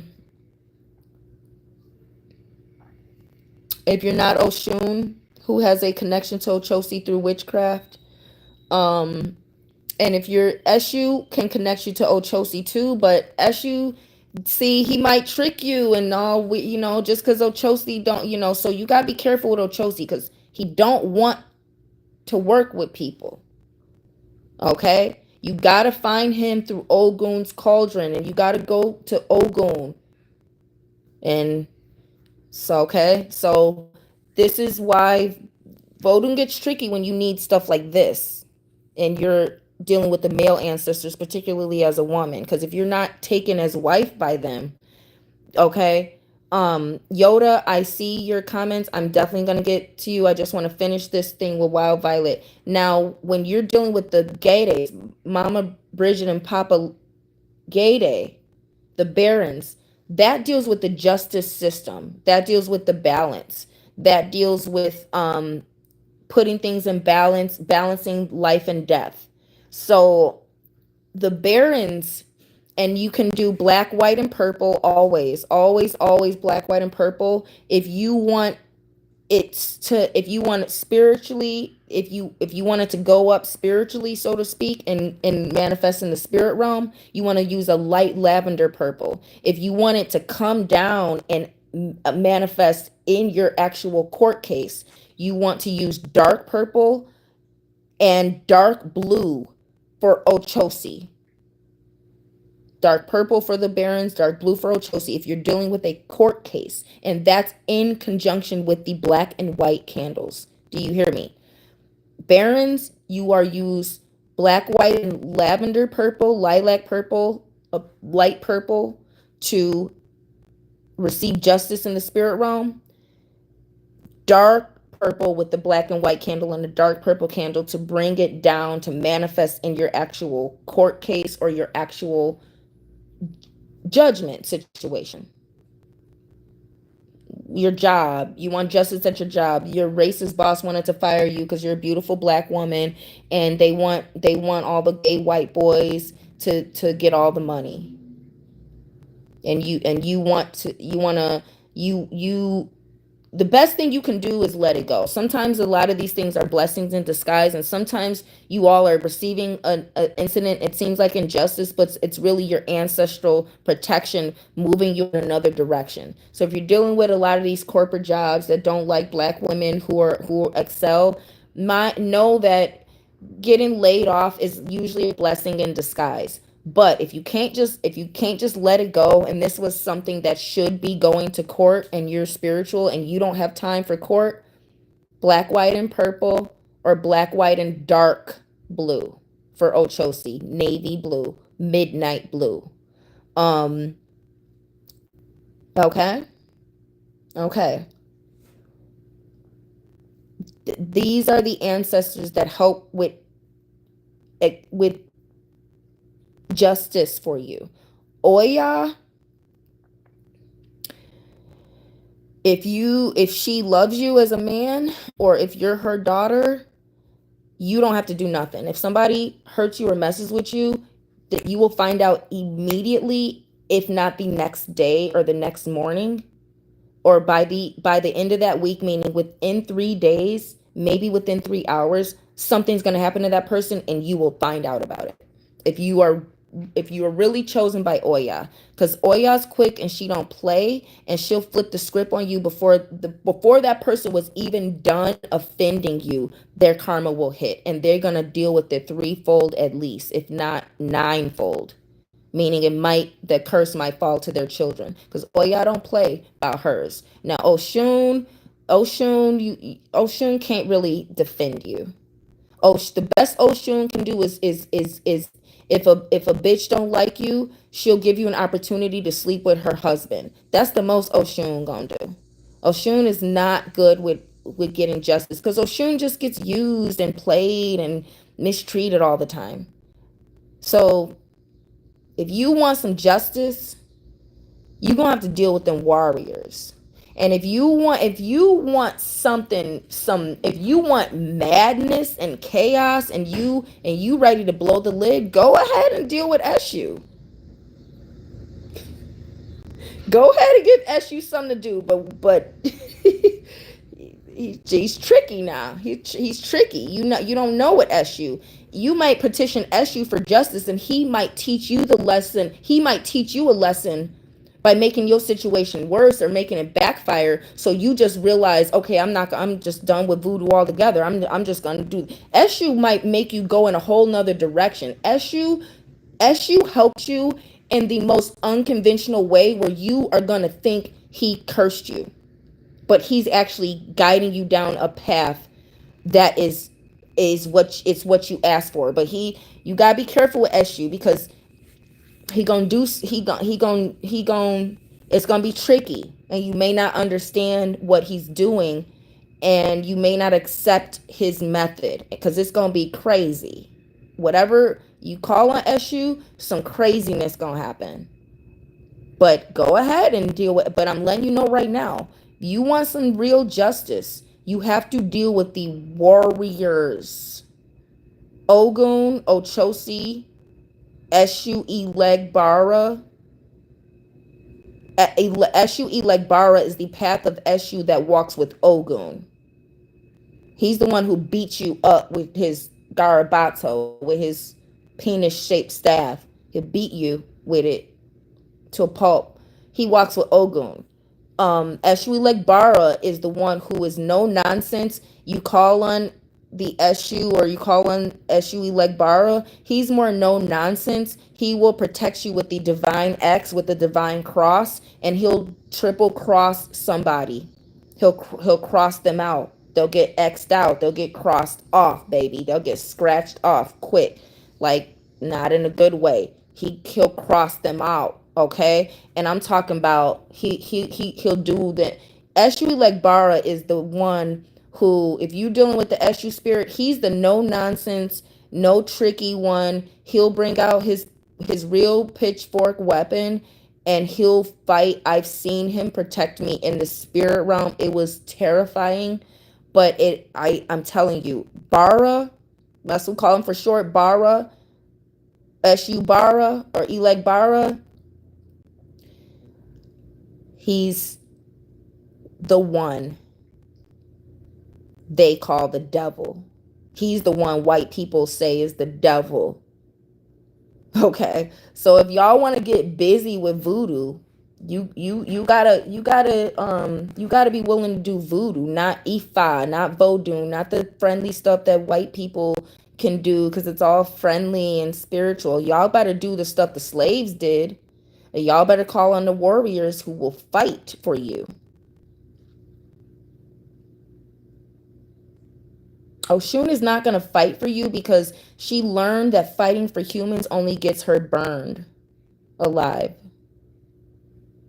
So you need to leave Oshun alone when you got a problem that's not related to love, or health and wellness, or money. Okay? If you need some justice, Oshun and Yemaya are just going to make you feel, they're just gonna make you comfortable enough to where you just let it go, or you forget about it. They're gonna soothe you into thinking that, oh well, it's okay, I'll just deal with it, because they're strong.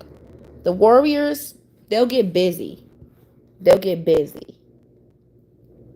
So Wild Violet, you said using voodoo, where we at?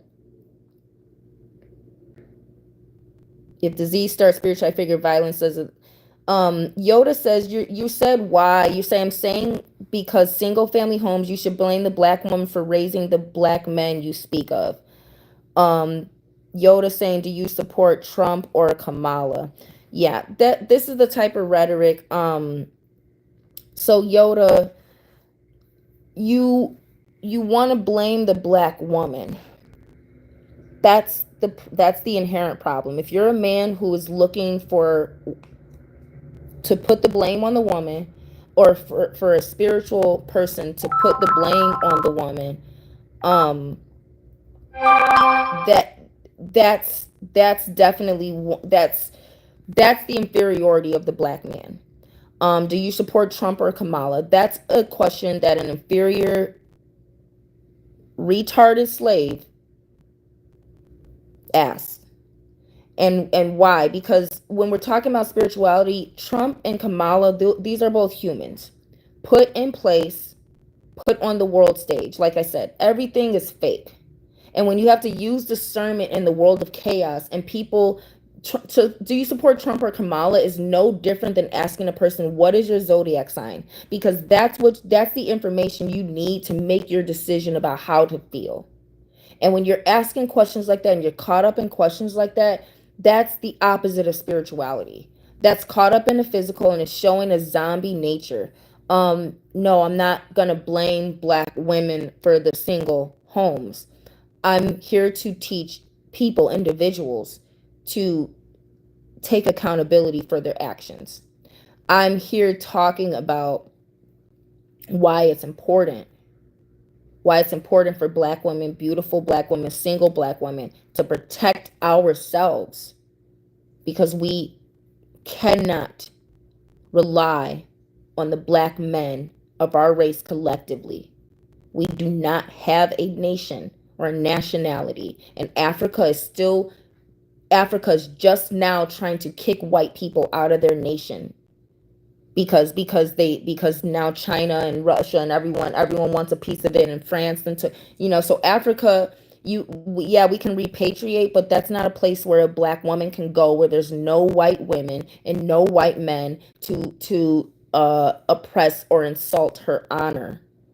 It's not a place where you can go where there's no black man with a white woman mistreating the black woman, or denying her rightful heritage to have the black man as her husband. So at the end of the day, there are plenty of places that other women can go, of other races, that there are no black people, that black people are not allowed, that when black people are there, they're not all, oh, just and I know the world is changing, and I know places are throwing money at black men to come impregnate their women, so they don't die off in the next 20 years. But paying black women, or encouraging black women to come there so they can get these non-black men, what I'm saying, who you know being paid to keep the nation up, make you know I get it, but at the end of the day, no, the black woman is the most oppressed. And this is about helping black women navigate that, not trying to make the black woman take on the black man's burden and responsibility. Do I support Trump or Kamala? um I really don't feel like that's the discussion for this topic. But what I do feel like is, this is why it's important for us as women to really set boundaries with what we entertain, with what we discuss, with what how much we teach, and the spirits that we respond to, that can get you distracted and off the path of achieving your goals. This is why it's important to look at these things, look at the rhetoric, look at the decisions that your social circle, your friends make. Look how people move and operate. And instead of making excuses and saying, oh, well, I just accept anything and anything goes, be wise enough to judge whether something is acceptable, whether it's at your standard, and whether or not it's worth your time and your energy and your friendship. Too many people are out doing, like I said, going to bars, hanging around miserable people, and then and doing doing unproductive things, unproductive activities, instead of focusing on yourself, out here looking for company instead of focusing on yourself. And the people who have kids out of wedlock and who are married and have relationships and their focus is another person that they're in a relationship with so they don't have to be alone, that's their focus. And if they weren't with that person, they would probably be at a bar looking for some constant attention. Be strong enough to be single and reach your goals and know your worth. It's not just in the mundane. Eat, sleep, defecate, urinate, procreate. When you're spiritual, those physical things become less important than fulfilling your spiritual potential, growing and ascending spiritually. It's going to look very different than a physical lifestyle. And that's what I'm saying,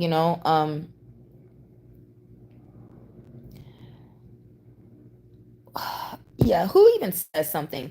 I'm just saying because of single family homes, you should blame the black woman for raising the black men you speak of. I who I don't I this is why I say people will show you the spirit they're operating with. And people will show you this is an example of somebody who cannot think for themselves, who no matter what they hear, their mind needs you to it needs to know what zodiac you are so I can make a decision about how I feel about your information. Who do you support? What side are you on? See, Yoda is an example of a person who cannot deal with the chaos of the world. They need everything to be black and white. And Yoda is a person who's decided that the black woman is to blame for everything. So he's an inferior. Usually black men sound like that, but I wouldn't be surprised if it was like some undercover white woman who hates black women or some weird COINTELPRO agent. I don't know. Could it be somebody I met at work? I don't know. But this is an example of misery loves company, and these are the conversations that are going to happen when you go out in public and you give humans your time and attention that should be used to worshiping the spirits, helping your real clientele, and bettering yourself and achieving your personal goals. People who cannot operate in chaos, people who don't have the intelligence, the discernment, the wisdom to think for themselves, make wise decisions. They need the zodiac, they need tarot, they need tarot diviners to every day. They need a horoscope every day. They need tarot cards every day. They need somebody every day telling them how to think. And if you think differently than them, they want to try and convince you through discussing politics and discussing some social issue like like why black men and women can't get along. They're going to use that as a way to try to convince you your freedom, your ability to use discernment is somehow wrong or flawed. And these people are caught up in human discussions. They don't know ancestors. They don't have spiritual power. And their spirit energy, it's coming from a demon that is keeping them in a place where they're saying stuff that's going to push away the very people they need. You're going to push away the very resources you want by talking about zodiac signs, judging people by zodiac signs, judging people by their political position, judging people by how they feel about interracial dating, judging people based on their own personal morals, judging people, judging people based on something superficial instead of their morals, instead of why you do something. What do you believe? If you're talking about Trump and Kamala as a catalyst for determining how a person thinks or whether their rhetoric is digestible to you or not, that's you're showing how truly marginalized and how truly connected to the physical hell you are. While Violet is sitting here asking questions about how to use Vodun in real time for real things, and you sitting here talking about Trump and Kamala as if that's not going to solve itself. Every 4 years, the whole country wants to gather around an election so they can argue with each other. And this is why I say use discernment, understand these spirits, y'all. Understand the times you're dealing with. Understand why Black women, our men, are more concerned about whether we support Kamala or Trump than they are about rallying behind supporting Black women unconditionally. Our Black men are not going to divorce these white women, disown the babies like the book of Ezra says, come back to the collective, repent through action, through helping the community. They're going to ask you who you support. And then no matter what you answer, you're wrong, Black woman. So this is why I say get a body cam, figure out a way to protect yourself. Ogun is excellent body protection. Ogun will make you physically invincible. Ogun will make it where you can't get hurt physically, where your bones are resilient, your skin is resilient, you won't get physically injured when you deal with Ogun. He'll make you body like iron, where you're invincible, impenetrable. Ogun can do that for you. Okay.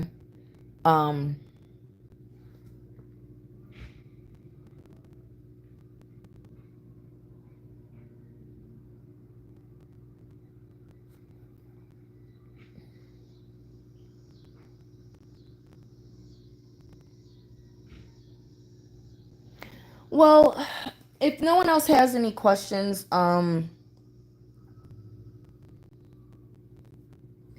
make sure to, like I said, in the world of chaos, avoid shortcuts, avoid get rich quick schemes, avoid anything that's trying to convince you that there's a way out of paying your debt, or paying your dues, or paying your taxes, or having to work for a living.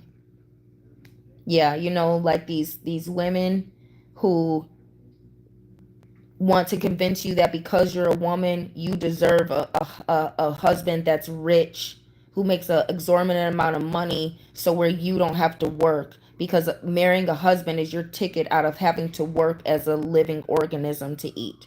You be careful of these lazy heifers who are possessed by Jezebel, who want to convince you that because you have a vagina, that you are worthy of a man who is rich, so you don't have to work.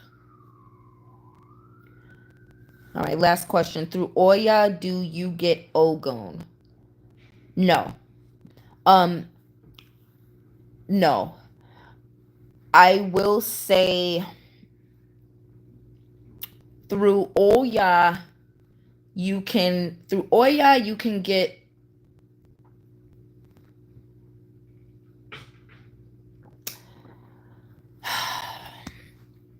through Oya, you can get Eshu. Now remember the similarity of the color red. Who primarily wears the color red out of the pantheon? Eshu, Oya, and Shango. Ogun traditionally does deal with red and black in some occasions, but more so green, even blue, because Ogun is originally what? A whale.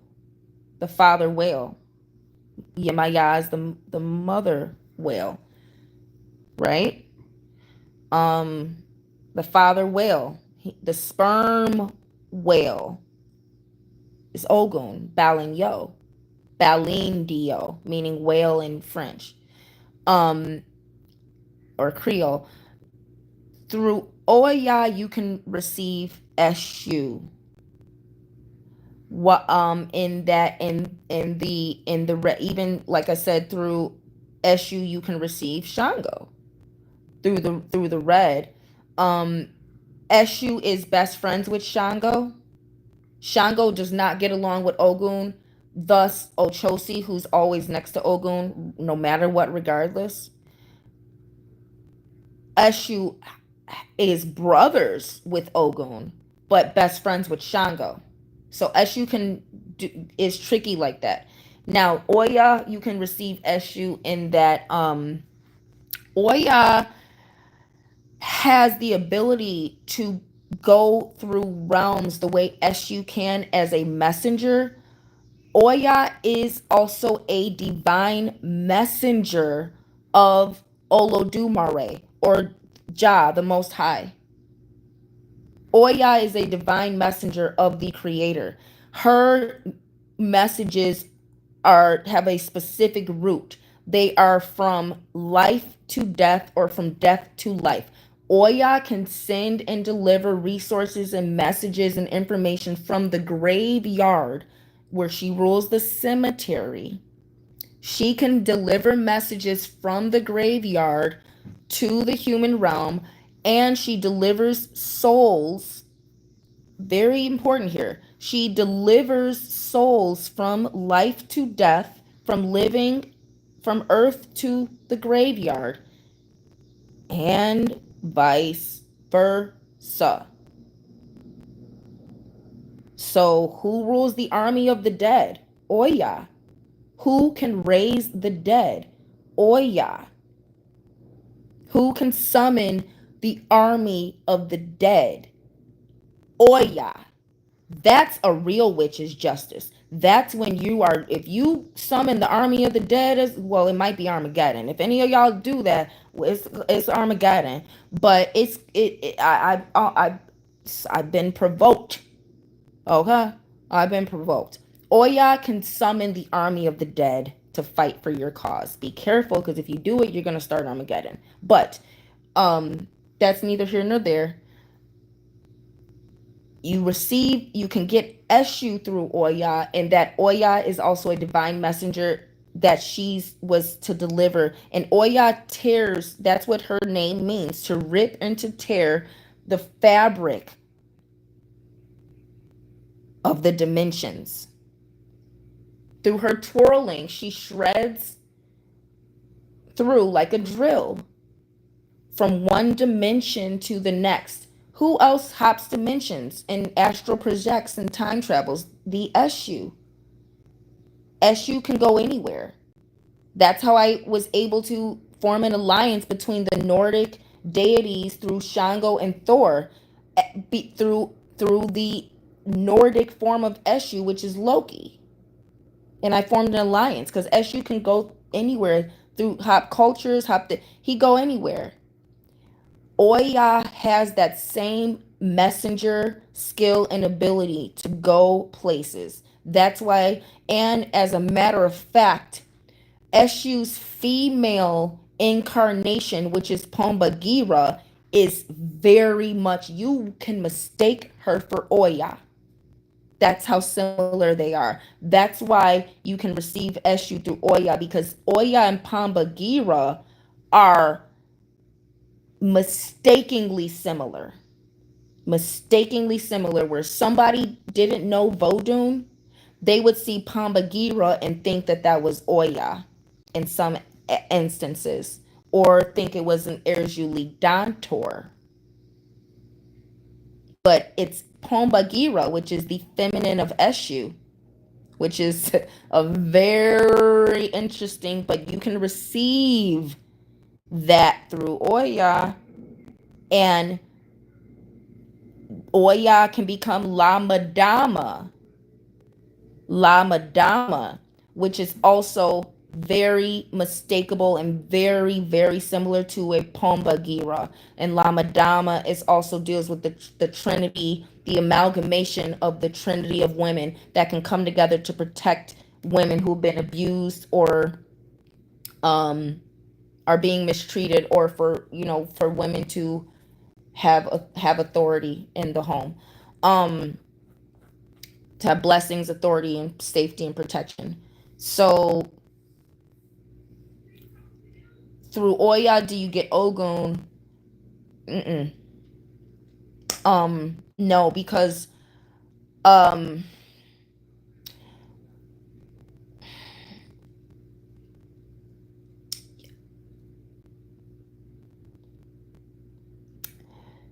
no, it's too complicated. Oya would probably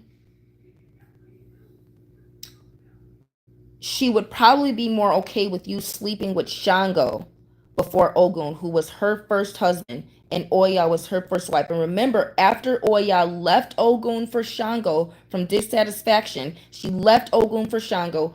Ogun got angry, almost destroyed the world and all humanity. Oshun came, seduced Ogun, and convinced him not to do it. They mated for a while, had a baby, Logan,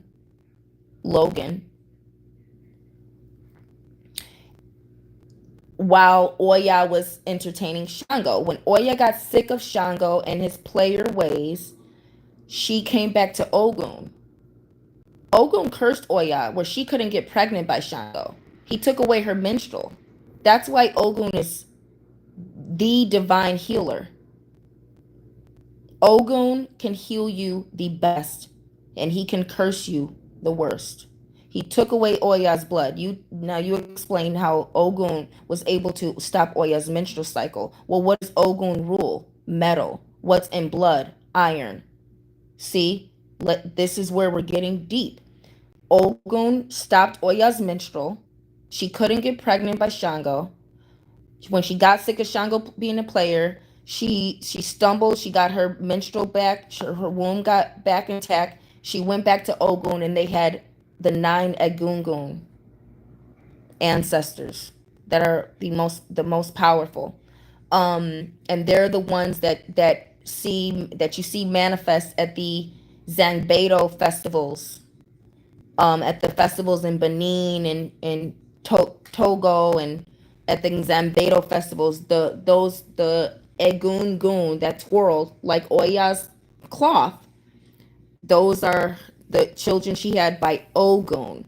The Egungun are also the divine order of warlocks. They are divine order of warlocks. So they are the source of the divine male warrior spirit in Vodun.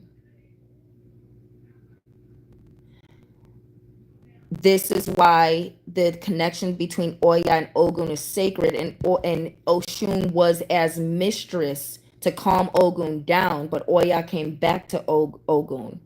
Oshun actually stays in the forest. Oshun's path allowed her to stay in the forest with the brothers. And she is a warrior, but like I said, don't call on Oshun to fight for you. Cause all she gonna do is give you a mirror and make you look at yourself. That's all Yemaya gonna do too. She ain't gonna fight because you know why? They're too cute, they're too prissy, they're too good, and they probably don't like you because you're feminine. They're the Oya is a sister. Oshun and Yemaya can be catty. They decide when they like you as a woman and when they don't, and you're a little too this, that. I don't want to help you. Because, Yemaya is a narcissist, and Oshun is um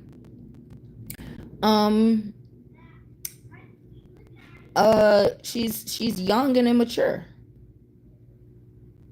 That's why you usually don't get Oshun without Yemaya. That's why I'm like, you say you daughter of Oshun. If you're really a daughter of Oshun, you should not just have Oshun. If you just have Oshun, that's Jezebel.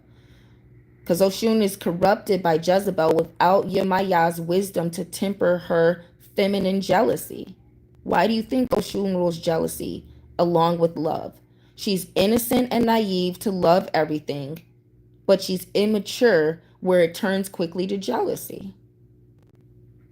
So through Oshun, you automatically should have Yemaya if it's the true Oshun. Um, Ogun is your path to Ochosi. Um, Oya is your path to Eshu, even through Pombagira.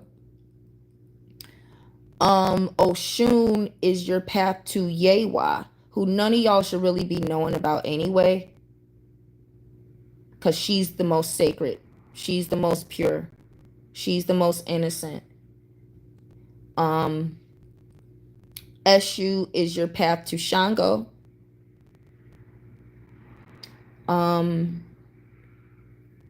So these are how a person who's not under the house of an Orisha can access them through your familiar heads, in a benevolent way, that where you won't offend a force of nature that you're not aligned with in Vodun. So, well, it's been way too long. I've literally been talking for 5.5 hours. I think I should stop now. I don't know if I touched on everything, but I think I think the last thing I want to leave with is again,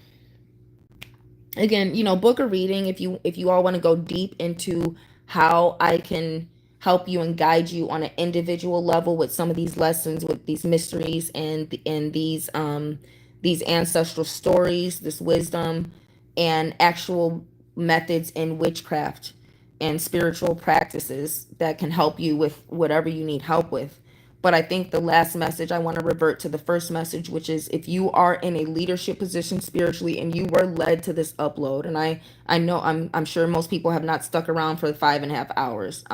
But if you were led to this upload and you heard anything that resonated, please leave a comment. Let me know how it resonated. You can message me on Instagram or on Facebook too.